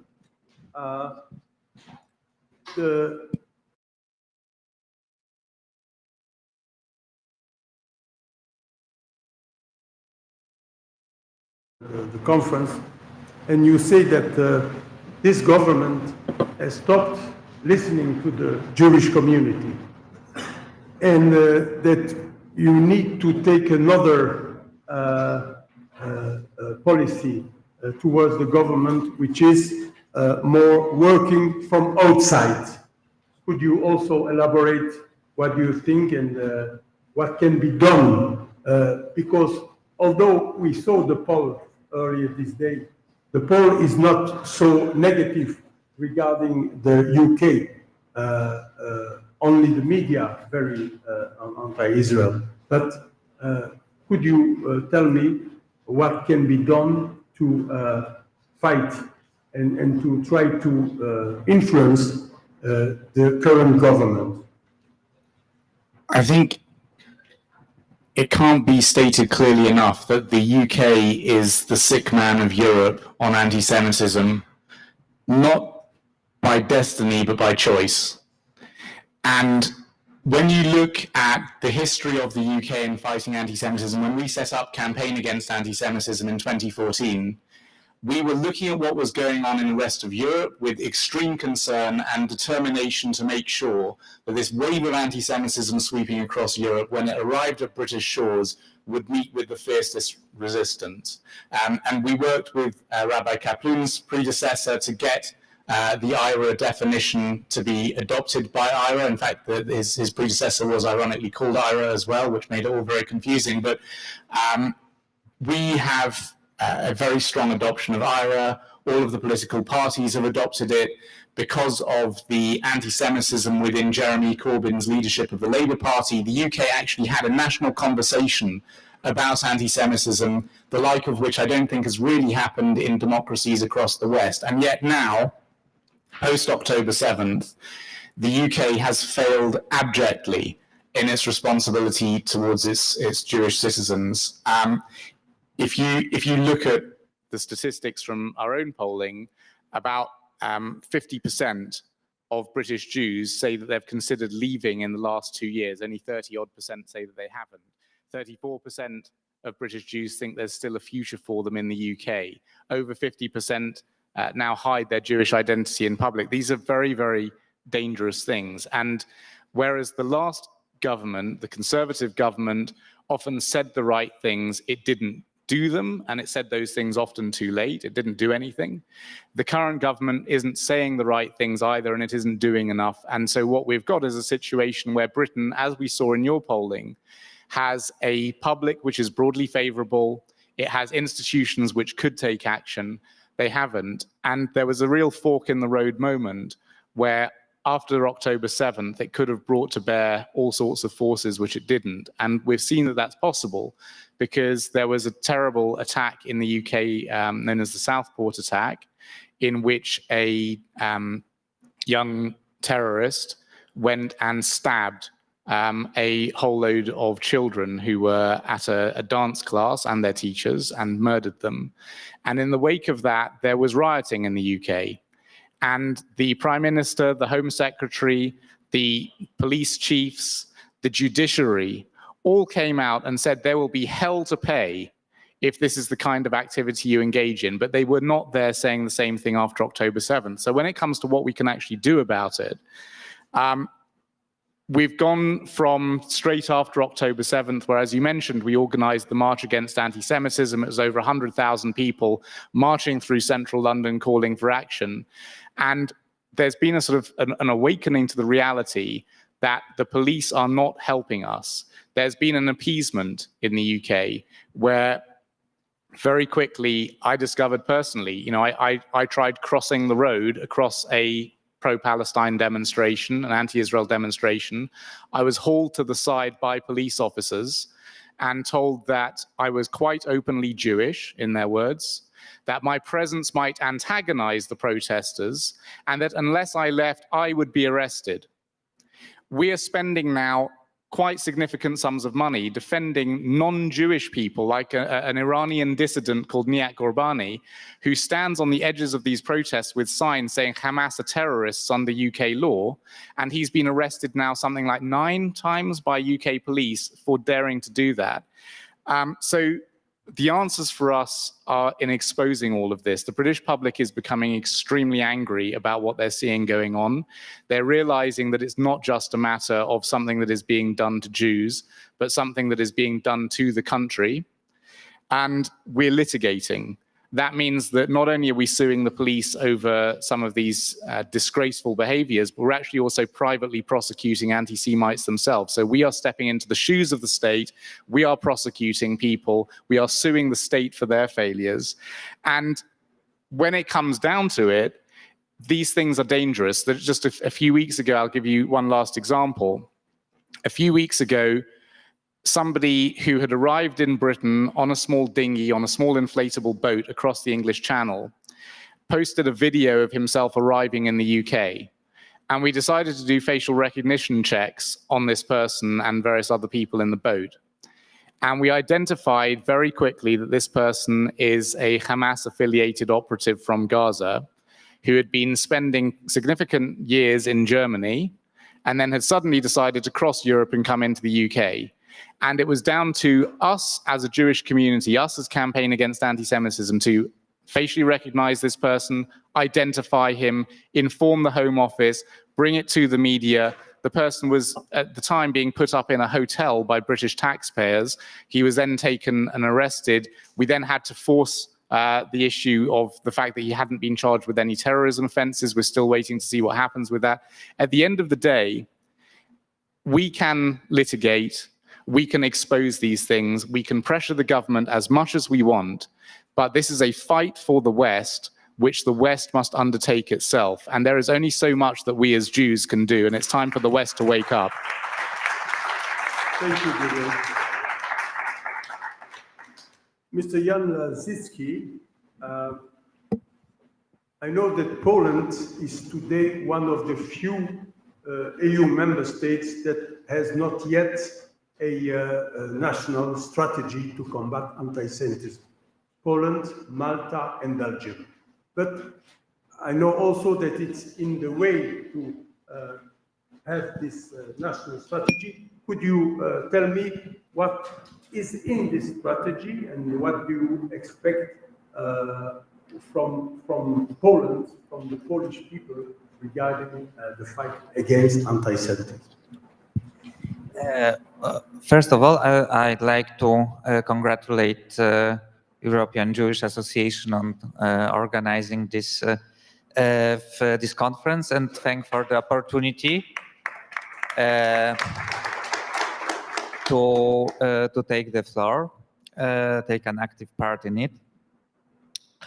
Well, I think that first of all, we need to remember that the situation in Poland regarding anti-Semitism is not so easy to compare to Western Europe.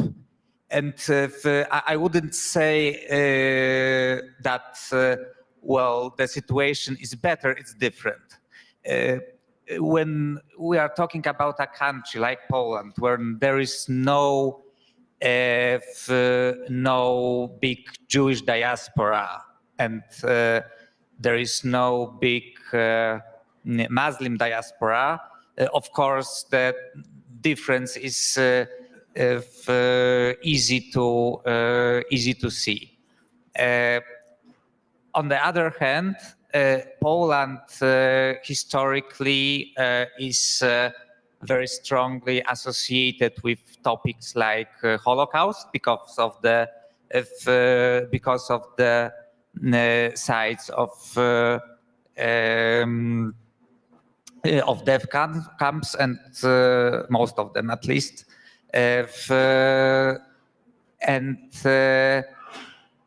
because of I would say ongoing historic discussion about Polish history, especially the attitudes of Poles towards the extermination of Jews during the Second World War. It all creates very peculiar picture, and not easy to navigate through. I think that it could be one of the reasons that the starting of creating our national strategy was not so was not so early, like in case of most of European Union countries. The breaking point was definitely the year 2023, October 2023. Two very different events. One, of course, of October 7th, Hamas terrorist attack and massacre, and on the other hand, the Polish general elections and change of government. I think that these two events created a dynamic that allowed ministries to take this decisive step and to make a decision. We definitely need the strategy now. The role of coordinator, the ministry that is a coordinator of the whole process is Ministry of Justice, the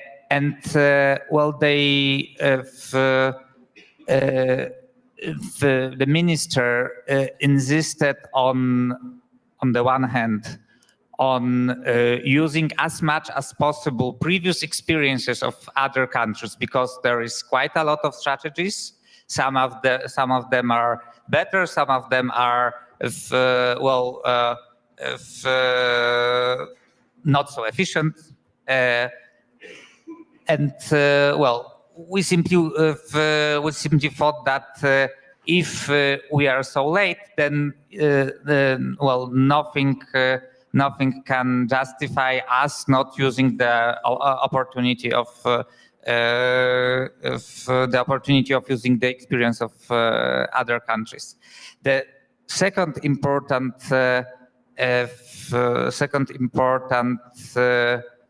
priority was to include Jewish community and NGOs dedicated to fighting anti-Semitism in the process of creating the strategy. Right now, there is already a second version of the text itself. I will talk about it shortly in a minute. We are after the round table with the representatives of Jewish community. We are after discussion with major Jewish international organizations, European Jewish Association among them. We have the official declaration of Minister of Justice that he would do everything in his power to have the strategy adopted by the end of Polish presidency in the European Union Council, which means by the end of June 2025. Maybe we can continue with the panelists, and then on the second round you will elaborate on what is in the national strategy. Now we have Constance Le Grip, as I mentioned, a member of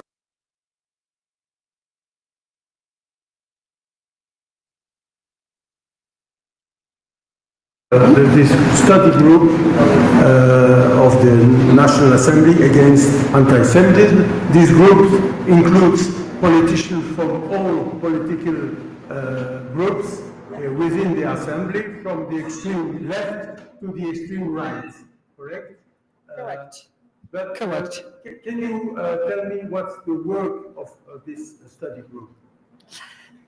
Well, the study group, it's not a committee. It's not a permanent committee as we have for finance, budget, European affairs, foreign affairs, agricultural affairs, etc., etc. It's an informal group, study group, as we call it in the French Parliament, where MPs on a voluntary basis come and try to work together in order to do what MPs are supposed to do, should do, put political pressure on the government first, and second, make legislation or change the legislation. That's that's our duties, that's our task. So that's what we do as task force within the National Assembly. We try to put a permanent, not so hostile, but of course permanent pressure, political pressure on our government in order to try to encourage the government to continue and to reinforce his strategy and all his different policies in order to fight anti-Semitism. And on the other hand, what is also important for me as chairwoman of this study group is to participate in the awareness of my colleagues, not members of this study group, the 517 members of parliament, members of parliament who are not members of this study group, try to participate to increase their awareness of what is anti-Semitism today, what it means, all the different kinds of anti-Semitism that we are facing all together in the different senses and dimensions that the working definition of IRA gave us to study and to have as tool, as main tool. The French National Assembly did recognize, did endorse this definition in 2021. The French Senate did it a little bit later. And this working definition is really for us, and especially for me, a very important tool in order to have precise, concrete, pragmatic actions within the National Assembly, but also towards the government, the administrations, police, education, justice, you name it, universities. Much more difficult for universities and schools, much more difficult cities in order to make them aware of what are the different significance of anti-Semitism, and that anti-Zionism is now in my country really so developed that we can consider it as the main threat against Jewish community. And I will not be too long, but also say that the main threat towards European core values, because the enemies are the same. The enemies are the same. You name it, Hamas, Hezbollah, Islamic radicalization, Islamic extremism, Muslim Brotherhood, who are quite present in my country, in universities, in different kind of organizations, networks, not even very official networks, of course. You can't see them, but they're there in the country. All these organizations are also fighting against our European values, our Republican values. You know, in France, as a French republic, very attached to tolerance, human dignity, equality, freedom, zero tolerance for anti-Semitism is part of these Republican values that we are so proud of. And we have to make more and more people, French colleagues in the National Assembly as well as in the Senate, all over, during the political parties, during all political parties, and that is the big issue because we have a very active extreme left party, which doesn't share, of course, my views and what I'm telling you this afternoon, but also make media, different kind of organizations, all the civil society, French civil society, aware of the danger that this kind of Islamic extremism is bringing us. Thank you. Raymond Forado, President, Chairman of the Jewish community of Barcelona. We mentioned Islamization. I think when we discussed this panel before, you mentioned especially that there are in total Catalonia, the region of about 1.5 million Arabs. And it's the Arabs you find, Muslims that you find in demonstration, anti-Israel demonstration in the streets of Barcelona.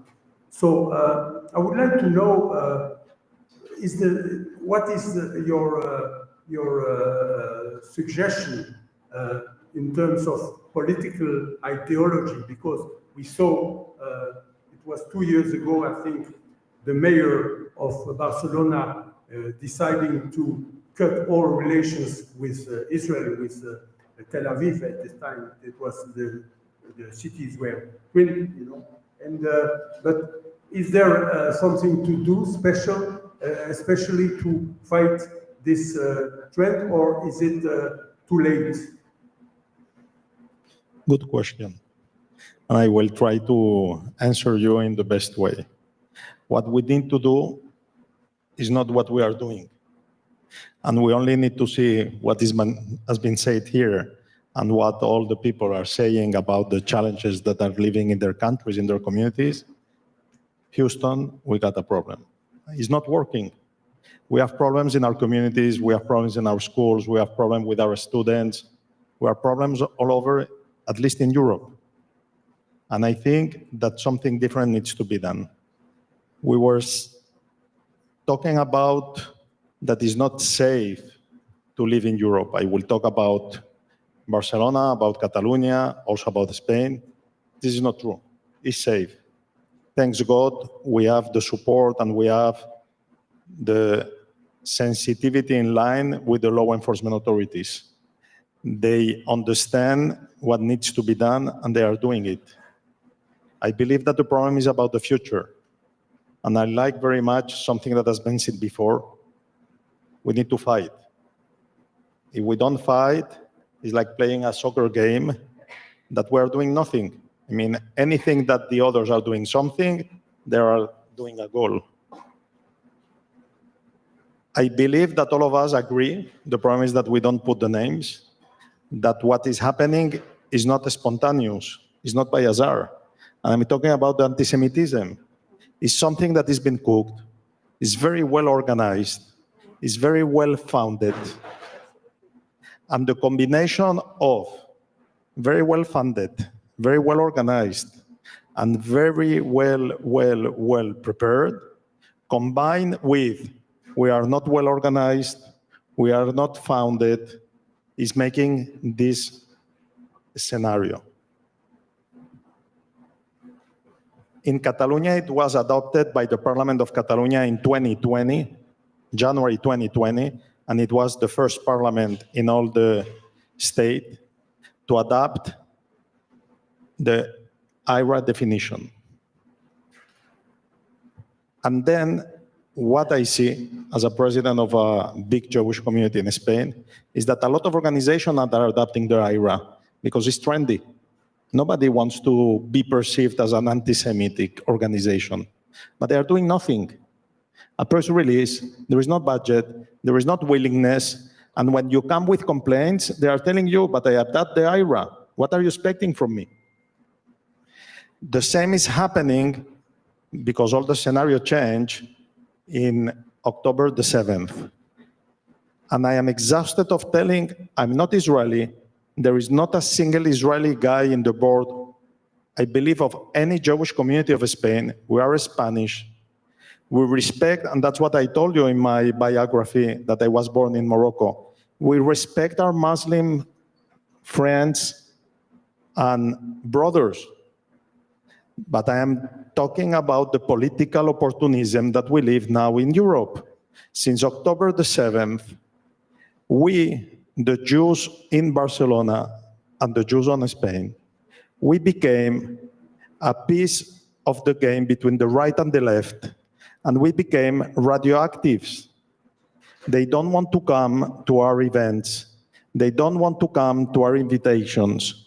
The president of the Catalonia government has not replied, has not come to any invitation to our synagogue, that is the centenary synagogue of Barcelona, the first one that was built after the expulsion of the Jews, after the Inquisition. And the only thing that I'm asking as a Catalan citizen, as a Spanish citizen, is please come, expose yourself, try to build an atmosphere of friendship. Don't talk about politics, but I will tell you why this is political opportunism. the addition of all the Jews of Spain, is lower than the number of Muslims that are in almost all the province of Spain. Very simple. I will tell you another number. The total addition of Muslims that exist in Madrid multiplied by 10 is equal to the name of Jewish that are in all Spain. And in Catalonia is multiplied by 20. So this is the situation. When you invite them to come and to signify them with our fears, with our problems, they said, we are in the EJA, but there is no real willingness to behave and to support us. What do we need to do? The opposite that we are doing. If the vice president of the government of Spain came in his official position, in his desk, with the flag of Spain and the flag of the European Union, and says, very simple, from the river to the sea, there are consequences that needed to be done. And if the law is not strong enough in order to cover the current scenario of hate, we need anyhow to put a dossier in the European jurisdiction in order to understand that they cannot do this. It must be a message. But when we have, 2 days ago in the Congress of Spain, people from the left and extreme left comparing the genocide with what happened in the Second World War, killing, burning an automatic program to kill all the Jews, and nobody from the 360 parliamentaries are telling a word, Europe needs to do something, but Europe is doing nothing. And if you believe that my dear colleague, the president of the Jewish community of Madrid, will do something, or the one of Melilla, or the one of Ceuta, or the one of me, or any one of the presidents of the Federation of Jewish Communities of Spain will do something, you are wrong. We are an NGO.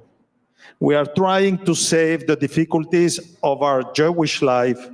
We are waiting for the Hanukkahs. We are waiting for the mitzvot that we need to do in order to allow a Jewish reality life for our children. The ones that need to allow the fight, to go to a very top lawyer department, to put a dossier like this, to anyone that will compare genocide in this situation are the Jewish organizations that are in Europe, that are trying to build lobby to defend us. We are not able to do so. But what we cannot allow is that it will be for free. Anybody that will open the mouth attacking the Jews or attacking the hostages or attacking us. And this is what is happening. So we are doing the things wrong. Very wrong. Thank you, Ramon. I will continue. Thank you. William Daroff, do you think that the policy of the United States of President Trump, the Trump administration, on the fight against anti-Semitism in college campuses, is it possible to transpose it, to make it also existing in Europe, or is it very difficult because there are 27 countries? Excellent question, and it's really been a wonderful discussion. I'm very proud to be a part of this group.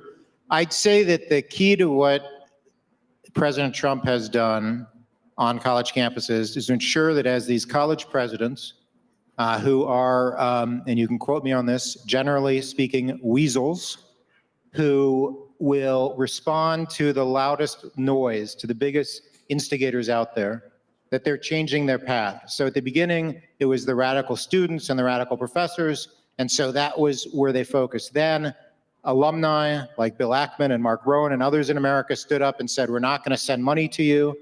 Parents started saying, we're not going to send our kids there. And then the government, with all due respect, proper recognition, starting with the Biden administration, but now on steroids with the Trump administration, telling these colleges that they need to protect Jews, and if they don't, there will be consequences. There will be judicial issues and legal issues, and then what President Trump has done is brought in the financing side. So is that translatable to Europe? I think the answer is that you can find where the pressure points are with the key constituencies on these college campuses that control them, whether it is the college presidents, whether it's the ministers of education, or others. That's the key, to squeeze them in order to ensure that they know that if they don't act the right way, the consequences that will befall them will be greater to them. Thank you. Rabbi Kaplun, I mentioned that you are, of course, the new US envoy for combating anti-Semitism. I would like to know, even though your the confirmation is still pending, but I would like to know what will be your priorities in this new post. So twofold. I think it begins with education. And it's not educating just, we're talking about college campuses, for example. I think the battle is already lost if you're starting at a college campus to try and eradicate hate when someone's 18. So I think that people have to be held accountable. I think that if we start and we take a long, hard look seriously at what we want to do to combat anti-Semitism, first of all, we only have 39, now 40. I think Switzerland is joining the EJA. We have 40 countries. That's an embarrassment. That's an absolute embarrassment. So I know that one of the priorities the president has is to hold people accountable at the UN. We spoke before about how do you stop funding. I think if you look at what America and the president has done, USAID, just by stopping basic funding to UNRWA, allowing UNRWA to be sued, there are mechanisms in place that governments can have in order to challenge. I was listening to the panel, and first of all, it's very informative because I really have not been well-versed in the European battle against anti-Semitism. I've been very involved in the American battle against anti-Semitism. But when the Department of Education is now looking at every public school in the United States to see what the curriculum is, and if there's anything that has hatred, it's being taken out. That has to happen in Europe. That has to be the people who are signatories to that agreement have to be held accountable. I know that part of the Justice Department's settlements with the universities as we are discussing them is that everybody has to take a Holocaust awareness course and pass it for all freshmen incoming in some of these universities that have been espousing anti-Semitism. It goes back and it goes to core education early on, but also teaching respect and values. You made mention before about Spain, that the vice president, could say from the river to the sea and not be held accountable. Well, God willing, they will be held accountable because that's the role that the president, and I will share with you, and I'll say it before, and I'll talk about it probably a little more at dinner, but when I received a phone call from the President of the United States, and he said, as the leader of the free world, this position that I'm appointing you is probably going to be responsible for every Jew in the world that I'd like you to defend, because around the globe, the Jews are under attack. And it's so true. The reality is, whether you talk about France, England, Poland, Spain, pick the country. But you asked me what I'm going to do, prioritize. Prioritize is, first of all, education. Secondly is building bridges. I truly believe, and I've had preliminary conversations, there are legitimate, real leaders within the Muslim community that are embarrassed about what is occurring. These people need to be brought to the forefront and join us in our battle against anti-Semitism. when the Mufti of the Emirates says Hamas isn't Islam, why isn't that highlighted? Why are we not using that in our discussions and our education?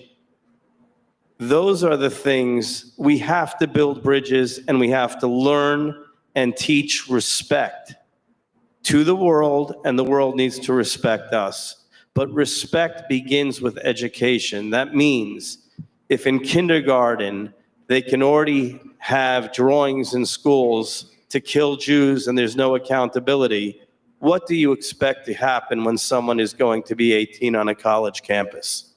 You're not going to solve the problem. The only way we solve the problem is by educating people in the beginning, by holding educators accountable, governments accountable, and calling out anti-Semitism for exactly what it is.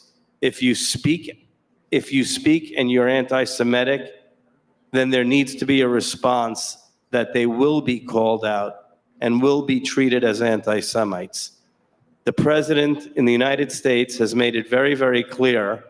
And if you already look at what has occurred in the aid organizations around the globe, it is transformative into how governments are beginning to start to deal with educating about the Holocaust, educating about anti-Semitism. And by the way, you quoted before about going back to basic civics, basic morality, basic issues to treat people with respect. With that comes with its anti-Semitism, its racism.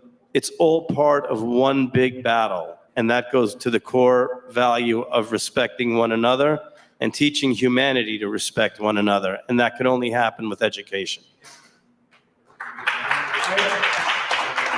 I have to wrap up this discussion, but I want to ask a last question before opening the discussion with the audience for questions. Constance Le Grip, I have a question. I just wanted to make a point. Education, training, all lifelong for our youth, the teachers, the policemen, the judges, everywhere. You have to have training and education, of course, on what is anti-Semitism, the memory of the Shoah, etc., etc. But we have to be conscious that the kids, the new generations, spend more times with their friends, with their families, and online than they spend at school with their teachers. So there is a huge responsibility for social platforms. The fight against all kinds of hate speeches, especially anti-Semitism, of course, and radicalism, etc., on social media must be absolutely without any restriction, without any limit.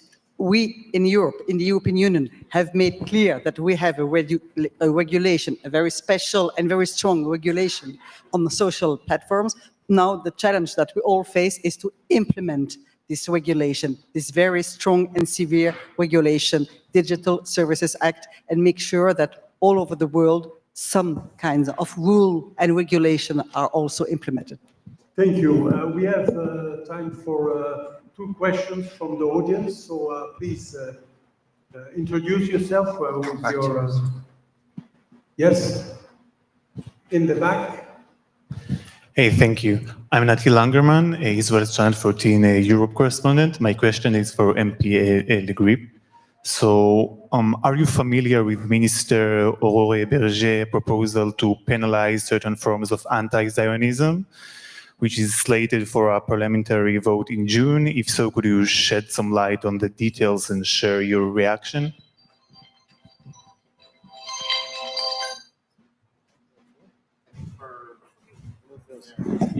Yeah, sorry, I heard that this question was for me, but I don't really understand what kind of regulation or legislation are you talking about? Actually, in my country, we are trying to change the legislation. It's a complicated work, a very delicate and sensitive work, but we're trying to change the French legislation on anti-Semitism and how we can change this definition and open, let's put it like this, the definition. Of course, regarding freedom of expression, freedom of opinion, and all the different environments, legal environments that we have, European Convention, our own constitution, etc., etc. Was that the question? No, so I just said Minister Aurore Berger stated like 2 or 3 hours ago that she's about to show legislation in June to the National Assembly, which will criminalize some sorts of anti-Zionism. So are you familiar with such legislation? It's a proposal. I co-signed the text proposed by different colleagues. We work together. It's not yet in the agenda of the National Assembly. We hope that we can succeed in having the first step in June or July, but it's this work. For the moment, we have a text, but we all know that the text is not perfect, a proposal of text. So we are working with legal experts. The proposal of legislation is currently in front of what we call the Conseil d'État, which is a legal council which gives advices to both government and MPs. And we are in this step, trying to find the best text, the best solution. It's a very delicate matter, as I told you before. We have freedom of speech, freedom of expression, the European Convention on Human Rights, etc., etc. But we will, I think, we will find a way to put something coherent and solid and robust before summer, and then try to have the debate in the French National Assembly. It'll be probably a very, very controversial and very, very tough debate. Thank you. Another question? Yes, please. Good afternoon. Thank you to the panel. I would like to make a reflection because hearing and listening to all what you have said and all what has been said is that we have the laws on social media control, on hate speech. We have the plan on the fight against anti-Semitism. We have the EJA definition. We have everything that we need in democratic countries. So my answer, my suggestion to the question on what the government should do is just to take action, as some countries are doing. We have everything in place, just is to take action. This is the moment. We cannot wait anymore. Thank you. I think Gideon wants to say something about this. Gideon? I think, unfortunately, you're absolutely right. We've had all of the laws, more or less, that we needed from the beginning of this. We have had all of the education in place in most European countries, including in Britain. Children go through Holocaust education as a matter of course. But we have, I think, two threats which we have adapted to extremely badly and which it's not for Jews to adapt to.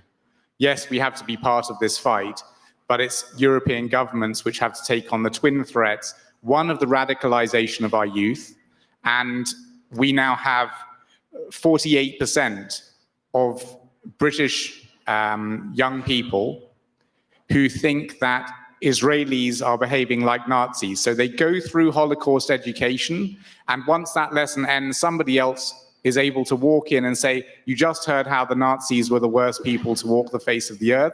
Well, now it's the Jews, now it's the Israelis.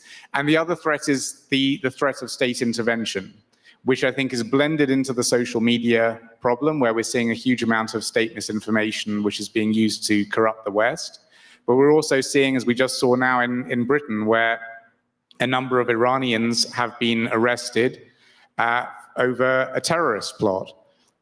We know that in London earlier this year, they arrested two people who have been charged with being members of Hezbollah, one of them charged with preparing an act of terrorism. Hezbollah, which was found not so long ago to have 3 tons of explosive hidden away in Britain.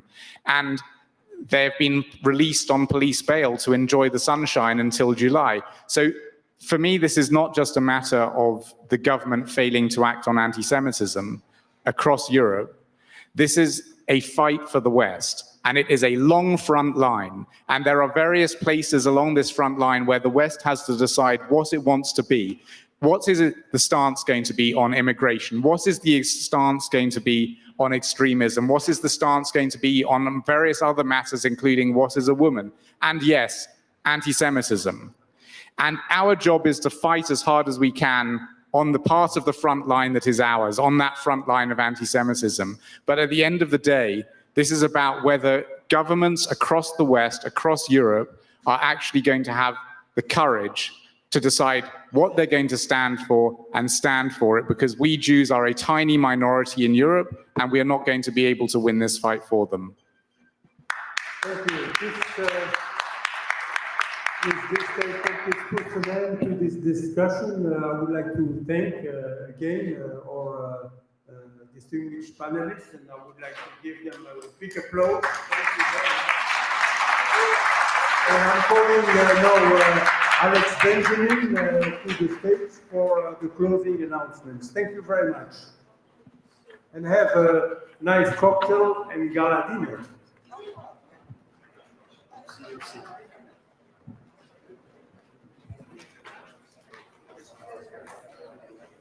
Thank you, Yossi. I hope this microphone's still working. Hello, hello. One adapts immediately. Yossi, thank you very much for that moderation. Thank you to all our panelists. And it's refreshing to see Madame Le Grip talking to the president of the Consistoire de Paris, real-time action as a result of this panel. So I'm delighted you two are getting a chance to get acquainted and have a conversation. So thank you. Ladies and gentlemen, that concludes our conference for day one. Thank you for your attention. I know we've covered a lot of ground. The times are serious. They deserve serious conversations. I know sometimes those conversations can be difficult. We did cover a lot of ground, so we're extremely grateful for your attention. Now, just outside of this conference,